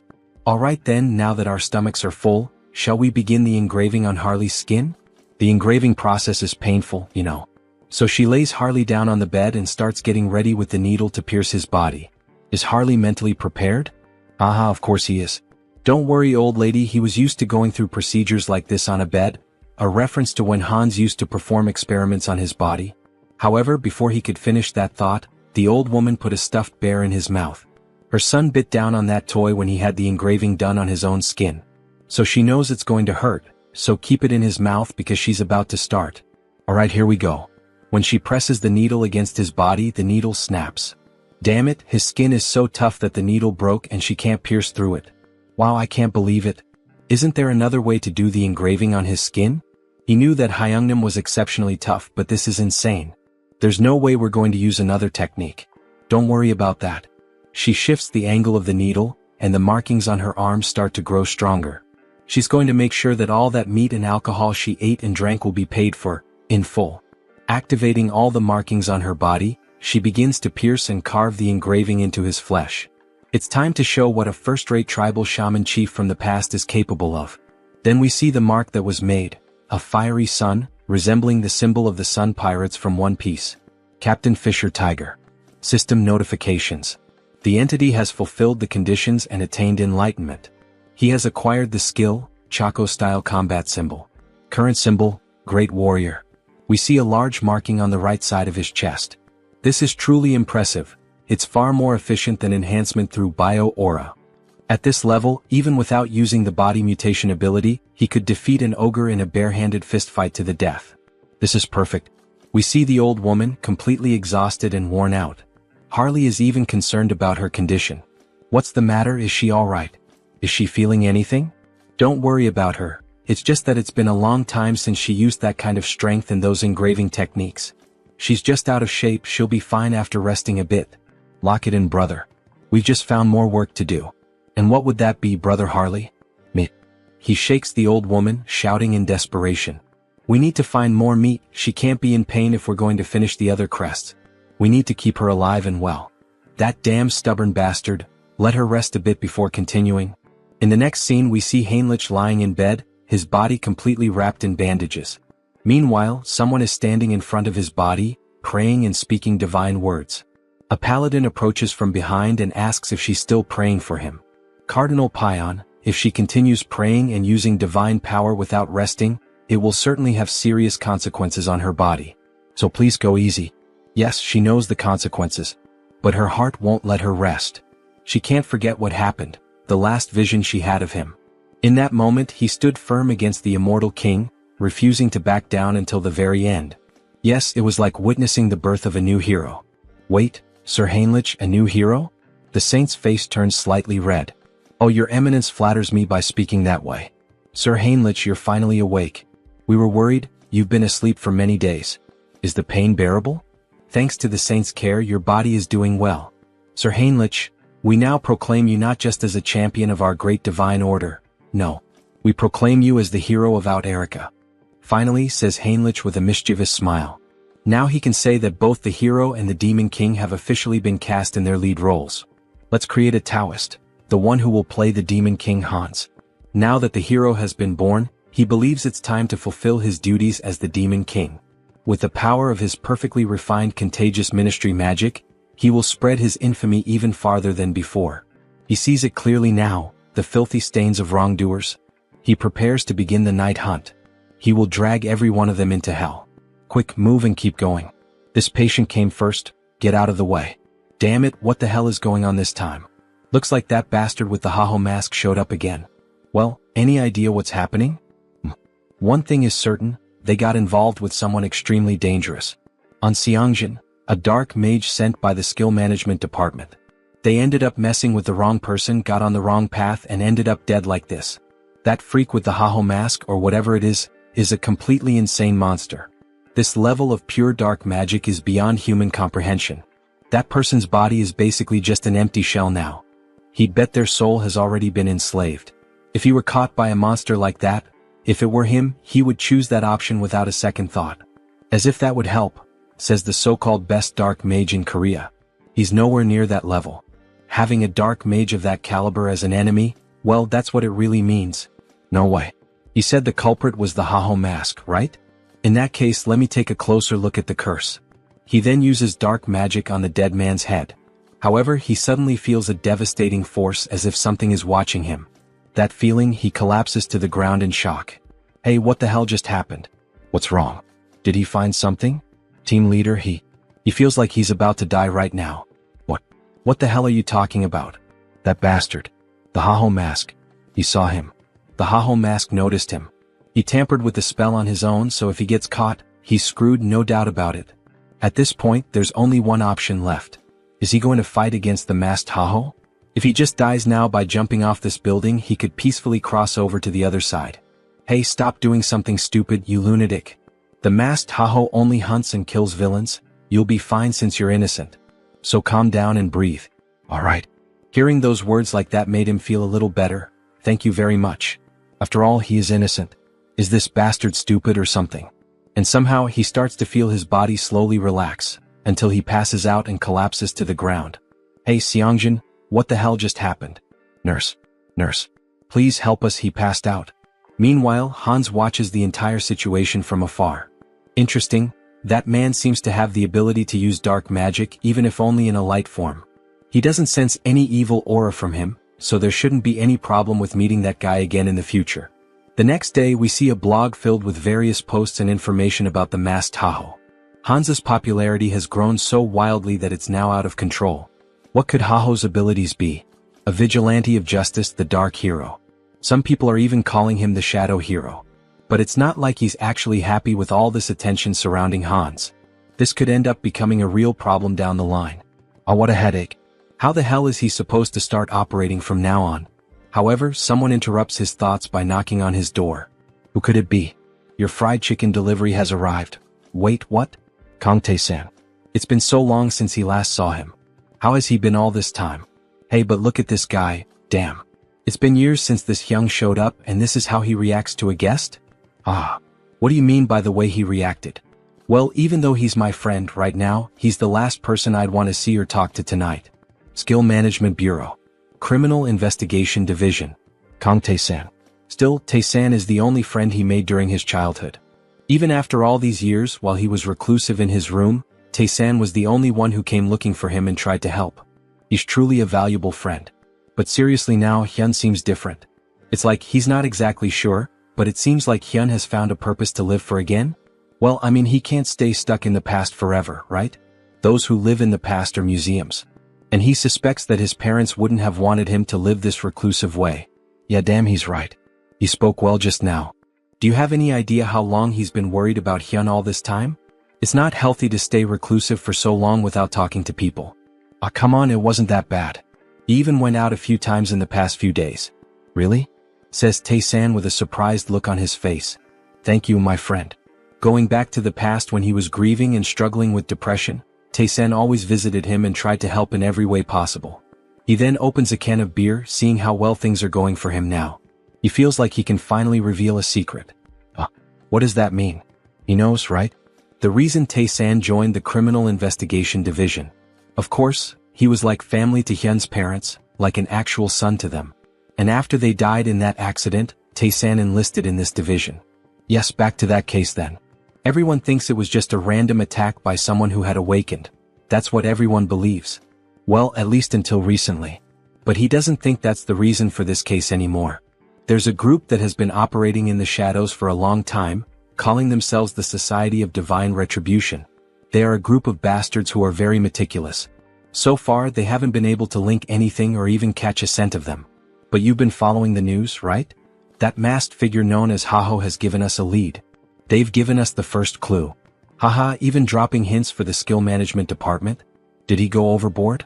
Anyway, he'll keep him updated as soon as he knows anything new. But don't go around talking about it. Do you want me to end up in a cage? Haha, as if he had anyone to tell. Still, from what he's heard, the masked Haho has been quite impressive. So why is the Bureau trying to hunt him down? Exactly. That's what's bothering him. Why the hell are they going after someone who's actually doing a good job? Yes, exactly. The protagonist is happy to see Tae-san on the side of the masked Tahoe. After all, it's his clone who is doing all this investigative work. Anyway, let's drink until we pass out tonight. A celebration for Han Song-hyun's new beginning. Then, after several drinks and chickens, they start talking about other things. Just give up on being a writer. What's wrong with that? A hero and a demon king? Well, that's so cliché. And giving the demon king the name of Hans? Tae-san laughs a lot. That's so boring. It doesn't even sound like a name you made up over coffee or something. What does that mean? This is a classic. There's nothing wrong with the description of this story. This isn't a classic, this is what we call cringe. If it's something that's been done to death, how about pretending it's an abbreviation? Hans, short for something like Hannibal Strauss. Oh, that was actually a good suggestion. Right? If he becomes a writer, remember he can always ask for help from his hyung here. So, while they were talking, Tae-san's phone started ringing. Oh, look at the time. He needs to leave. Seriously? It's still so early. The leader of the Dawn team said he has to show up today. He's leaving. Alright then, Tae-san. We'll talk later. I forgot to ask something before. Your grandmother is doing alright, right? Tae-san pauses for a moment at the door as if feeling uncomfortable. To be honest, her condition has worsened quite a bit recently, and there are no signs of improvement. Maybe it's already time to start preparing emotionally in case the worst happens. Wait, is Grandma that bad? Is there anything he can help with? Anything at all? Hey dear writer, just focus on writing your material. Don't worry, he'll take care of things somehow. The protagonist really felt the weight of those words, and we see a flashback of someone holding his hand. Is this okay? If you feel like eating something more, tell your grandma, alright? Tae-san's friend is no different from his real grandson. He knows, yes, grandma. Tae-san's grandmother. When he used to go out with Tae-san, she always took care of him, looking after the little things. These are some of the few warm memories he has. And now, knowing that she is seriously ill, he feels very sad. A friend who has always been by his side is going through something so hard, and yet, he is completely helpless. Hey, wait a second, how could he be so stupid? He had a brilliant idea, something he can do. Kang Tae-san, you owe me an apology for mocking my sense of sampling. Because these characters who sound like they're shrinking are the ones who will help you. Then we see the protagonist invoking Heinrich, a paladin who would be perfect for this situation. Then we see a system window showing the paladin Heinrich. To heal someone, a healer is needed, like a priest. But he has one who fits that description perfectly, doesn't he? A familiar with faith recognized by the archbishops and overwhelming divine power. We see that Heinrich truly became someone special in the other world, being regarded as one of the greatest figures of faith. Heinrich really can heal Tae-san's grandmother. But wait, how is he going to make Heinrich disappear for a while? If he vanishes right after officially becoming the hero, it will lead to misunderstandings. Even the saint is focused on him now. Well, with night falling and the day about to turn, it's better to wait. For now, it's best to hold off until the right time to disappear from the original world so he can heal the grandmother. Then in the next scene we see a child singing while carrying apples, dressed in very formal clothing. A lively city with many people walking through the commercial district. The girl asks the boy if he's alright if the bag full of apples isn't too heavy. Yes, sister. It's fine, it's not heavy. However, in a moment of distraction, one of the apples ends up falling out of the bag. Stop rolling. Wait, don't run through the city like that, Aaron. Then the apple ends up landing at the feet of a stranger. Oh dear. You need to hold this more carefully, says the man, holding the apple in his hand while the children stare at him, startled. But then the girl finally begins to smile with joy, so it was him all along. Mr. Hines. Hello everyone, how are you doing? All good. The boy looks impressed. Is he really Mr. Hines? He looks completely different from when he helped him escape from the vampires. Yes, it's him. His face has changed a bit over time, hasn't it? Uncle, why on earth are you only showing up now? It's been so long. Haha, right, it's been almost 7 months since he last visited them. Apologies. He had been very busy lately. Alright, but the fact that he came all the way here like this must mean he has some business to take care of here as well, right? Haha, she seems to know everything about him. Hines looks surprised. How does she already know? No, he came here just to see them. It's alright, Mr. Hines. They're comfortable with it, just be quick about saying what you need to say.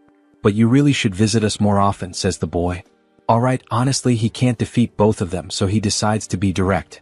He searches through his clothing and then makes a proposal. Diana, can he be her employer again? He wants to borrow her information gathering skills and offers her 2 gold coins. Yes, of course I'll help Uncle Hines, says Diana with a smile. A moment later, Near the end of the afternoon, we see a house and its garden, someone shouting out Soren's name.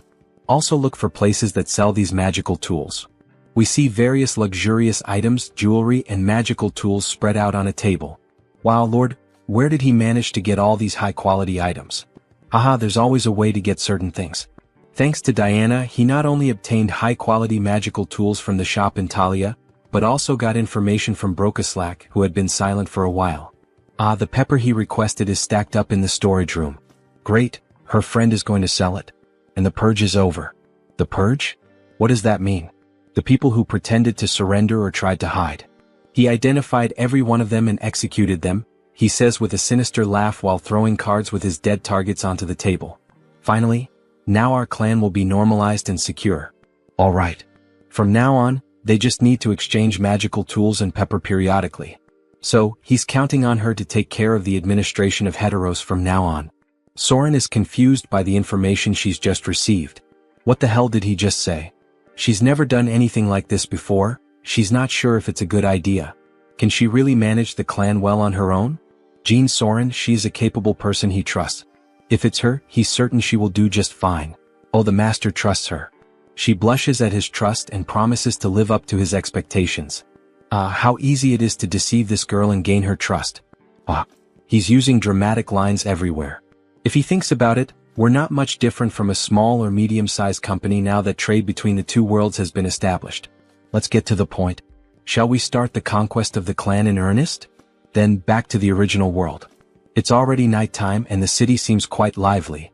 There are lots of people walking around, enjoying the moonlight, listening to music and chatting with one another. Based on the information he and Diana managed to gather, he personally investigated and was able to find it. This is the source of his blood, and he's convinced that this is the base of the Brokaslak clan, where those two soldiers are standing guard. Then he throws something near the guards to draw their attention and quickly slips in through the back door like a shadow. Why did this one fall on its own? Was it the wind or something? Then we see a beautiful lady holding a glass, drinking it all in one go. This is so good, such refreshing blood. The young vampire lady seems quite satisfied with her drink. But how much longer will she have to keep living like this? Drinking alone is so lonely. Looks like it's still the same as always, a drunk Rosilica. Who's there? There are a lot of familiar faces showing up today. Conceal skill release. Forgive me, but who the hell are you again? He's Heinz, a vampire she met some time ago. She's sorry, her memory is a bit poor. Who are you again? Then she starts pouring more blood into her glass. Still, now that a guest has arrived, she must show her hospitality. However, while pouring blood into the glass, she cuts her fingers slightly to infuse the drink with her own blood. Here, freshly squeezed blood. Please have a sip. No, it's fine. Upon having her offer refused, she becomes uneasy and slightly furious. This is high-level blood magic. How dare he invade the sanctuary of Brokaslak? Then, throwing the blood-filled glass, she begins to manipulate the blood to launch an attack at Heinz. She doesn't know who the hell he is, but she won't let him get away with this. So she goes all in, attacking him with everything she has. However, Heinz only laughs at the situation. Then he counterattacks by controlling her own blood. How is her blood being turned against her? To freely manipulate another person's blood. That's at least in the realm of true blood. He then forms a rope out of blood and leaves her immobilized. This is Brokaslak territory. The intrusion of an outsider is a violation of the treaty. This girl really doesn't seem to recognize him, does she? Well, instead of clearing things up, should he take advantage of that? What violation of the treaty? He is also part of Brokaslak's indirect bloodline. Please don't lie, you coward. Imprisoning a girl like this, there's no way that could be true, is there? Now that she thinks about it, she recalls hearing something about a clan that was persecuted in the past. Could that be true? Yes, he is from that very clan that was mentioned. Now she will cooperate willingly and he will grant her power. Even if he's from a branch family, she has no reason to listen to him. Sorry, maybe I misunderstood, she says, then he grabs her mouth firmly. She has no choice but to obey and will do exactly as he commands. Then, holding a crystal in his hand, he pushes it into her, making her moan in pain, so much so that people near the house found it strange. Then back inside. She is in ecstasy. What is this sensation? It's overwhelming.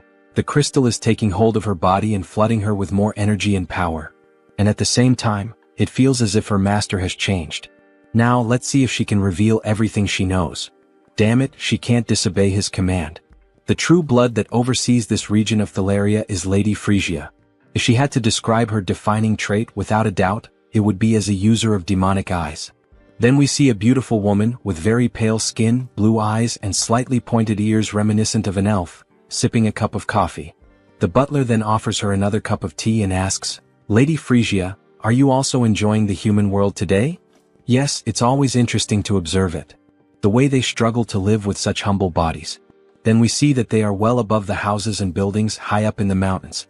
However, he has heard that the recent Protestant denomination is expanding its influence in Rafalashi. Don't worry. This kingdom already belongs to Brokaslak, disguised as human nobility. A simple pressure on the kingdom will resolve this quickly. However, before she could finish her sentence, the butler's head is ripped off, and a jet of blood sprays out. "Alright, so you are Frisia?" Her expression changes, now she begins to question. She has never seen this vampire's face before. He is a complete stranger. Pure blood. He doesn't seem to be of true blood. Meanwhile, Heinz savors the butler's blood. Let's assume he's from a branch bloodline. Humph, a humble branch blood like him dares to pick a fight without knowing his place. She makes a scornful face and takes a light breath. She's going to make him realize the mistake he just made, so she activates the demonic eye, which turns completely dark. However, the protagonist quickly repels the attack with ease. That's impossible. How did he dodge her demonic eye? He already knew how her ability worked, the fact that it doesn't work against him. She knows what that means, doesn't she? Now, who is the one that doesn't know their place? Oh, so he is a true blood after all. Attacking them right in the heart of Brokaslak territory, what is his goal? She asks angrily. His goal? Isn't that obvious? He says with a laugh. Everything you have in Brokaslak. He will be the one to take it all and become the new king of the vampires and the cities. She bursts into wild laughter, unable to believe what she just heard. I don't know if he's stupid or just bold. Alright, I get it loud and clear. But he should have one thing in mind, she is also of true blood. Then she awakens both of her eyes, increasing her speed. Even Heinz can't keep up with her and takes a punch to the stomach. Her hand is reinforced with magic and martial arts, making him spit out blood. He really thought his nonsense would work with skills so weak that he can't even dodge? She laughs as we see her arm massive and full of veins. This woman, is she a martial artist? What the hell? She's using her demonic eyes, so he thought she would rely on magic. This is so different from what he expected. Then she starts to summon the blood from her umbrella, using a blood strike toward the protagonist. It lands squarely on him. So, she's a physical fighter, huh? He's under pressure, spitting blood. Impressive, he can still stand. Let's see if he can block this too. Then she charges at him full force, wielding an umbrella. She even handles a sword with flawless technique. That umbrella wasn't just for show, huh? He tries to dodge the quick attacks. The dodges won't help him forever, especially since he's being injured little by little. Alright, this next blow will definitely crush him. It will leave him with nowhere to escape. Then she summons a sea of blood against the protagonist. Is this an AoE ability? If that's the case, he'll cut his way through this blood tsunami. However, something feels off. She's vanished from his sight. Where did she go? Then suddenly his vision distorts as if the angle has shifted. We see her appear, delivering an elbow strike that breaks Heinz's neck. He flies several meters from the impact of the vampire mommy's hit. Look at that arm. How annoying. So this is the end? We see Heinz's body on the ground, covered in blood, while she watches from above. But then he starts to get up and responds, "The end? What the hell are you talking about? Who said she gets to decide when it ends?" Then we see Heinz's head regenerating after the impact. For him, the fun is just beginning. He's perfectly fine as if nothing had happened. His neck was definitely broken. What happened? Injuries like that heal in an instant for him. He has something called hybrid evolution, she observes. This is insane. Aside from the master, she can count on one hand the number of people who have faced her attack head-on and survived. She's astonished. He admits it, she has some good talents and tricks. Of course, she still has some flaws, but with those beautiful eyes. He thinks he could make her stronger than she is now if she followed his path. Have you ever thought about following me? What kind of nonsense are you saying? How dare you insult me, of all people?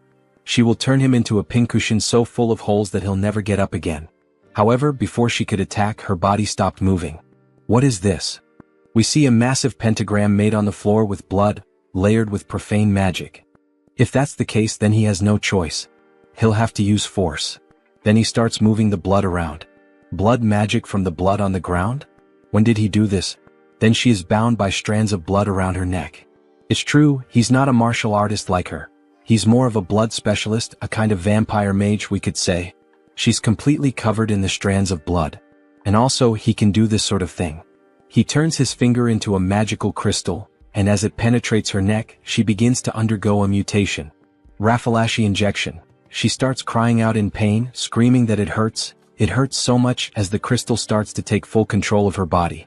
Sorry, but for a high-ranking vampire like her, a small dose wouldn't be enough to control her body. Then she begins to transform even further, emitting a huge red aura. Finally, it ends. She lies on the ground, devastated. What the hell did he do to her without her consent? She will never forgive him. Is it? So ungrateful. She should be thanking him, not lamenting. Doesn't she feel it? That sensation, that strength, as if she had been born again. He's right. Every sense in her body feels completely different from before. Her strength, reflexes, flexibility, all her physical attributes not only improved but evolved to a completely new level. Well, starting to feel like thanking me now. She thinks she is. So that she could give him the power to finish him off.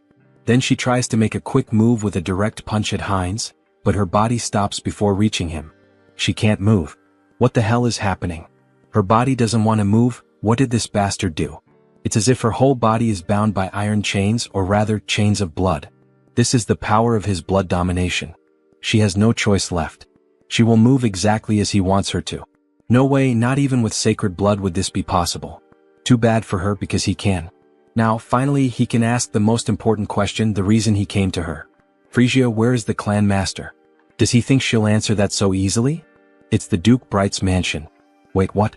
What the hell? Her mouth moved on its own. Good. A little servant so obedient. Our protagonist has gotten himself a nice slave, haha. You bastard, take your hand off me. The gold of the Duke Bright's mansion, huh? It's impossible for a clan lord not to notice that a true blood is being captured. I think it's time to end this quickly and cleanly. Time to begin the massacre. Then at night they arrive at the Duke's house. Master, it's Frisia. She has something urgent to report, may she enter? Yes, please come in. Really now, sir? Couldn't he have at least lit a candle or a lamp or something? Isn't it a little dark in here? He's not human. He simply doesn't need such things. He can see perfectly well in the dark. More importantly, she said she had something to tell him? Yes, well, forget it. She thinks she already understands. It's because of that uninvited guest who's after you, isn't it? So he's already noticed. As expected of a clan master, excellent perception. Well, yes. It would be a shame if the head of a clan couldn't at least notice that. Deactivate concealment ability. What a disappointment, he laments as he closes the book he was reading. Frisia, oh beautiful woman, why did you do this? Then she became a traitor. He releases a murderous aura. He's ready to kill both of them. He is deeply disappointed in her, Frisia. To think that she would dare betray him and serve another master. Mullo is boiling with rage, almost fully transformed. Frisia tries to calm him down while Heinz watches the situation unfold. Lord Mullo, this is a misunderstanding. Please calm your anger. A misunderstanding? You both come to his house at this hour of the night and try to attack him, not to mention the different scent I smell on her. Frisia, you treacherous woman. He spent 100 years with her. Did she really think he wouldn't notice that her blood scent had changed? That something had been altered? That rotten stench of betrayal is contaminating his study. How could he possibly remain calm like this? Then he lunges at Frisia. Die, you traitor. However, before he can finish Frisia, Heinz blocks the attack. That's not going to happen. She's my subordinate now. Mullo is caught by surprise. After all, this was shameful. With just one hand, Heinz had been able to block his punch. He had been planning to resolve this situation in the most peaceful way possible, but it seems that will no longer be an option. Violence will have to speak for itself. But who the hell is this arrogant vampire? Peacefully? He really dares to move his lips so freely in front of him. As Mullo speaks, he summons a ball of blood in his left hand, as if it were absorbing everything around it. He will cut off that snake tongue of his, along with the traitor. Then, a massive circle of blood appears above them both. He is like Heinz, a magical vampire. Come to me, children of Brokaslak. Several vampires begin to emerge from the magic circle, summoned by his spell. Go and feast on the blood and flesh of these traitors. Kill them for him. Offer the blood of the traitors to Lord Mullo. How dare they? This is no place for people like them. They're nothing but a bunch of puppets who think they're vampires. Then she begins killing them one by one using the umbrella. Something's not right. There are only about a dozen people summoned here. And yet, he has hundreds of vampires spread across the entire capital. Are you telling him this is all that's left of his subordinates in the capital? Mullo is stunned by the weight of that information. Meanwhile, Frisia continues slaughtering the weak vampires. Frisia, what the hell did she do in the capital? What happened to all of his subordinates there? Frisia remains silent. After all, she has a new master now. I'm sorry, Lord Mullo. And as a sign of respect, leaning on the umbrella, she informs him. Most of them are now subordinates of Lord Hines, to whom they have sworn eternal loyalty as their new lord. He doesn't understand. She's saying that his subordinates accepted a new bloodline so easily, without even trying to resist? That's no different from cannibalism within their own kind. With his hands hidden behind his back, he begins to cast a new spell. With both hands brought together, a black sphere made of blood starts to form. This will drive him insane if it continues like this. Is she really sure she wants to follow a man like that, one who will soon lose his mind? Well, all of this is only possible because Lord Hines is from a collateral bloodline of Brokeslack. He's from a collateral bloodline of Brokeslack? As if, don't be ridiculous. Did they really expect him to believe all this crap? As if he were stupid. Brokeslack, magical blood technique. Blood mist. Bear witness. He is visibly shaken by the fact that he's lost all of his subordinates in the capital. So this is the infamous barrier of a blood sorcerer representing Brokeslack. What is this pressure? Is this Mullo's domain? Feels like his head is being crushed and his body is twice as heavy as normal. It's far too early to be this surprised, Hines. No matter when or where, they will always answer the call of their master. Then, by sacrificing a bit of blood into the magical seal on the ground, a vampire wielding a scythe begins to emerge from beneath it. Serve your master, Obeyer. Ah, what a headache being woken up so suddenly. Then we see that it's actually just a vampire child holding a massive scythe in their hands. Why did you summon him so suddenly to this place, Lord? Even though he can see a lot of blood scattered across the floor along with some vampire corpses, what the hell is going on here? Why was a child summoned alone this time?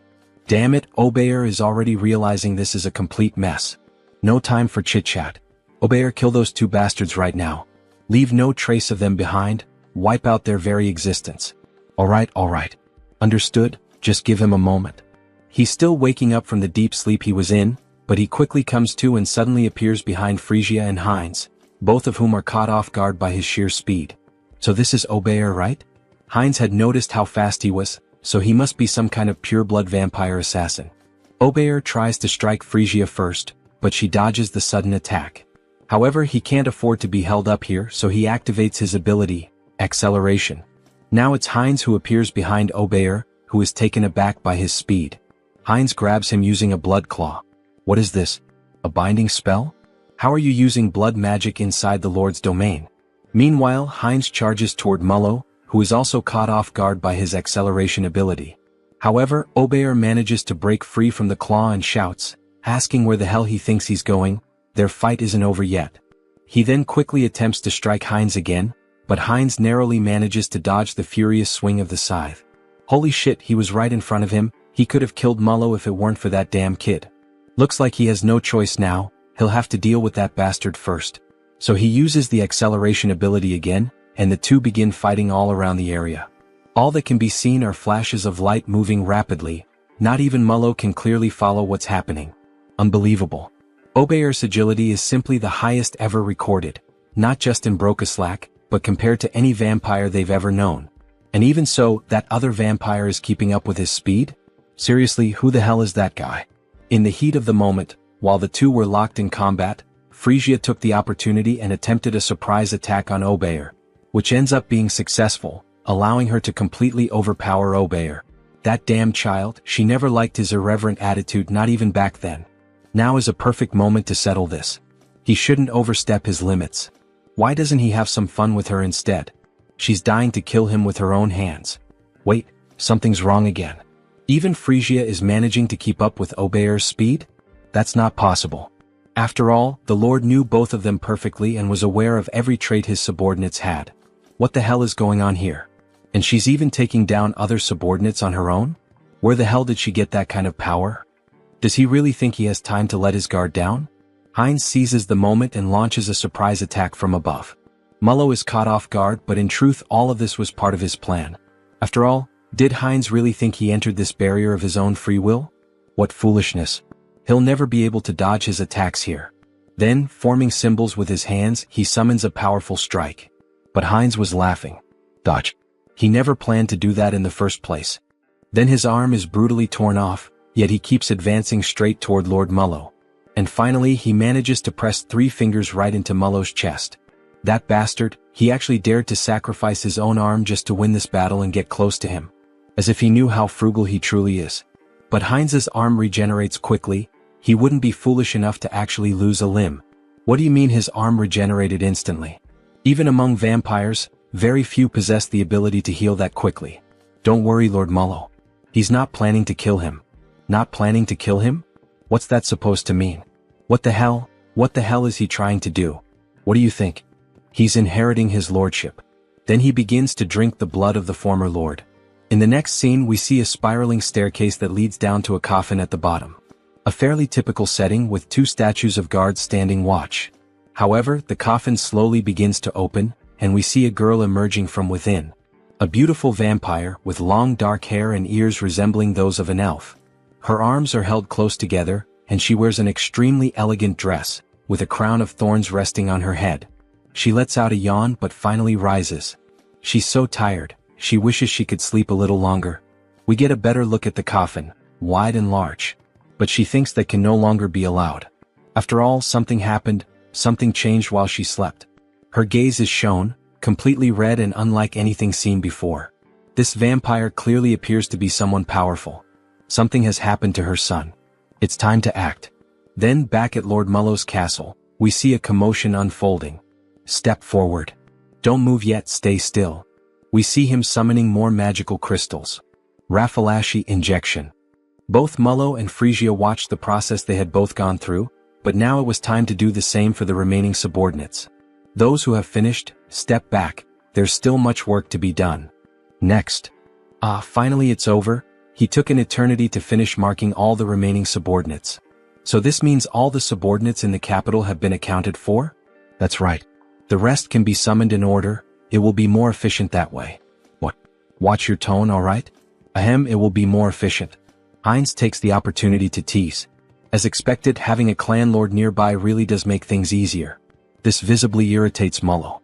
His hypothesis about the marks was correct. Injecting a Raffalashi into a high-level vampire seemed too risky, so he forcibly drained their blood, which ended up lowering their level. And finally he extracted the Brocaslack, the source of their blood. It feels like just yesterday that he was bitten and accidentally became a vampire. And now, he's rising from the very bottom all the way to the top of the hierarchy. It really seems like a whole different world. Along the way he's gained numerous useful allies, ranging from simple vampires to ladies and lords. Hey Mullo. Yes. He will be responsible for gathering the remaining Brocaslacks from all the regions. Understood. And one more thing. Damn it. Alright, and now what else do you want him to do? Then Heinz begins to move the globe of the world map.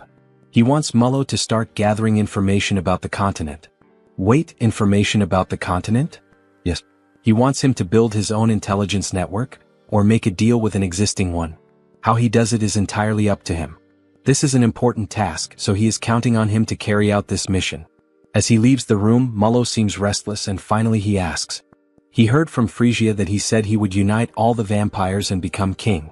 He has already proven his abilities well enough, Lord Heinz, so he will give him his full support. Good to hear that. So he is counting on him. As he exits the room, Heinz pauses for a moment and becomes thoughtful. Why the hell did he say something like that? About becoming the king of vampires. He probably just let it slip in the heat of the moment. Well, he thinks having more subordinates to command isn't such a bad thing. Lately, he's been saying a lot of these catchy phrases, whether with Hans or now with Heinz. The path of the vampire king? It might be time for him to start laying out a serious game plan. One where he dominates all the vampires and maybe even becomes the Holy Blood. Then, snapping back to reality, we see our protagonist excitedly fiddling with something. Yes. Almost perfect. Define the jawline sharply, shape the orbital bones so they curve upward nicely. Now that's just right. He was using the new customization option to modify Hans. After all, he is the immortal king, so this is the least he can do, to have a fearsome appearance. And let's be honest, my subscribers, doesn't this new design for Hans look amazing? What do you think? Comment on the video and take the chance to leave a like, as it really helps the channel keep posting this manhwa. Well, I finished customizing Hans, now let's focus on something else. Finally it's done, right? The conquest of the Brokeslack kingdom by the vampire Heinz, it's all coming to an end. Or at least this is just the small beginning of what's to come. Which means now the long-awaited moment to profit. Karma Shop. When opening the Karma Shop, we see that he managed to accumulate quite a lot of money thanks to Heinz's conquest. As expected, he amassed a considerable amount. Well, normally taking control of an entire clan is something most people couldn't even dream of. What will he do if he upgrades this time? He's wondering. Then he presses the option, Upgrade Exclusive Skills. However, something strange happens this time. 2 system windows appear simultaneously. 2 status windows appeared? Does this mean he's receiving 2 updates this time? What? The usual increase in the number of avatars isn't here? Actually, another window showed up instead. Media Selection. The avatar's potential will increase drastically. The entity's growth rate will become even faster. I can't believe it. This enchantment cost 900,000 in the Karma Shop, after several days of saving up his hard-earned money. This isn't right. Just as he was starting to enjoy collecting different races. What a shame. Then he analyzes the second update he received. What is this? Entity Projection. Entity Projection. It can be used once a day. It allows the user to project one of their avatars onto their own body. What did that say? Does this mean he can use the power of all the clones he's created so far directly with this body? Right? Surprised by this new update, which allows him to become one of his clones through a specific power, he begins to look through all the information about his clones. Hans the Immortal King. Heinrich the Paladin. Heinz a Vampire. And even Harley and Harris. All of them are available for use. Seeing them all together makes him very proud. After all, he built each one from scratch. He completed missions, spent points, changed part of some world, whether for good or for evil. Entity Projection. Can be used once per day.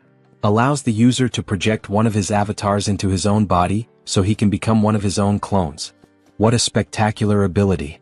Wait, if he uses this skill wisely, does that mean there could be 2 immortal kings at the same time? That's incredible. Having 2 Heinrichs at once, even Heinz. This is definitely a skill he'll be using a lot in his future plans. But this could turn into a complete disaster if he's not careful. So Hans is out of the question for now. Having 2 of him at the same time could mean the end of the world. Well, as expected, the first one to use this ability will be him. He will transform into Heinrich. Then he taps on his notification window. His body begins to undergo a transformation. Even the armor and weapon are exactly the same. The hair, the voice. This is incredible. However, not everything is perfect. The divine power is about half of what it was in Out Erica. Is this what it feels like when an awakened one returns to Earth? Then a notification appears on the screen. Duration time, 9 minutes. It's a shame he can only use it for 10 minutes. Well, I'll head out for a bit. That should be more than enough. In the next scene we see a hospital at night. The classic shadow of Hans appears inside a room. Then we see Hans and Hyun emerging from the darkness. So, shall we begin the work? Before Hans leaves, he gives a like. Just like you, subscribers of the channel, make sure to subscribe, like the video, and comment if you want us to keep making videos about this manhwa. Then we see the hand of an elderly woman. Grandma, he's finally here. We see how weak she is, needing machines to help her keep breathing. He holds her hand tightly, almost in tears. She remembers him, right? He's Song Hyun, the one who used to play, go out, and party a lot with Tae-san, her grandson. He had wanted to visit her a bit earlier, but he was only able to get out and come here now. Starting today, he'll begin visiting more often, so she'd better not get tired of seeing his face. Then we see him beginning to use identity projection. Target selected, Heinrich. So please just hold on a little longer, Grandma. Let's activate the Uterican divine technique. He holds her hand as he takes on the form of Heinrich and begins to pray for her. The divine power starts to flow from his hand and moves toward her heart. Pour out all the divine power to restore energy, boost resilience, and cleanse the body. May God save this poor soul. As he says these words, the room begins to shine even brighter, as if a miracle is unfolding through Heinrich's hands. After the light fades, we see that the grandmother is still unconscious, but her skin already appears more radiant. It looks like the 10-minute time limit has ended, and he begins to lose the transformation. Even with divine power, there is still a limit to how much can be done to treat age-related illnesses. He seems exhausted. After all, taking on one of his powerful clones with just his ordinary body can't be easy. But this should help improve her condition. Now, he can only rely on his grandmother's willpower. Grandma, she needs to stay strong. We see the sunrise. He stayed the whole night watching over her, and makes a promise. He will come with Taysan next time. Then, back in the world of Out Erica, we see images of a forest. We see the elves within the forest. So, is Harris one of Harley's friends? Yes, that's right. We see Cecily quite curious about the relationship between the two. Meanwhile, the other elves continue walking. It was a brief meeting, but we got along so well that we became like family. She begins to sniff him. Is that why? She senses a familiar scent coming from Harris. Harris is caught off guard. She's saying the same thing Diana says to Hines. They're not going to figure out we're the same person, right? It's a scent similar to what she smelled on the branch of the world tree.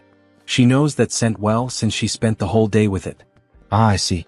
Phew, at least it's not because of being the same person. It's just because the body is made from the same material. After all, it was created from the world tree. In any case, we'll get along well. He's a friend of Harley, so she's going to take good care of him. Yes, thank you very much.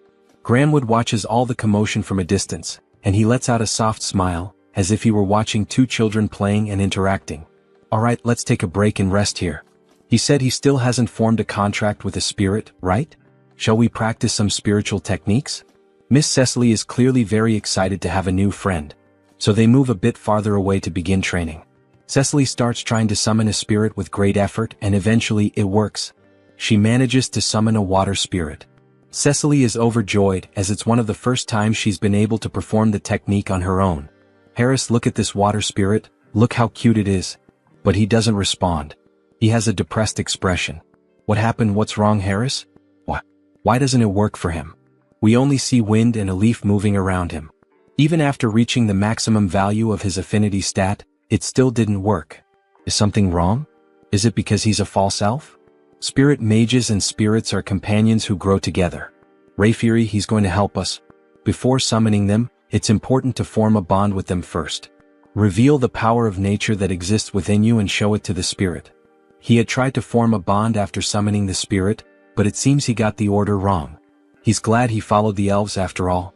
First, focus entirely on affinity and release the overflowing power of nature.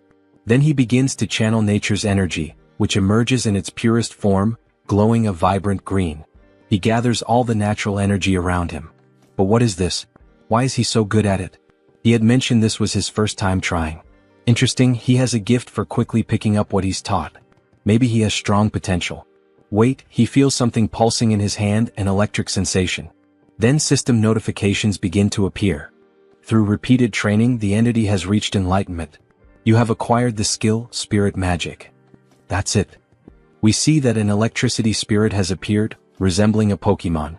At this rate, the two of you will soon be on the same level. He's growing so fast that she almost feels betrayed. Ah, thank you. He has also taken a step forward as a spirit mage. From now on, its name will be What? A reference from real life. The What symbol, W, is the unit of power in the International System of Units, SI. It measures the rate of energy transfer. Alright, let's take a break here.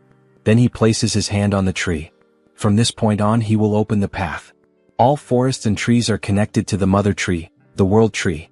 And among us, the high elves, who are the closest to nature, are able to travel anywhere there is a forest, opening a path that links them. We see the magic surrounding Rayfury, reflected in the intensity of his eyes. Cecily can definitely do this as well. Seriously, she can do that too? Maybe not right now, but in the future, without a doubt. A path connected to all forests. In other words, it's a vast natural teleportation network, isn't it? This is far more efficient than the portals of the Great Divine Order, which require physical installations. This is the power of the world tree. Alright, we've arrived. Harris is amazed by what he sees. There's no way this place is real world 3. We see a massive tree with a structure built around it and a bridge leading directly to it. There are several houses and other buildings nearby. It's much larger than I imagined. It's your first time seeing the world tree too, right? But Cecily doesn't respond to him. Upon coming into contact with the true tree, she enters a deep trance. Then, with no control over her body, she begins to float toward the tree, while Harris and Rayfury watch in silence. She moves toward the tree which radiates natural magic. This must be the first time you've seen this as well, Mr. Harris. Watch closely and admire. This is the eye-opening ceremony of a high elf, an event that even other elves rarely witness. Cecily is awakening as a high elf. Her new eyes are beginning to appear. The eye-opening ceremony, what a spectacular sight. Everything is being reborn, an overwhelming force of nature converging in one place. Then some elf spirits begin to appear. Wait a moment, what is that? The fruit of the world tree. It is handed directly into her hands by the elves. Then she takes a bite of the golden fruit, which resembles an apple. Cecily is truly becoming a genuine high elf. Wait, this is not the time for him to just stand there admiring. He can't let this kind of pure natural energy go to waste. So he begins to channel and meditate. Absorb as much as possible into your body, make it mine. Then something catches Rayfury's attention. His energy flow, something strange. New system notifications appear. The individual has met the conditions and reached enlightenment. You have acquired the skill, affinity with nature. There it is. Now he can grow stronger simply by absorbing natural energy just like the other elves. Mr. Harris. Sir Rayfury, he wasn't just relaxing or anything. Don't worry about that. Look to your side. Then we see a plant floating nearby him. It seems the world tree is quite interested in you, Mr. Harris. Wait, is that for him? Yes, it's a gift from the tree. Really? Normally, sacred relics like this are only granted during the eye-opening ceremony. It's an extremely rare occurrence. They can even be transformed into weapons or accessories. So you must have received a sacred relic during your own eye-opening ceremony as well, Mr. Rayfury. Could it be? No way, that accessory he gave, is it? You should return it now. I know that's definitely not the case. His sacred relic was transformed into a ring, which he used to propose to his wife. Since then he passed it down to his daughter. Proposing marriage with a sacred relic, huh? Mr. Rayfury is more romantic than expected. Look, the eye-opening ceremony is over. Miss Cecily will probably remain asleep for a while now. It's a period during which the rapidly increased energy stabilizes. Really, what a relief. He's at the age to start thinking about retirement, and now a new high elf has appeared. Of course he's not going to retire immediately since we're short-staffed. No need to worry. No, that's not what he means. Retirement age? What age does that guy have? In the next scene we see the capital of the elf kingdom, Drasha. After the eye-opening ceremony, he ended up staying at the academy thanks to Mr. Rayfury's help, and as it turned out, the environment was very different from what he expected. He thought everyone here would live like true fairies, peacefully like the trees in nature. The imagination of an elf village. But what the heck is this? What? It's an elf from the continent. Harris, you're from the continent, right? Tell us stories about the continent. He is surrounded by female elves eager to learn everything about him and the continent. After all, most elves remain isolated in this land for eternity. She heard that the continent is so wild that it's impossible to live there. Scary. Didn't the humans also kidnap Miss Cecily? The humans from the continent are completely evil, right? They keep bombarding Harris with questions. If he answers wrong, he'll be hated from day one, won't he? Well, yes, it could be dangerous. But he had good companions with him, so... Companions? He was traveling? Yes, during his time as a mercenary he met quite a few people. It's too noisy, she can't concentrate. Hey, could you guys keep it down? We see a beautiful elf with blue hair, one hand on her hip, clearly showing authority. Sorry, Lady Shapiron. We were making a lot of noise, weren't we? Sorry about that. See you next time, Harris. Finally, a little peace and quiet. Thank you. Thank you as well. Then he is interrupted by her. How low class. As she makes a haughty face, bringing some worthless mercenary from who knows where. Why is she so annoyed with him? Right. There's always at least one character like that in a school setting, isn't there? Will I really be able to get along here? Maybe she's the classic tsundere of the manhwa. Elf Kingdom Royal Capital. And that concludes the report on our interactions with the Great Divine Order. We also disclosed information about the new immortal king to the other races of the enameled continent. An immortal king who can move freely through space, huh? That means this time he might even cross over to our continent. Still, it's truly a relief that Lady Cecily has appeared now. For me and for His Majesty as well, isn't it about time to start thinking about retirement? Indeed. Thanks to her, one of our greatest concerns has been eliminated. Then we see the Majesty of the Elves, a beautiful elf with yellow hair and golden eyes. Her skin is pure white, adorned with flowers in her hair. On second thought, she heard that the person who came with Lady Cecily is also quite remarkable. It's true. He has already caught the attention of the World Tree. His talent is exceptional and his growth rate is incredibly fast. If we provide him with proper education here in the Elf Kingdom, he will undoubtedly achieve great things. Sir Rayfury, you seem exceptionally enthusiastic. Ah, do I really? He is also scheduled to complete his basic training at the Academy for now. Oh my god, the Academy? That means Sir Rayfury's Academy. Let's pray everything is going well with Harris. If he's that kind-hearted guy, I'm sure Mr. Harris will be a great help to you. Then back at the school near the great tree we see Harris feeling sleepy. What a beautiful day, maybe it's thanks to the blessing of the World Tree. The weather is perfect, the air is fresh, and the elves sing beautifully. It's pure healing. Maybe he should just give up on everything and keep living as Harris. Hey you. Books suddenly fall from the sky toward Harris, hitting him hard on the head. You really don't have the luxury to just lie around intoxicated by the World Tree, you know? Intoxicated by what? As a former mercenary, she thinks he probably doesn't even know this kind of basic common sense. This place is the closest to the World Tree itself, which is nature itself. Elves with high natural sensitivity are especially prone to becoming intoxicated by this comfort and harmony with nature. They become lazy. So all of this is because Harris has a great affinity with nature. He starts to feel his vision growing heavy again. Are you listening? Yes, he is listening. He possibly still doesn't know much about being an elf or these interactions with the World Tree, so because of that, she will lend him her book. She made sure to organize everything so that even an elf without roots like him could easily understand. Listen carefully. If the class average drops because of him, she will never, ever forgive him. Scary. Are you understanding me? We see one of the first Sundra traits in this manhwa. Goodbye. Well, at least she doesn't seem like a bad person, he thinks. That ring. He can feel the energy of the World Tree within it. There's no way a sacred relic would be carelessly left lying around. Is she from some noble family? She seemed familiar from the beginning. Somehow, there's a strange feeling of déjà vu. Then he remembers what Rayfury told him. He gave his to his daughter, though. Wait, that can't be true. Could she really be his daughter? Why are you placing your hopes on that idiot father? Then Harris starts to think more deeply about this matter. This is ridiculous. Shapiron is Rayfury's daughter? They don't look alike at all in terms of personality, do they? He is so calm, but she's like a caged beast. Well, she seems not to like him, but her explanations are very kind. It feels like a private lesson about spirits. Alright, should he try it like this? Then he begins to channel the magic into his hands. Wind and fire start to emerge as the two main forces of nature.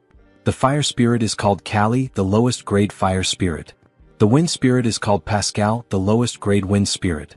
Now that he knows the trick, this is not so hard. Even the one he summoned last time, has already been promoted to a lower rank. Low-grade lightning spirit, what? To think they could grow this fast. Coming to the elven realm was definitely the right choice. Alright, he just has to keep his head down and adjust properly without causing any trouble. Well, as long as he doesn't get involved with Shapiron, there shouldn't be any problem. Or at least that's what he thought, until he ended up having to sit right next to her like they were two stubborn kids. Somehow, he got himself tangled up in this situation. We see a flashback. 10 minutes ago, the teacher started to explain the lesson's content. Let me repeat, forming bonds with spirits is extremely important. And traditionally, there is a secret to maximizing this connection. It is done through dance and song. Just like our ancestors used to do in the old days. Dance and song? That is an interesting theory. Soon, there will be a festival for the new High Elf, Lady Cecily, right? On that day, we will rent one of the main stages in the capital for the evaluations. It will be a performance that Cecily herself will be able to watch. It has been a while since he has done something like this, so wouldn't it be better to show his coolest side? Now, as everyone knows, we have a transfer student. Therefore, this time we will do a group project for the new student. Each group will work together to create their own performance. Your ability to connect with the spirits will be evaluated on stage that day. They can't believe what just happened. Then we see two together and two other unknown elves forming a group of 4 members. Wow, working with celebrities. How lucky. I'm Timer Coffin. And the elf very shy. Nice to meet you. Curie. Well, things have come to this point, so there's nothing to be done. So do you know how to dance or sing anything? If not, we will adjust to match you. He has no idea what to do, so I'm in. Me too. They are being so blatantly dismissive that now he is starting to get annoyed. From what he heard in class earlier, as long as it helps build bonds with the spirits, it doesn't have to be traditional elf music or dance. In that case, thank you for your consideration. At that moment he remembered a song he used to sing often in his hometown. Ah, it's a song from his hometown, so it must be from another continent, right? Yes. His parents loved it too, so it's a song he could never forget. Ah, he's confident, isn't he? Of course. Even though he lived a reclusive life for a long time, there was a time when he never scored below 90 in karaoke. It's time to show them the skills he polished at karaoke. However, even as he shows confidence, Shapiron still remains suspicious of him. She does not approve of him at all. What would a mercenary know about elven music? Someone like him being acknowledged by my father and by the world tree? All these stares are burning me up, Harris comments. She will never accept this. Fine. Prove your worth. But if you mess up, you will be held responsible. Alright then. But he has one condition too. A condition? If they get good results, would he be willing to teach him about elven culture? There is still so much he doesn't know. What a strange request. Alright, it's a good request. But only if they achieve a good result. Then he starts to sing a song from planet Earth itself. By my light. Find my light. To the paradise that I will find. I will embrace you, one that will never disappear. While playing an instrument, the spirits danced along with him. Then a system notification appears. The entity has reached enlightenment through repeated training. Acquired the skill melody of harmony. Melody of harmony, huh? The tone definitely sounds more stable now. It feels like the power of nature is keeping his vocal cords steady. It's the first time he has heard a song like this. And these instruments? He has never seen anything like them before. Wow, congratulations. The shy elf claps her hands, meanwhile, Shapiron stays silent with her head down. This is ridiculous. Her spirits really reacted to that rootless, baseless song. They actually connected with the music of an outsider? Shapiron, why that face? You were shaking your shoulders just now. When did she do that? Then the system shows another notification. The spirits are evolving in sync with the melody. Low-level fire spirit. Low-level wind spirit. So now Callie and Pascal have also evolved, just like what? Then he starts to hear a strange noise coming from the forest. What the hell is that? It feels like he's being called. Wait, could that be a sound spirit? He begins to channel magic into the palm of his hand to feel the call. Suddenly, a magic portal opens right in front of him. A spirit manifested in the physical realm. This is something you almost never get to see. They resonated so deeply that even a sound spirit responded? Alright. Its name is Decibel. Sound spirit Decibel. This spirit looks like a small ghost-type Pokemon, like a tiny Jengar. What an incredible gain. Shapiron said that spirits from the phenomenal realm can perform a wide range of tasks. To think there is a song that moves the hearts of the spirits like this. Let's do this one. It will definitely be a huge success. She thinks so too. Sound spirits are only attracted by beautiful sounds. So what did you think, Miss Shapiron? Alright, I admit that the sound was very beautiful. Great. Then shall we start planning the rehearsal schedule and the stage production until the day of the performance? Yes. Well, could he teach her how to play the instrument he used earlier? It seems interesting. Haha, with a mischievous look he says, of course I can help, miss. What is that expression? That is not appropriate for elves, so stop that right now. So, shall we split the parts first? Then the day of the main event finally arrived. You said your daughter is in the same group as Mr. Harris, right, Mr. Rayfury? That's right. You must be very nervous. Not at all. Why would he be nervous about a simple performance? Ah, he is very nervous, it seems. So, shall we listen to the song that Mr. Harris prepared? We see the 4 members up on the stage. Harris is holding a guitar, Timer Coffin is playing the drums. Then the show begins. Harris starts playing the guitar, creating a beautiful sound that even makes the spirits around them start to dance. Timer Coffin and Curie follow along with the rhythm. And of course, our dear elf, Shapiron, is playing the acoustic guitar in a very shy way. Harris notices this and starts playing more strongly to draw everyone's attention. Among the green bushes. If we run together, the spirits will guide us. As Shapiron and Harris keep singing, everyone becomes moved and amazed by the quality. Even Rayfury is enchanted. The beautiful singer is showing all her talent for culture. It's the first time she hears this song, but it makes his heart race. The tone is also very beautiful. In search of the miracle of connection, let's find it together on our new journey. Shapiron can make that kind of expression? What song is this? It's the first time she hears it, but it's amazing. My ears are sensitive, but this music is really good, isn't it? Walk under that light, take my hand. Sir Rayfury, look over there. To think they are using the spirits this way. It's incredible. We see all of them together on stage, singing and smiling, a true show. Then, when Cecily was about to speak again with Rayfury, she noticed that he had vanished. Where did he go? That child over there is my daughter. She is my daughter. Yes. The woman is confused. Who would have thought he had this side, the overprotective father? Let's go together toward a new light. I'm not afraid. Shapiron helped a lot with the splendid stage production and the tuning of the instruments. As expected from an elite. Her spiritual knowledge is incredible.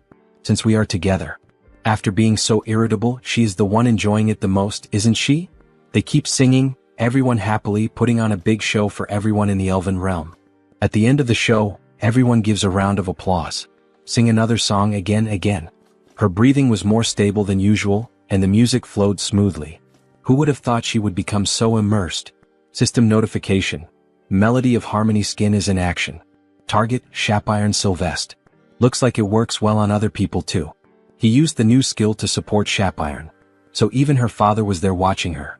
Shapiron is moved. Shapiron, what do you mean? This is... Sir Harris, she has misunderstood you all this time. Sorry for being so rude to you.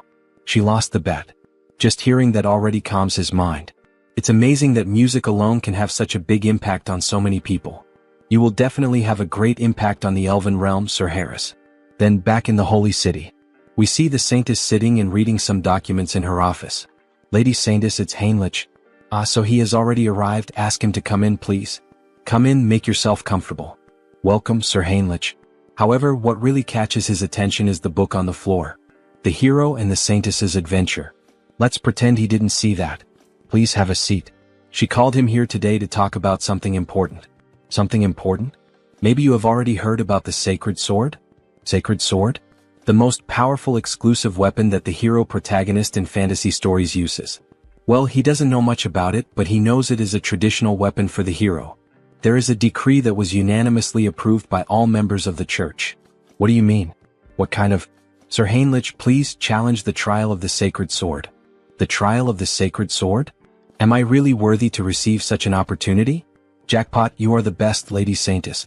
It was a meeting held in a hurry because of the resurrection of the immortal king, but no one had any objections. Because Sir Heinrich is the new hero of the Grand Divine Order.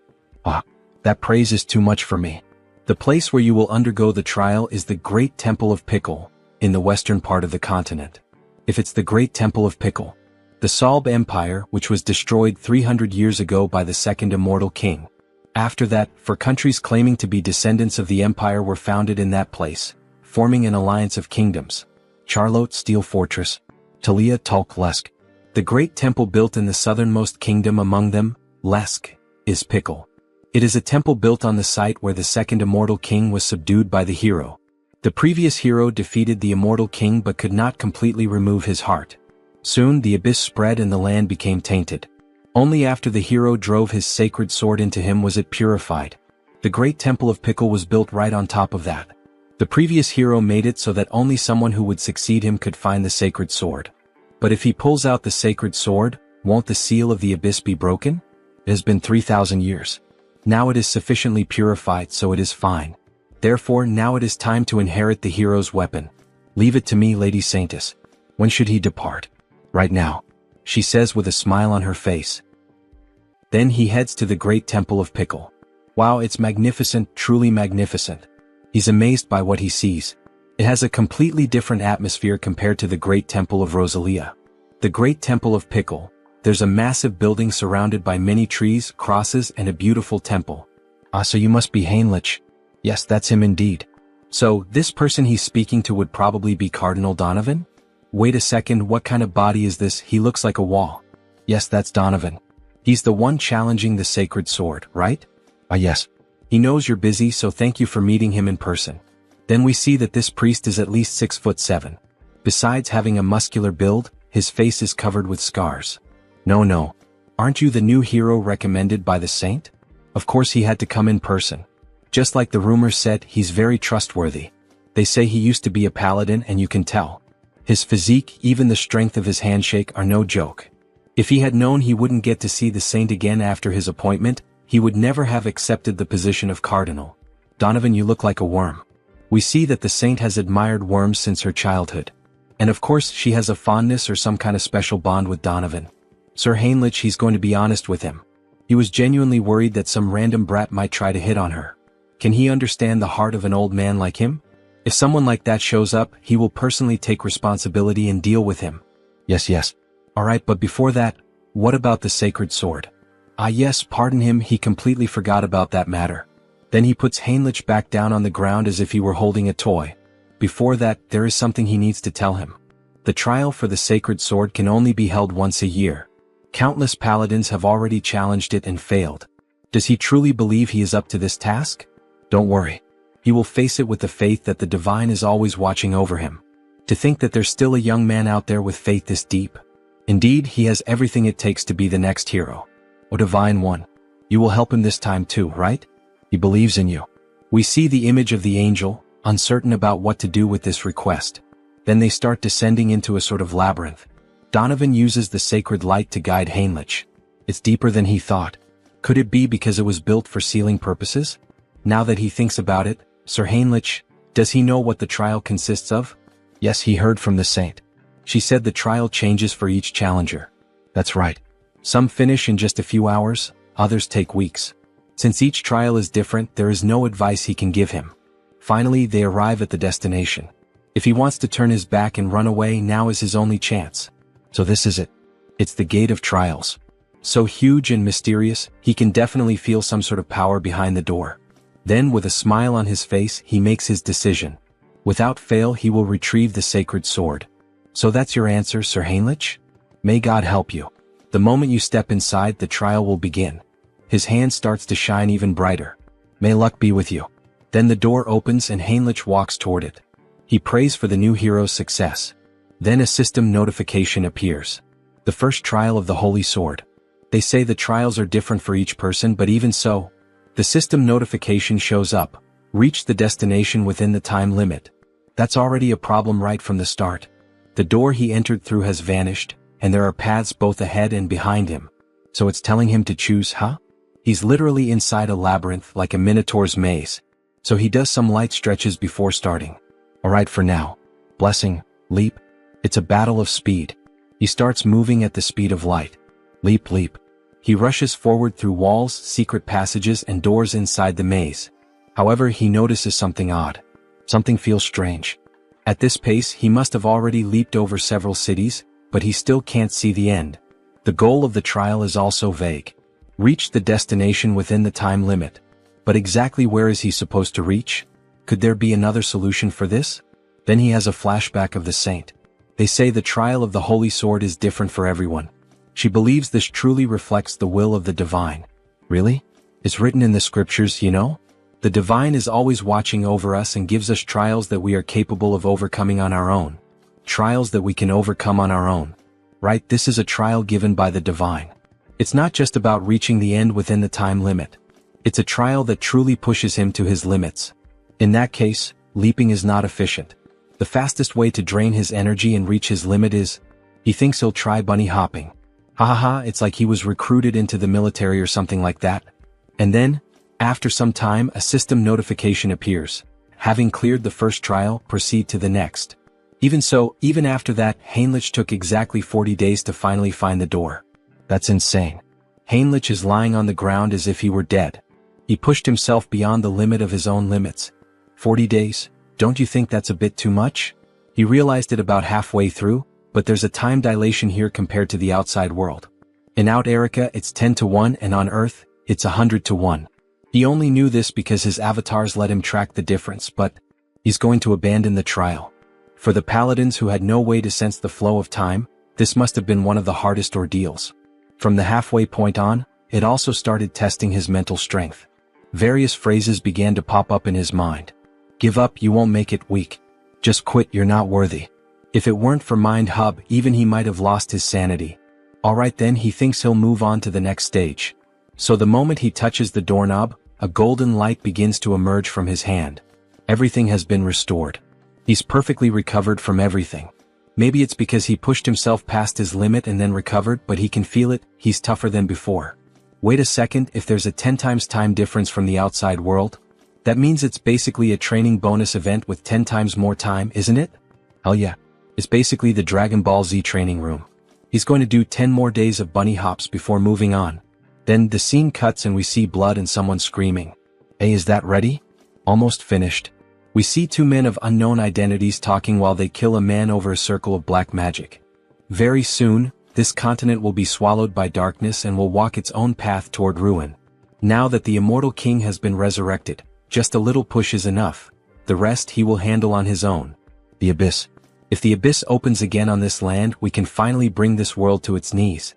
All of this is for the oath that defies the heavens. We see the two of them casting a spell together, and a hand made of shadows emerges. Back to Heinrich. He moves forward toward the location of the second trial. Entering the site of the second test, he begins to look around and is taken aback. Is this a chapel? If the trial is taking place inside a chapel, then the second trial of the Holy Sword, pray to the deity. Pray? Well, if that's what the system says, he just has to follow it. So he begins to kneel down in a prayer position. This trial is based on questions from previous exams taken by veterans. It's a test of faith and divine power directed toward the deity. Well, with his divine power being somewhere between that of a bishop and an archbishop, this is basically a free pass, isn't it? He'll pass as long as he perfectly fills the divine symbol with divine power. How about this? Even while praying, he wasn't able to meet the requirements. Unbelievable, even using all his faith wasn't enough. So he begins to pray again, but this time using the skills, Mind Hub and Persona. With those, he merges all of his personas and alter egos into a single mind to enhance the focus of his prayer. Use all mental strength and convert it into faith. Still not enough. Then, as the final step, he's going to add the power of his main body. His body begins to glow as if it were turning into gold. His faith level rises significantly. Then a system notification appears. You have fulfilled the conditions and attained enlightenment. You have acquired the special ability, blessing, amplification. The divine power that had been overflowing has now settled. The maximum amount of divine power he can withstand has increased. With this, he could almost rival an archbishop, huh? You have passed the second trial. Proceeding to the next stage. Great, everything is going smoothly, isn't it? The trial continues. He then enters the next door. The next trial setting is a dark and ominous environment, with crows and everything around in ruins. The system states, eliminate the enemy. Are we just going to do this out of nowhere? He then notices something strange in the sky, a mysterious cloaked figure. This feels familiar. Where has he seen that figure before? Then it descends to the ground. A subordinate of the former immortal king. An archlich. A hunter from the church, huh? How did you make it this far? He looks like Hans before his awakening. It's best not to underestimate him. After all, even a paladin would hesitate to face an archlich in one-on-one combat.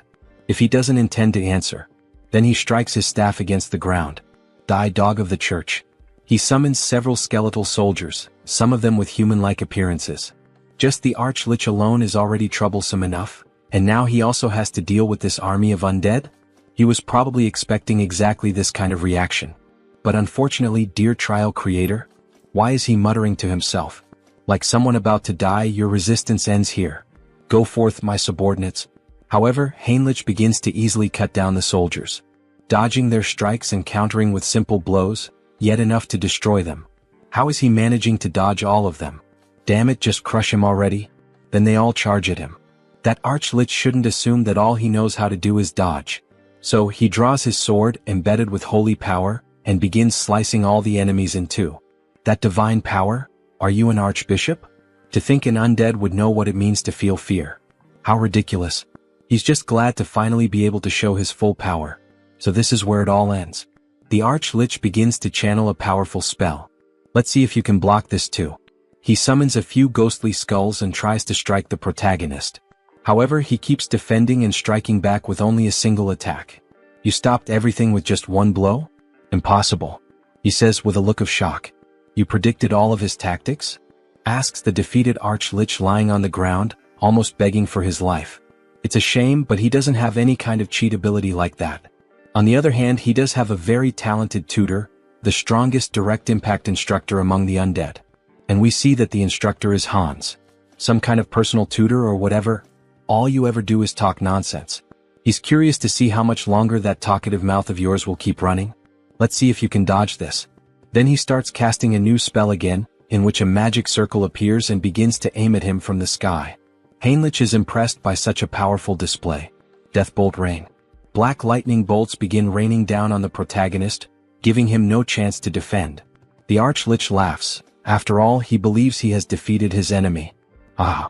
There's no way he could have blocked his secret technique. Farewell, arrogant holy knight. Then he hears a voice from afar. Oh, so that was your final move? What? He's still alive? How the hell is he still alive? Of course he's alive, because it didn't hit him. Heinrich says it with a defiant smile on his face. That makes no sense. How could a mere holy knight block his ability? It's impossible. This is completely impossible. Then he unleashes his secret technique once again, and we clearly see that Heinrich has no difficulty moving and dodging all the black lightning bolts. In fact, he's even laughing while dodging. Yeah, it probably doesn't make any sense to him, logically speaking. Even if there's a type advantage, it's still incredibly difficult for one person to completely block that kind of bombardment. But with Hans's knowledge now being his, he can see every single weakness in the dark magic. So he quickly closes the distance to the enemy and declares that this is the end. With a swift and clean slash, using all the holy energy he can muster, he cuts the Archlich in half, purifying even the ground beneath the strike. However, even though he appears to be dead, the Archlich continues speaking. Ah, not bad, holy warrior of the Orda. But he will never be able to kill the Archlich. As long as he doesn't manage to destroy the core, he'll keep regenerating, again and again. We see a trail of dark magic floating around, moving toward a secret passage in the ground. Fufu. The Order really has created an impressive holy knight. But soon he'll taste true hell once he's resurrected. We see a purple egg. Inside it, as if there were a black hole, a star-filled void. He'll make sure you pay for this humiliation. The Order will. Got you. Heinrich appears suddenly. Spreading dark magic around like that, how could he not notice? He arrived first and had been waiting. What? Wait. Very well then, goodbye. He swiftly slices the egg into pieces, and a system notification appears. Third trial cleared. Proceed through the gate to the place where the holy sword lies. Then he sees the new door in front of him. As expected, defeating monsters and receiving rewards really is the proper way to do things. Alright then, he should head inside. We see the new location he's been teleported to. Several statues stand around with a sword embedded in the ground, surrounded by 7 tombstones. Heinrich is struck by the sight. So this is the famous holy sword. A beautiful weapon with golden inscriptions running from the hilt to the blade. The spot where the sword is embedded is the abyss created by the immortal king. Remove the holy sword and be recognized as its master. Alright, let's do this. As he begins to pull the sword, all the sacred energy in the area starts to become distorted. Something is endlessly pouring out. Are these the battle records of the previous heroes? The techniques for wielding the holy sword, the tricks for manipulating energy, even methods for dealing with special monsters. This is the accumulated knowledge of all the past wielders of the holy sword. Everything begins to flood into his mind, as if he were inheriting all the wisdom of his predecessors. Even so, their emotions are also flooding into his thoughts, so it's best to stop here. He activates the Mind Hub skill. Other holy knights might succumb, but not him. This is already enough, so he begins to apply more force to pull the sword. Come out quietly. Partner. You have achieved the condition and gained enlightenment. Great. Acquired special skill, blessing, holy sword. A stigmata on his palm? In the shape of a cross. Then the sword begins to shine intensely and vanishes. So he can use it like a subspace, huh? That'll be useful for drawing the holy sword. You have achieved the condition and gained enlightenment.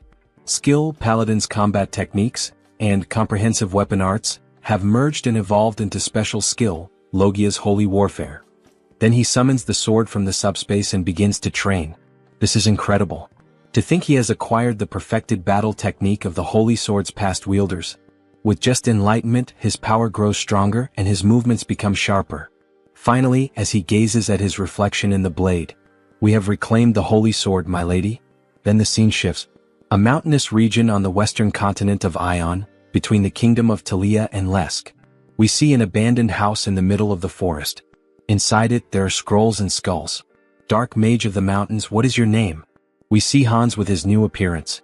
His name is Victor Nolan, sir. He is kneeling, trembling with fear. Victor, this is Hannibal Strauss. He does know who that is, doesn't he? Yes, of course he would know, sir, immortal king. He will follow every command given, so please spare his life. He came to recruit talents, so why all the nervousness? He even spoke quite kindly. But he forgot he still had the Eyes of Darkness skill active. While talking to Victor, he sensed something strange like a sixth sense. But what was that? Victor, confused, asks, "What happened, my king?" Someone openly conducted sacrificial rituals. And on top of that, they occurred simultaneously in both the western and southern regions of the Kingdom of Lesk. To think those reckless fools would dare make plans without consulting the immortal king. What does he intend to do? Well, dark energy begins to radiate from his entire body. He needs to hear their reasons in person, of course. The secret organization continues the ritual, now involving even more people. The pentagram grows more colorful, more intense, and begins to emit an even greater amount of dark power. Everything is proceeding smoothly. It seems there are no issues anywhere else either. 30 years. They spend an unbelievable 30 years preparing for this. This is the moment when all their hardships are finally being rewarded. However, the elder with an aged appearance suddenly begins coughing up blood. What is happening? The magic circle is vanishing. Even after everything, he still hasn't been able to complete the grand spell. But he cannot stop now. If things have reached this point, he grabs hold of a necklace bearing a purple gemstone. Then he will offer himself as a sacrifice. The necklace is shattered and black flames begin to corrode his body. He becomes one with the pentagram, dedicating the remainder of his life to completing the spell.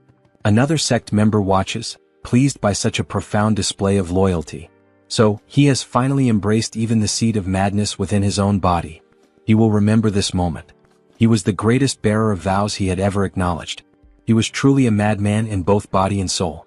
But that madness will be rewarded. Very soon, exactly as he wished, this world will fall into ruin. Outside, Hans watches this overwhelming display of power, one that reaches even the clouds. Something unbelievable has occurred. The abyss, the entity said to hold power capable of destroying the entire world. That abyss, for the first time in 1,000 years since the first immortal king, is opening once again. He had never even considered a variable like this. By the time they managed to track them down, it was already too late. The vow of defiance. It's time to settle the score with those bastards. But before he can finish that thought, he feels a sharp pain in his heart.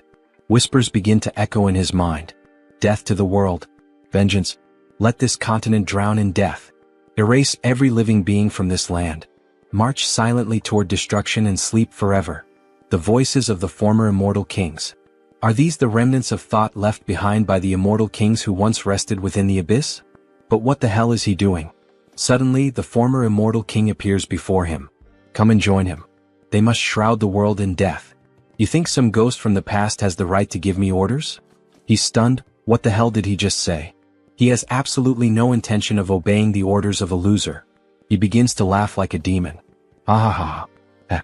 So, you broke free from the will of death, didn't you? Even after becoming an immortal king, you managed to keep your consciousness intact. This junior of yours truly turned out to be a prodigy. That makes their blood boil with rage and envy. We are still chained by death. Chain, he says. Now he thinks he understands. That impurity he'd been feeling in his heart all this time, was it the lingering thoughts of them? We are bound by resentment, forever unable to break free. We too seek liberation, O new immortal king. Liberation. Liberation from these emotions. These guys are getting way too noisy. Wait a second, emotions? So, in the end, he's still shackled by the emotion of death. Why don't you all just shut up already? He'll grant their wish. And erase every last one of them. If he truly grants them an eternal death, then he will give them a gift. Something they should have had but never could. Something he should have had, but never obtained? What the hell is he talking about? Well, in any case, he'll find out for himself soon enough. Activating skill, persona. Persona allows one to control specific emotions, targeting the lingering thoughts embedded in the heart, and expelling them from the body. He's coming apart. He's being erased. At last, eternal death is approaching. Farewell, you pathetic old fools. He finally manages to erase every trace of the former immortal kings. And because of that, black words begin to fly toward him. He starts absorbing those words through his hand, gaining even more knowledge. He admits it, this really could be considered a gift. Who would have thought he had left traces of the immortal king's legacy scattered everywhere? The first immortal king laid waste to half a continent, and the second brought down an entire empire. That's a feat that, no matter how powerful one might be, could never be achieved alone. Naturally, there were followers who served him. An undying army that marched at the forefront, carrying out the will of the immortal king. Most were wiped out by the order, but many managed to escape thanks to the discretion of their commanders.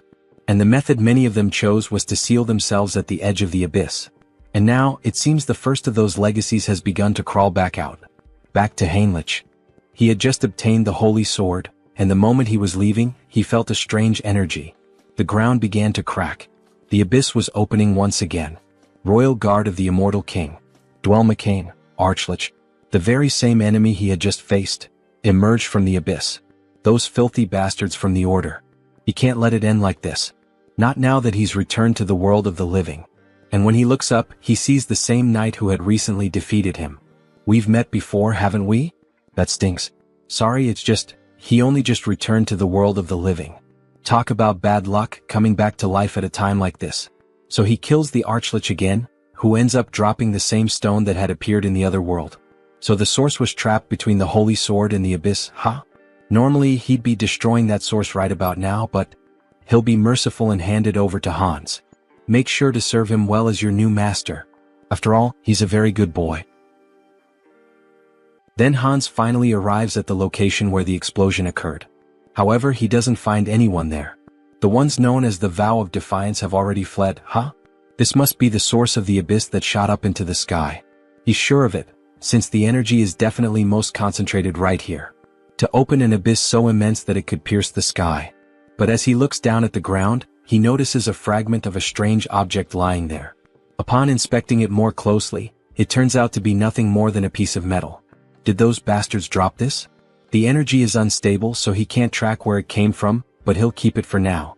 The flow of leaked energy from the abyss continues to increase. The madness seeping from the abyss is resonating. Even though it's an unstable gate, that alone will already have a huge impact on the continent.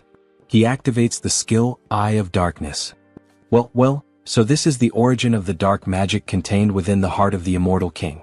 If he does this properly, he might be able to control it. He then begins to gather and concentrate all the abyssal energy into his hand, just like when he absorbed the ancient knowledge of the Immortal Kings. He's going to focus all his power into a single point, and absorb it. He merges with all the energy present at the location. He can feel it. The abyssal energy clinging to his heart and bones. It feels like his power has been greatly amplified.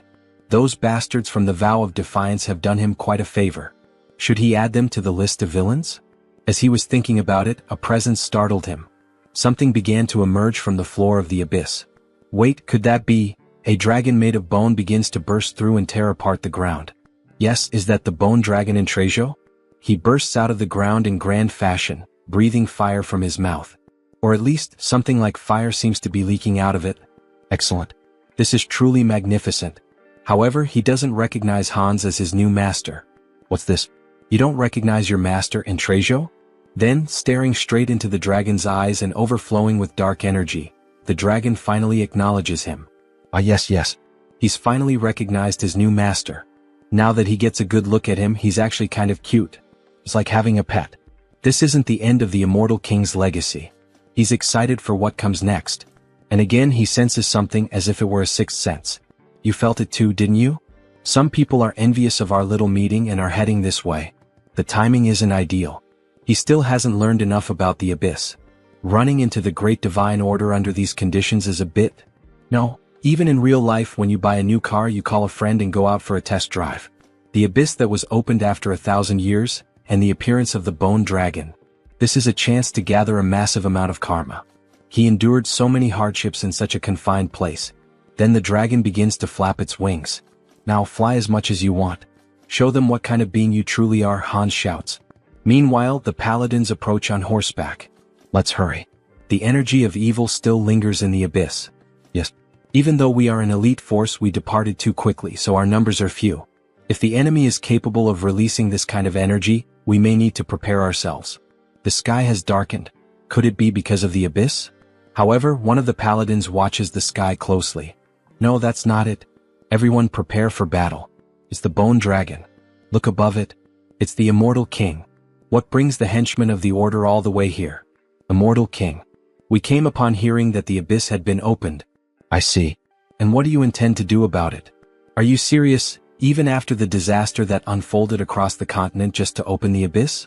Tens of thousands were sacrificed in a ritual. Tens of thousands. He knew rituals were happening all over the continent. Those bastards from the Vow of Defiance are even more insane than he thought. And that's not all. The damage the continent will suffer due to the Abyss's influence is beyond imagination. Of course, all of this is your fault. No, it wasn't. He's curious about that too. But he must play his role as the villain here. That's a question not even worth answering. Who else but him could accomplish something like this? As expected. He will bring judgment upon you this very moment. Don't get carried away, dogs of the Order. Today he intends only to give you a warning. A warning? What nonsense. Let's shut that mouth of yours. Everyone stand down.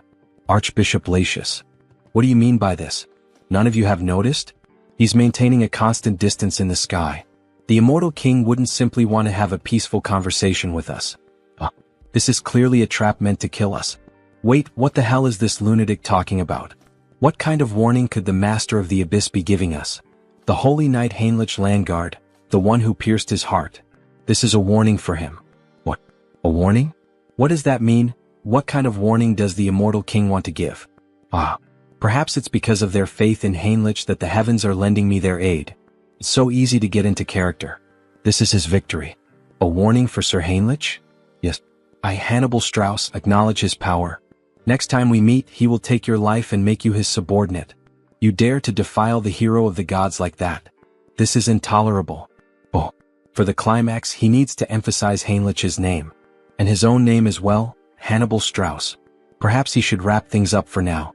Enough of this commotion. All of you have your roles to play too. Intrasio, show them your strength. Prepare your defenses. All the paladins begin to pray and invoke divine power. Faith will overcome all evil. Bone Dragon's unique skill, Breath of Death. He releases a black beam toward the paladins. Latius steps forward, trying to absorb as much of the damage as possible. Endure it, Knights of the Gods. Sir Latius, any more than this and...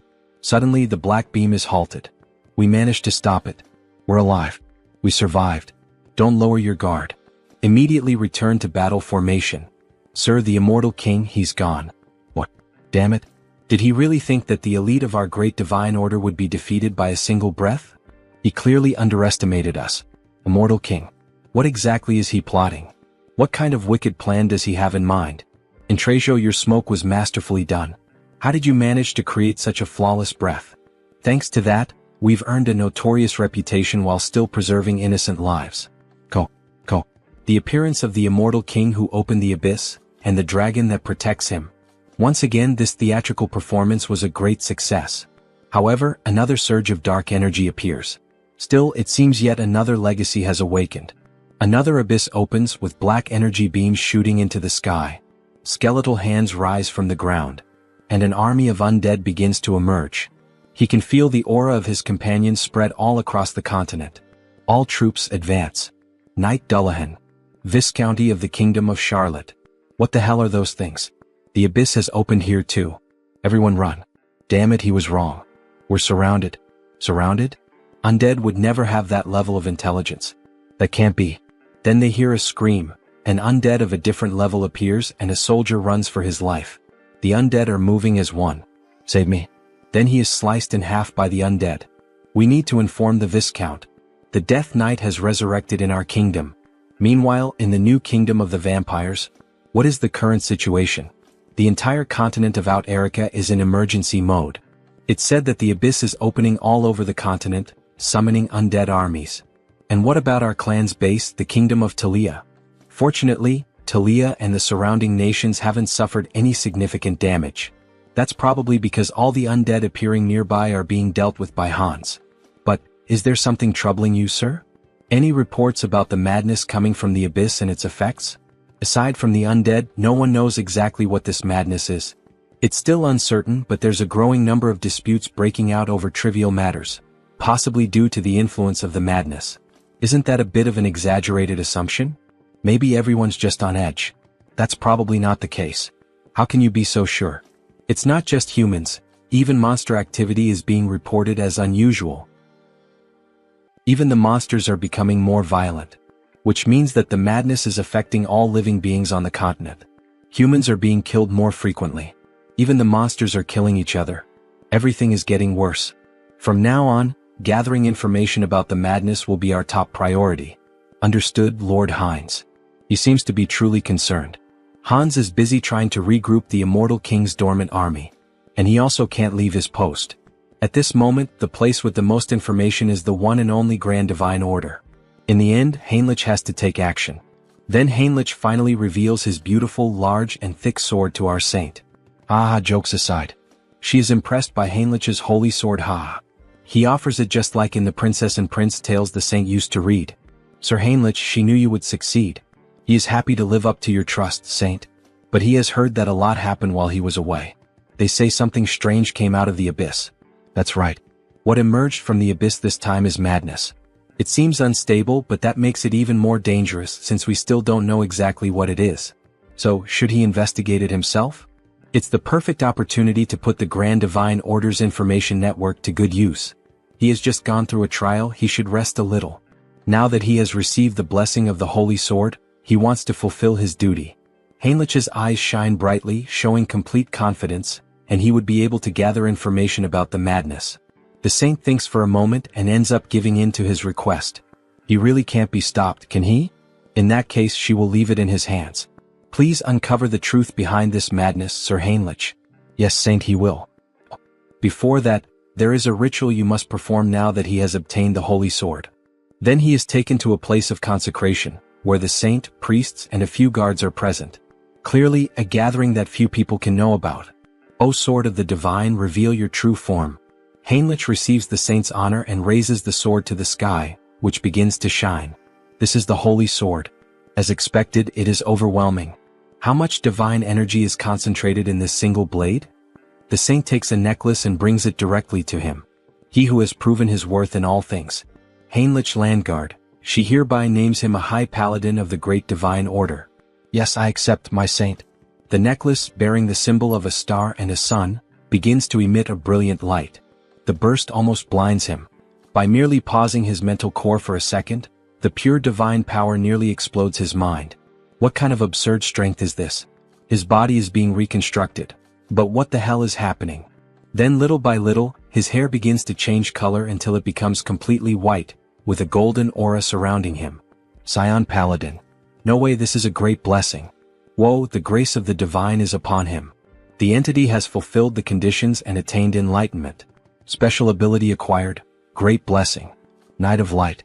His hair turned white? It's radiating the same feeling as the saint. She, Raystar, saint of the great divine order, formally greets him. Saint Heinrich Landguard. No, holy being. Holy being him? The great blessing can only be granted by the will of the divine, which makes it the clearest sign of holiness. Bring it. Wait. Does this mean he's now on the same level as the saint? Then the servants bring him something interesting. This is, by any chance, the Guardian of Glory.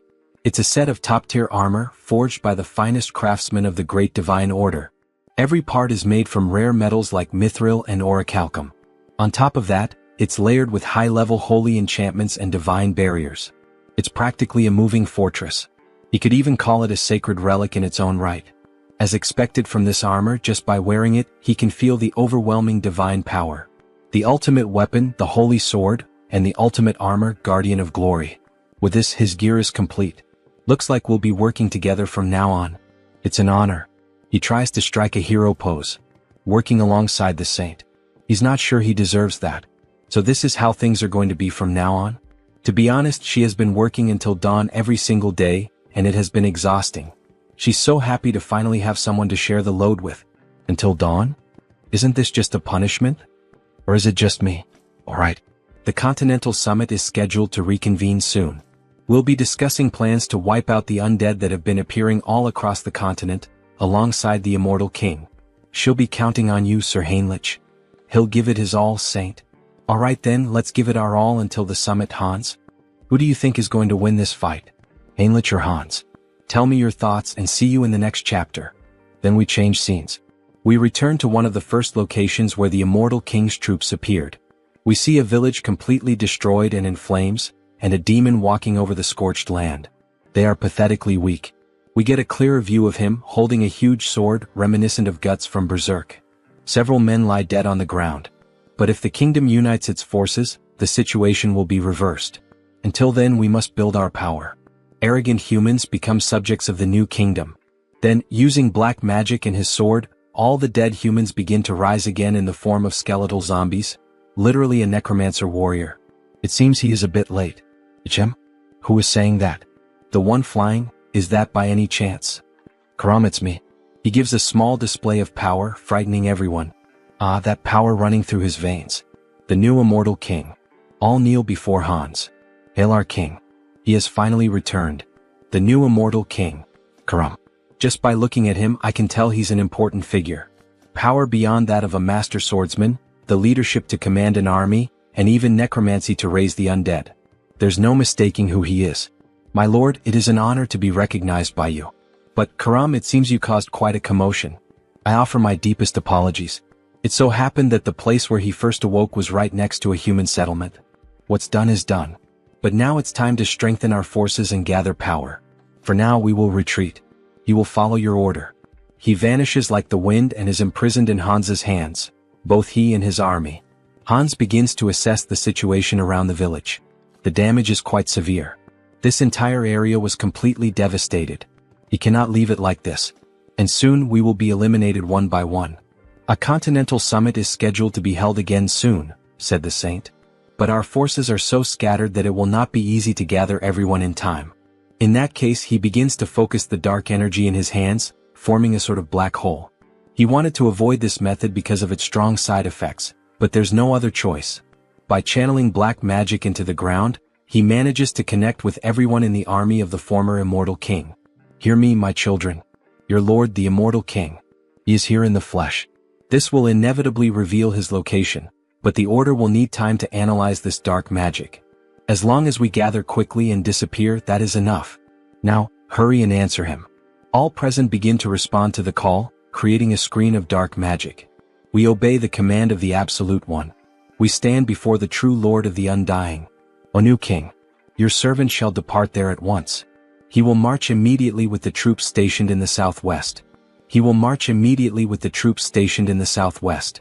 Yes, my loyal and devoted army. He shall lead you to a new future unlike anything that has ever existed. Ah, he laughs like a true villain. Changing scenes, we see two adventurers walking through the forest at night. Hey Mike, are you sure this is safe? He's heard that undead have been appearing all over the place lately. Come on, they're just rumors, just rumors. Let's just focus on transporting the supplies. What was that? Sigh, you coward. What kind of undead sneaks around quietly? Obviously it's just a wild animal or something like that. Hey, look behind you, this time I'm serious. What is it now? Must be another animal. Could there really be something behind him? Before he could finish, a sword slices through his neck. A fierce ogre annihilates him. Hey, what the hell was that? Monsters are nearby. What the hell are these things? They're supposed to live deep in the mountains. Why are they here? He's never heard of anything like this before. Monsters joining forces? Meanwhile, in another region involving another clone of the protagonist, Hubert the Merchant. Hubert Trading Company. What is this? Monsters from the northern mountains attacked a caravan in a group? This is also an effect of the madness. If this continues, even Tarak, which is nearby, will be in danger. We secured food and war supplies in advance, but this is not the time for business. Small merchants chase after coins, great merchants chase after hearts. Times like these call for providing help. He begins to analyze the map of the kingdom and nearby cities. Aeonia County. Fortress of Steel. But still, specifically where? The Fortress of Steel is recruiting mercenaries on a large scale? Just the news we needed. Recruitment of mercenaries? It seems that the Fortress of Steel is also in trouble. The monsters from the northern mountains are showing signs of moving south, right? And the gossip in the tavern continues. They are not ordinary monsters. They are advancing as if they were enraged, making Harley's group hear the news. Everyone heard that, right? What do we do? Harley, and you? Well, of course he's going to join the fight. You can't miss an opportunity like this, right? That's Harley. So when are we leaving? Why do you ask? Harley, don't tell me. Of course right now. Aha, he runs off excited for finally having a fight. But his companions realize that something is missing. Did he pay for the drinks? No. Grab Harley now. Make that bastard pay for the drinks today. Tarak Mercenary Guild. Finally, Harley arrived at the place. Hello Harley, welcome. Meanwhile, the members on the floor exhausted after trying to force him to pay for the drinks. That guy who looks like a monster. Oh, so this simple guy knows Harley? Of course. If you don't know Harley in this field, you must be from another continent. Then this will be quick. He and these three are signing up for the mercenary recruitment. Process this quickly. Sorry, but Harley's request is difficult to process. What do you mean? What does that mean? Does it make sense for a mercenary guild not to give work to mercenaries? Does he perhaps want to get beaten up by us? No, that's not it. Harley, he has a special nomination request. Then he receives a letter, quite a beautiful one at that, showing its importance. Nomination request? He was planning to go to the Fortress of Steel, so he hadn't thought about that. He's going to refuse this request. That's Harley. Decisive. Cool. Jim, he thinks he can't refuse this one.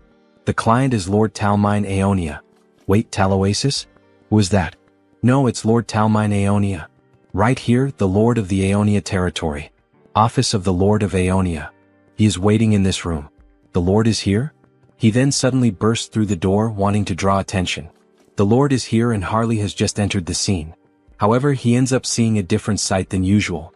A knight at the window? Possibly not the Lord. The Lord wouldn't talk to a mere mercenary. He is Knight Robin, authorized for this mission. They've heard of him, but he is quite large. And very unique. As he stares at the wolf ears, the female version of girls with cat ears. He understands the matter.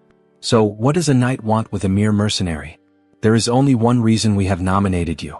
We need someone to lead the attack on the Northern Mountains. Northern Mountains? Isn't that the place overrun by monsters now? The mission is to rescue a VIP.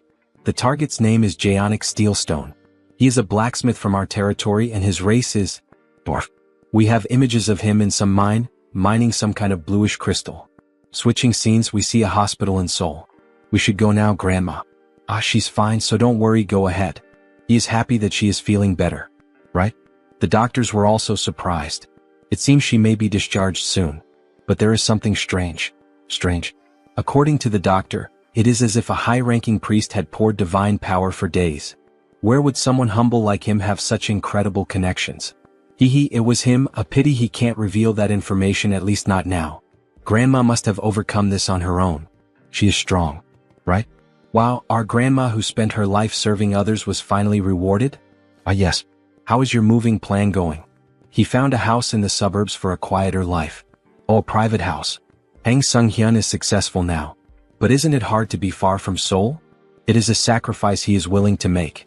Apologies to Tae-san for worrying, but now that the duration of his projection has increased, he can easily travel long distances. He won't sell his old house and will use it as a base. The main reason he managed to get a bigger house is, he doesn't know how many clones will appear in the future. This last page of the chapter looks a lot like solo leveling. Then on the next day we see the snowy mountains and Harley walking with a group. Is it because this request comes from the Lord himself? Everyone is being very proactive. And that knight over there is really impressive. He is not just delivering the request, he is actually participating personally. A little further and we will reach the last area where Jaonic left a transmission. He sent a transmission? Yes. The moment he noticed the monsters acting strangely, he hid in a safe cave and contacted us with a magic device. Did Jaonic really need to climb the mountain at a time like this?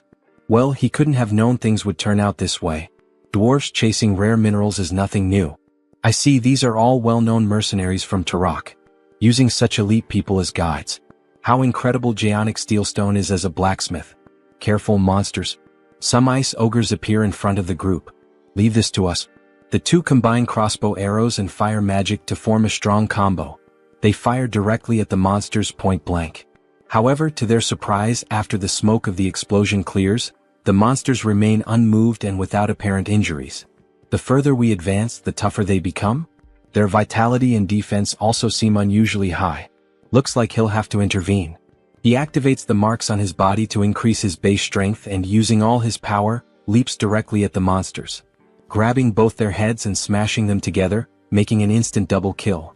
Two others try to advance against Harley, who with 2 punches smashes the monsters' heads. Harley, watch your back. 3 of them at once? Bare fists might not be enough. If he used wild instinct he could finish this easily. But they might mistake him for a monster disguised as a human. In that case he puts strength into his legs and jumps directly at the enemies.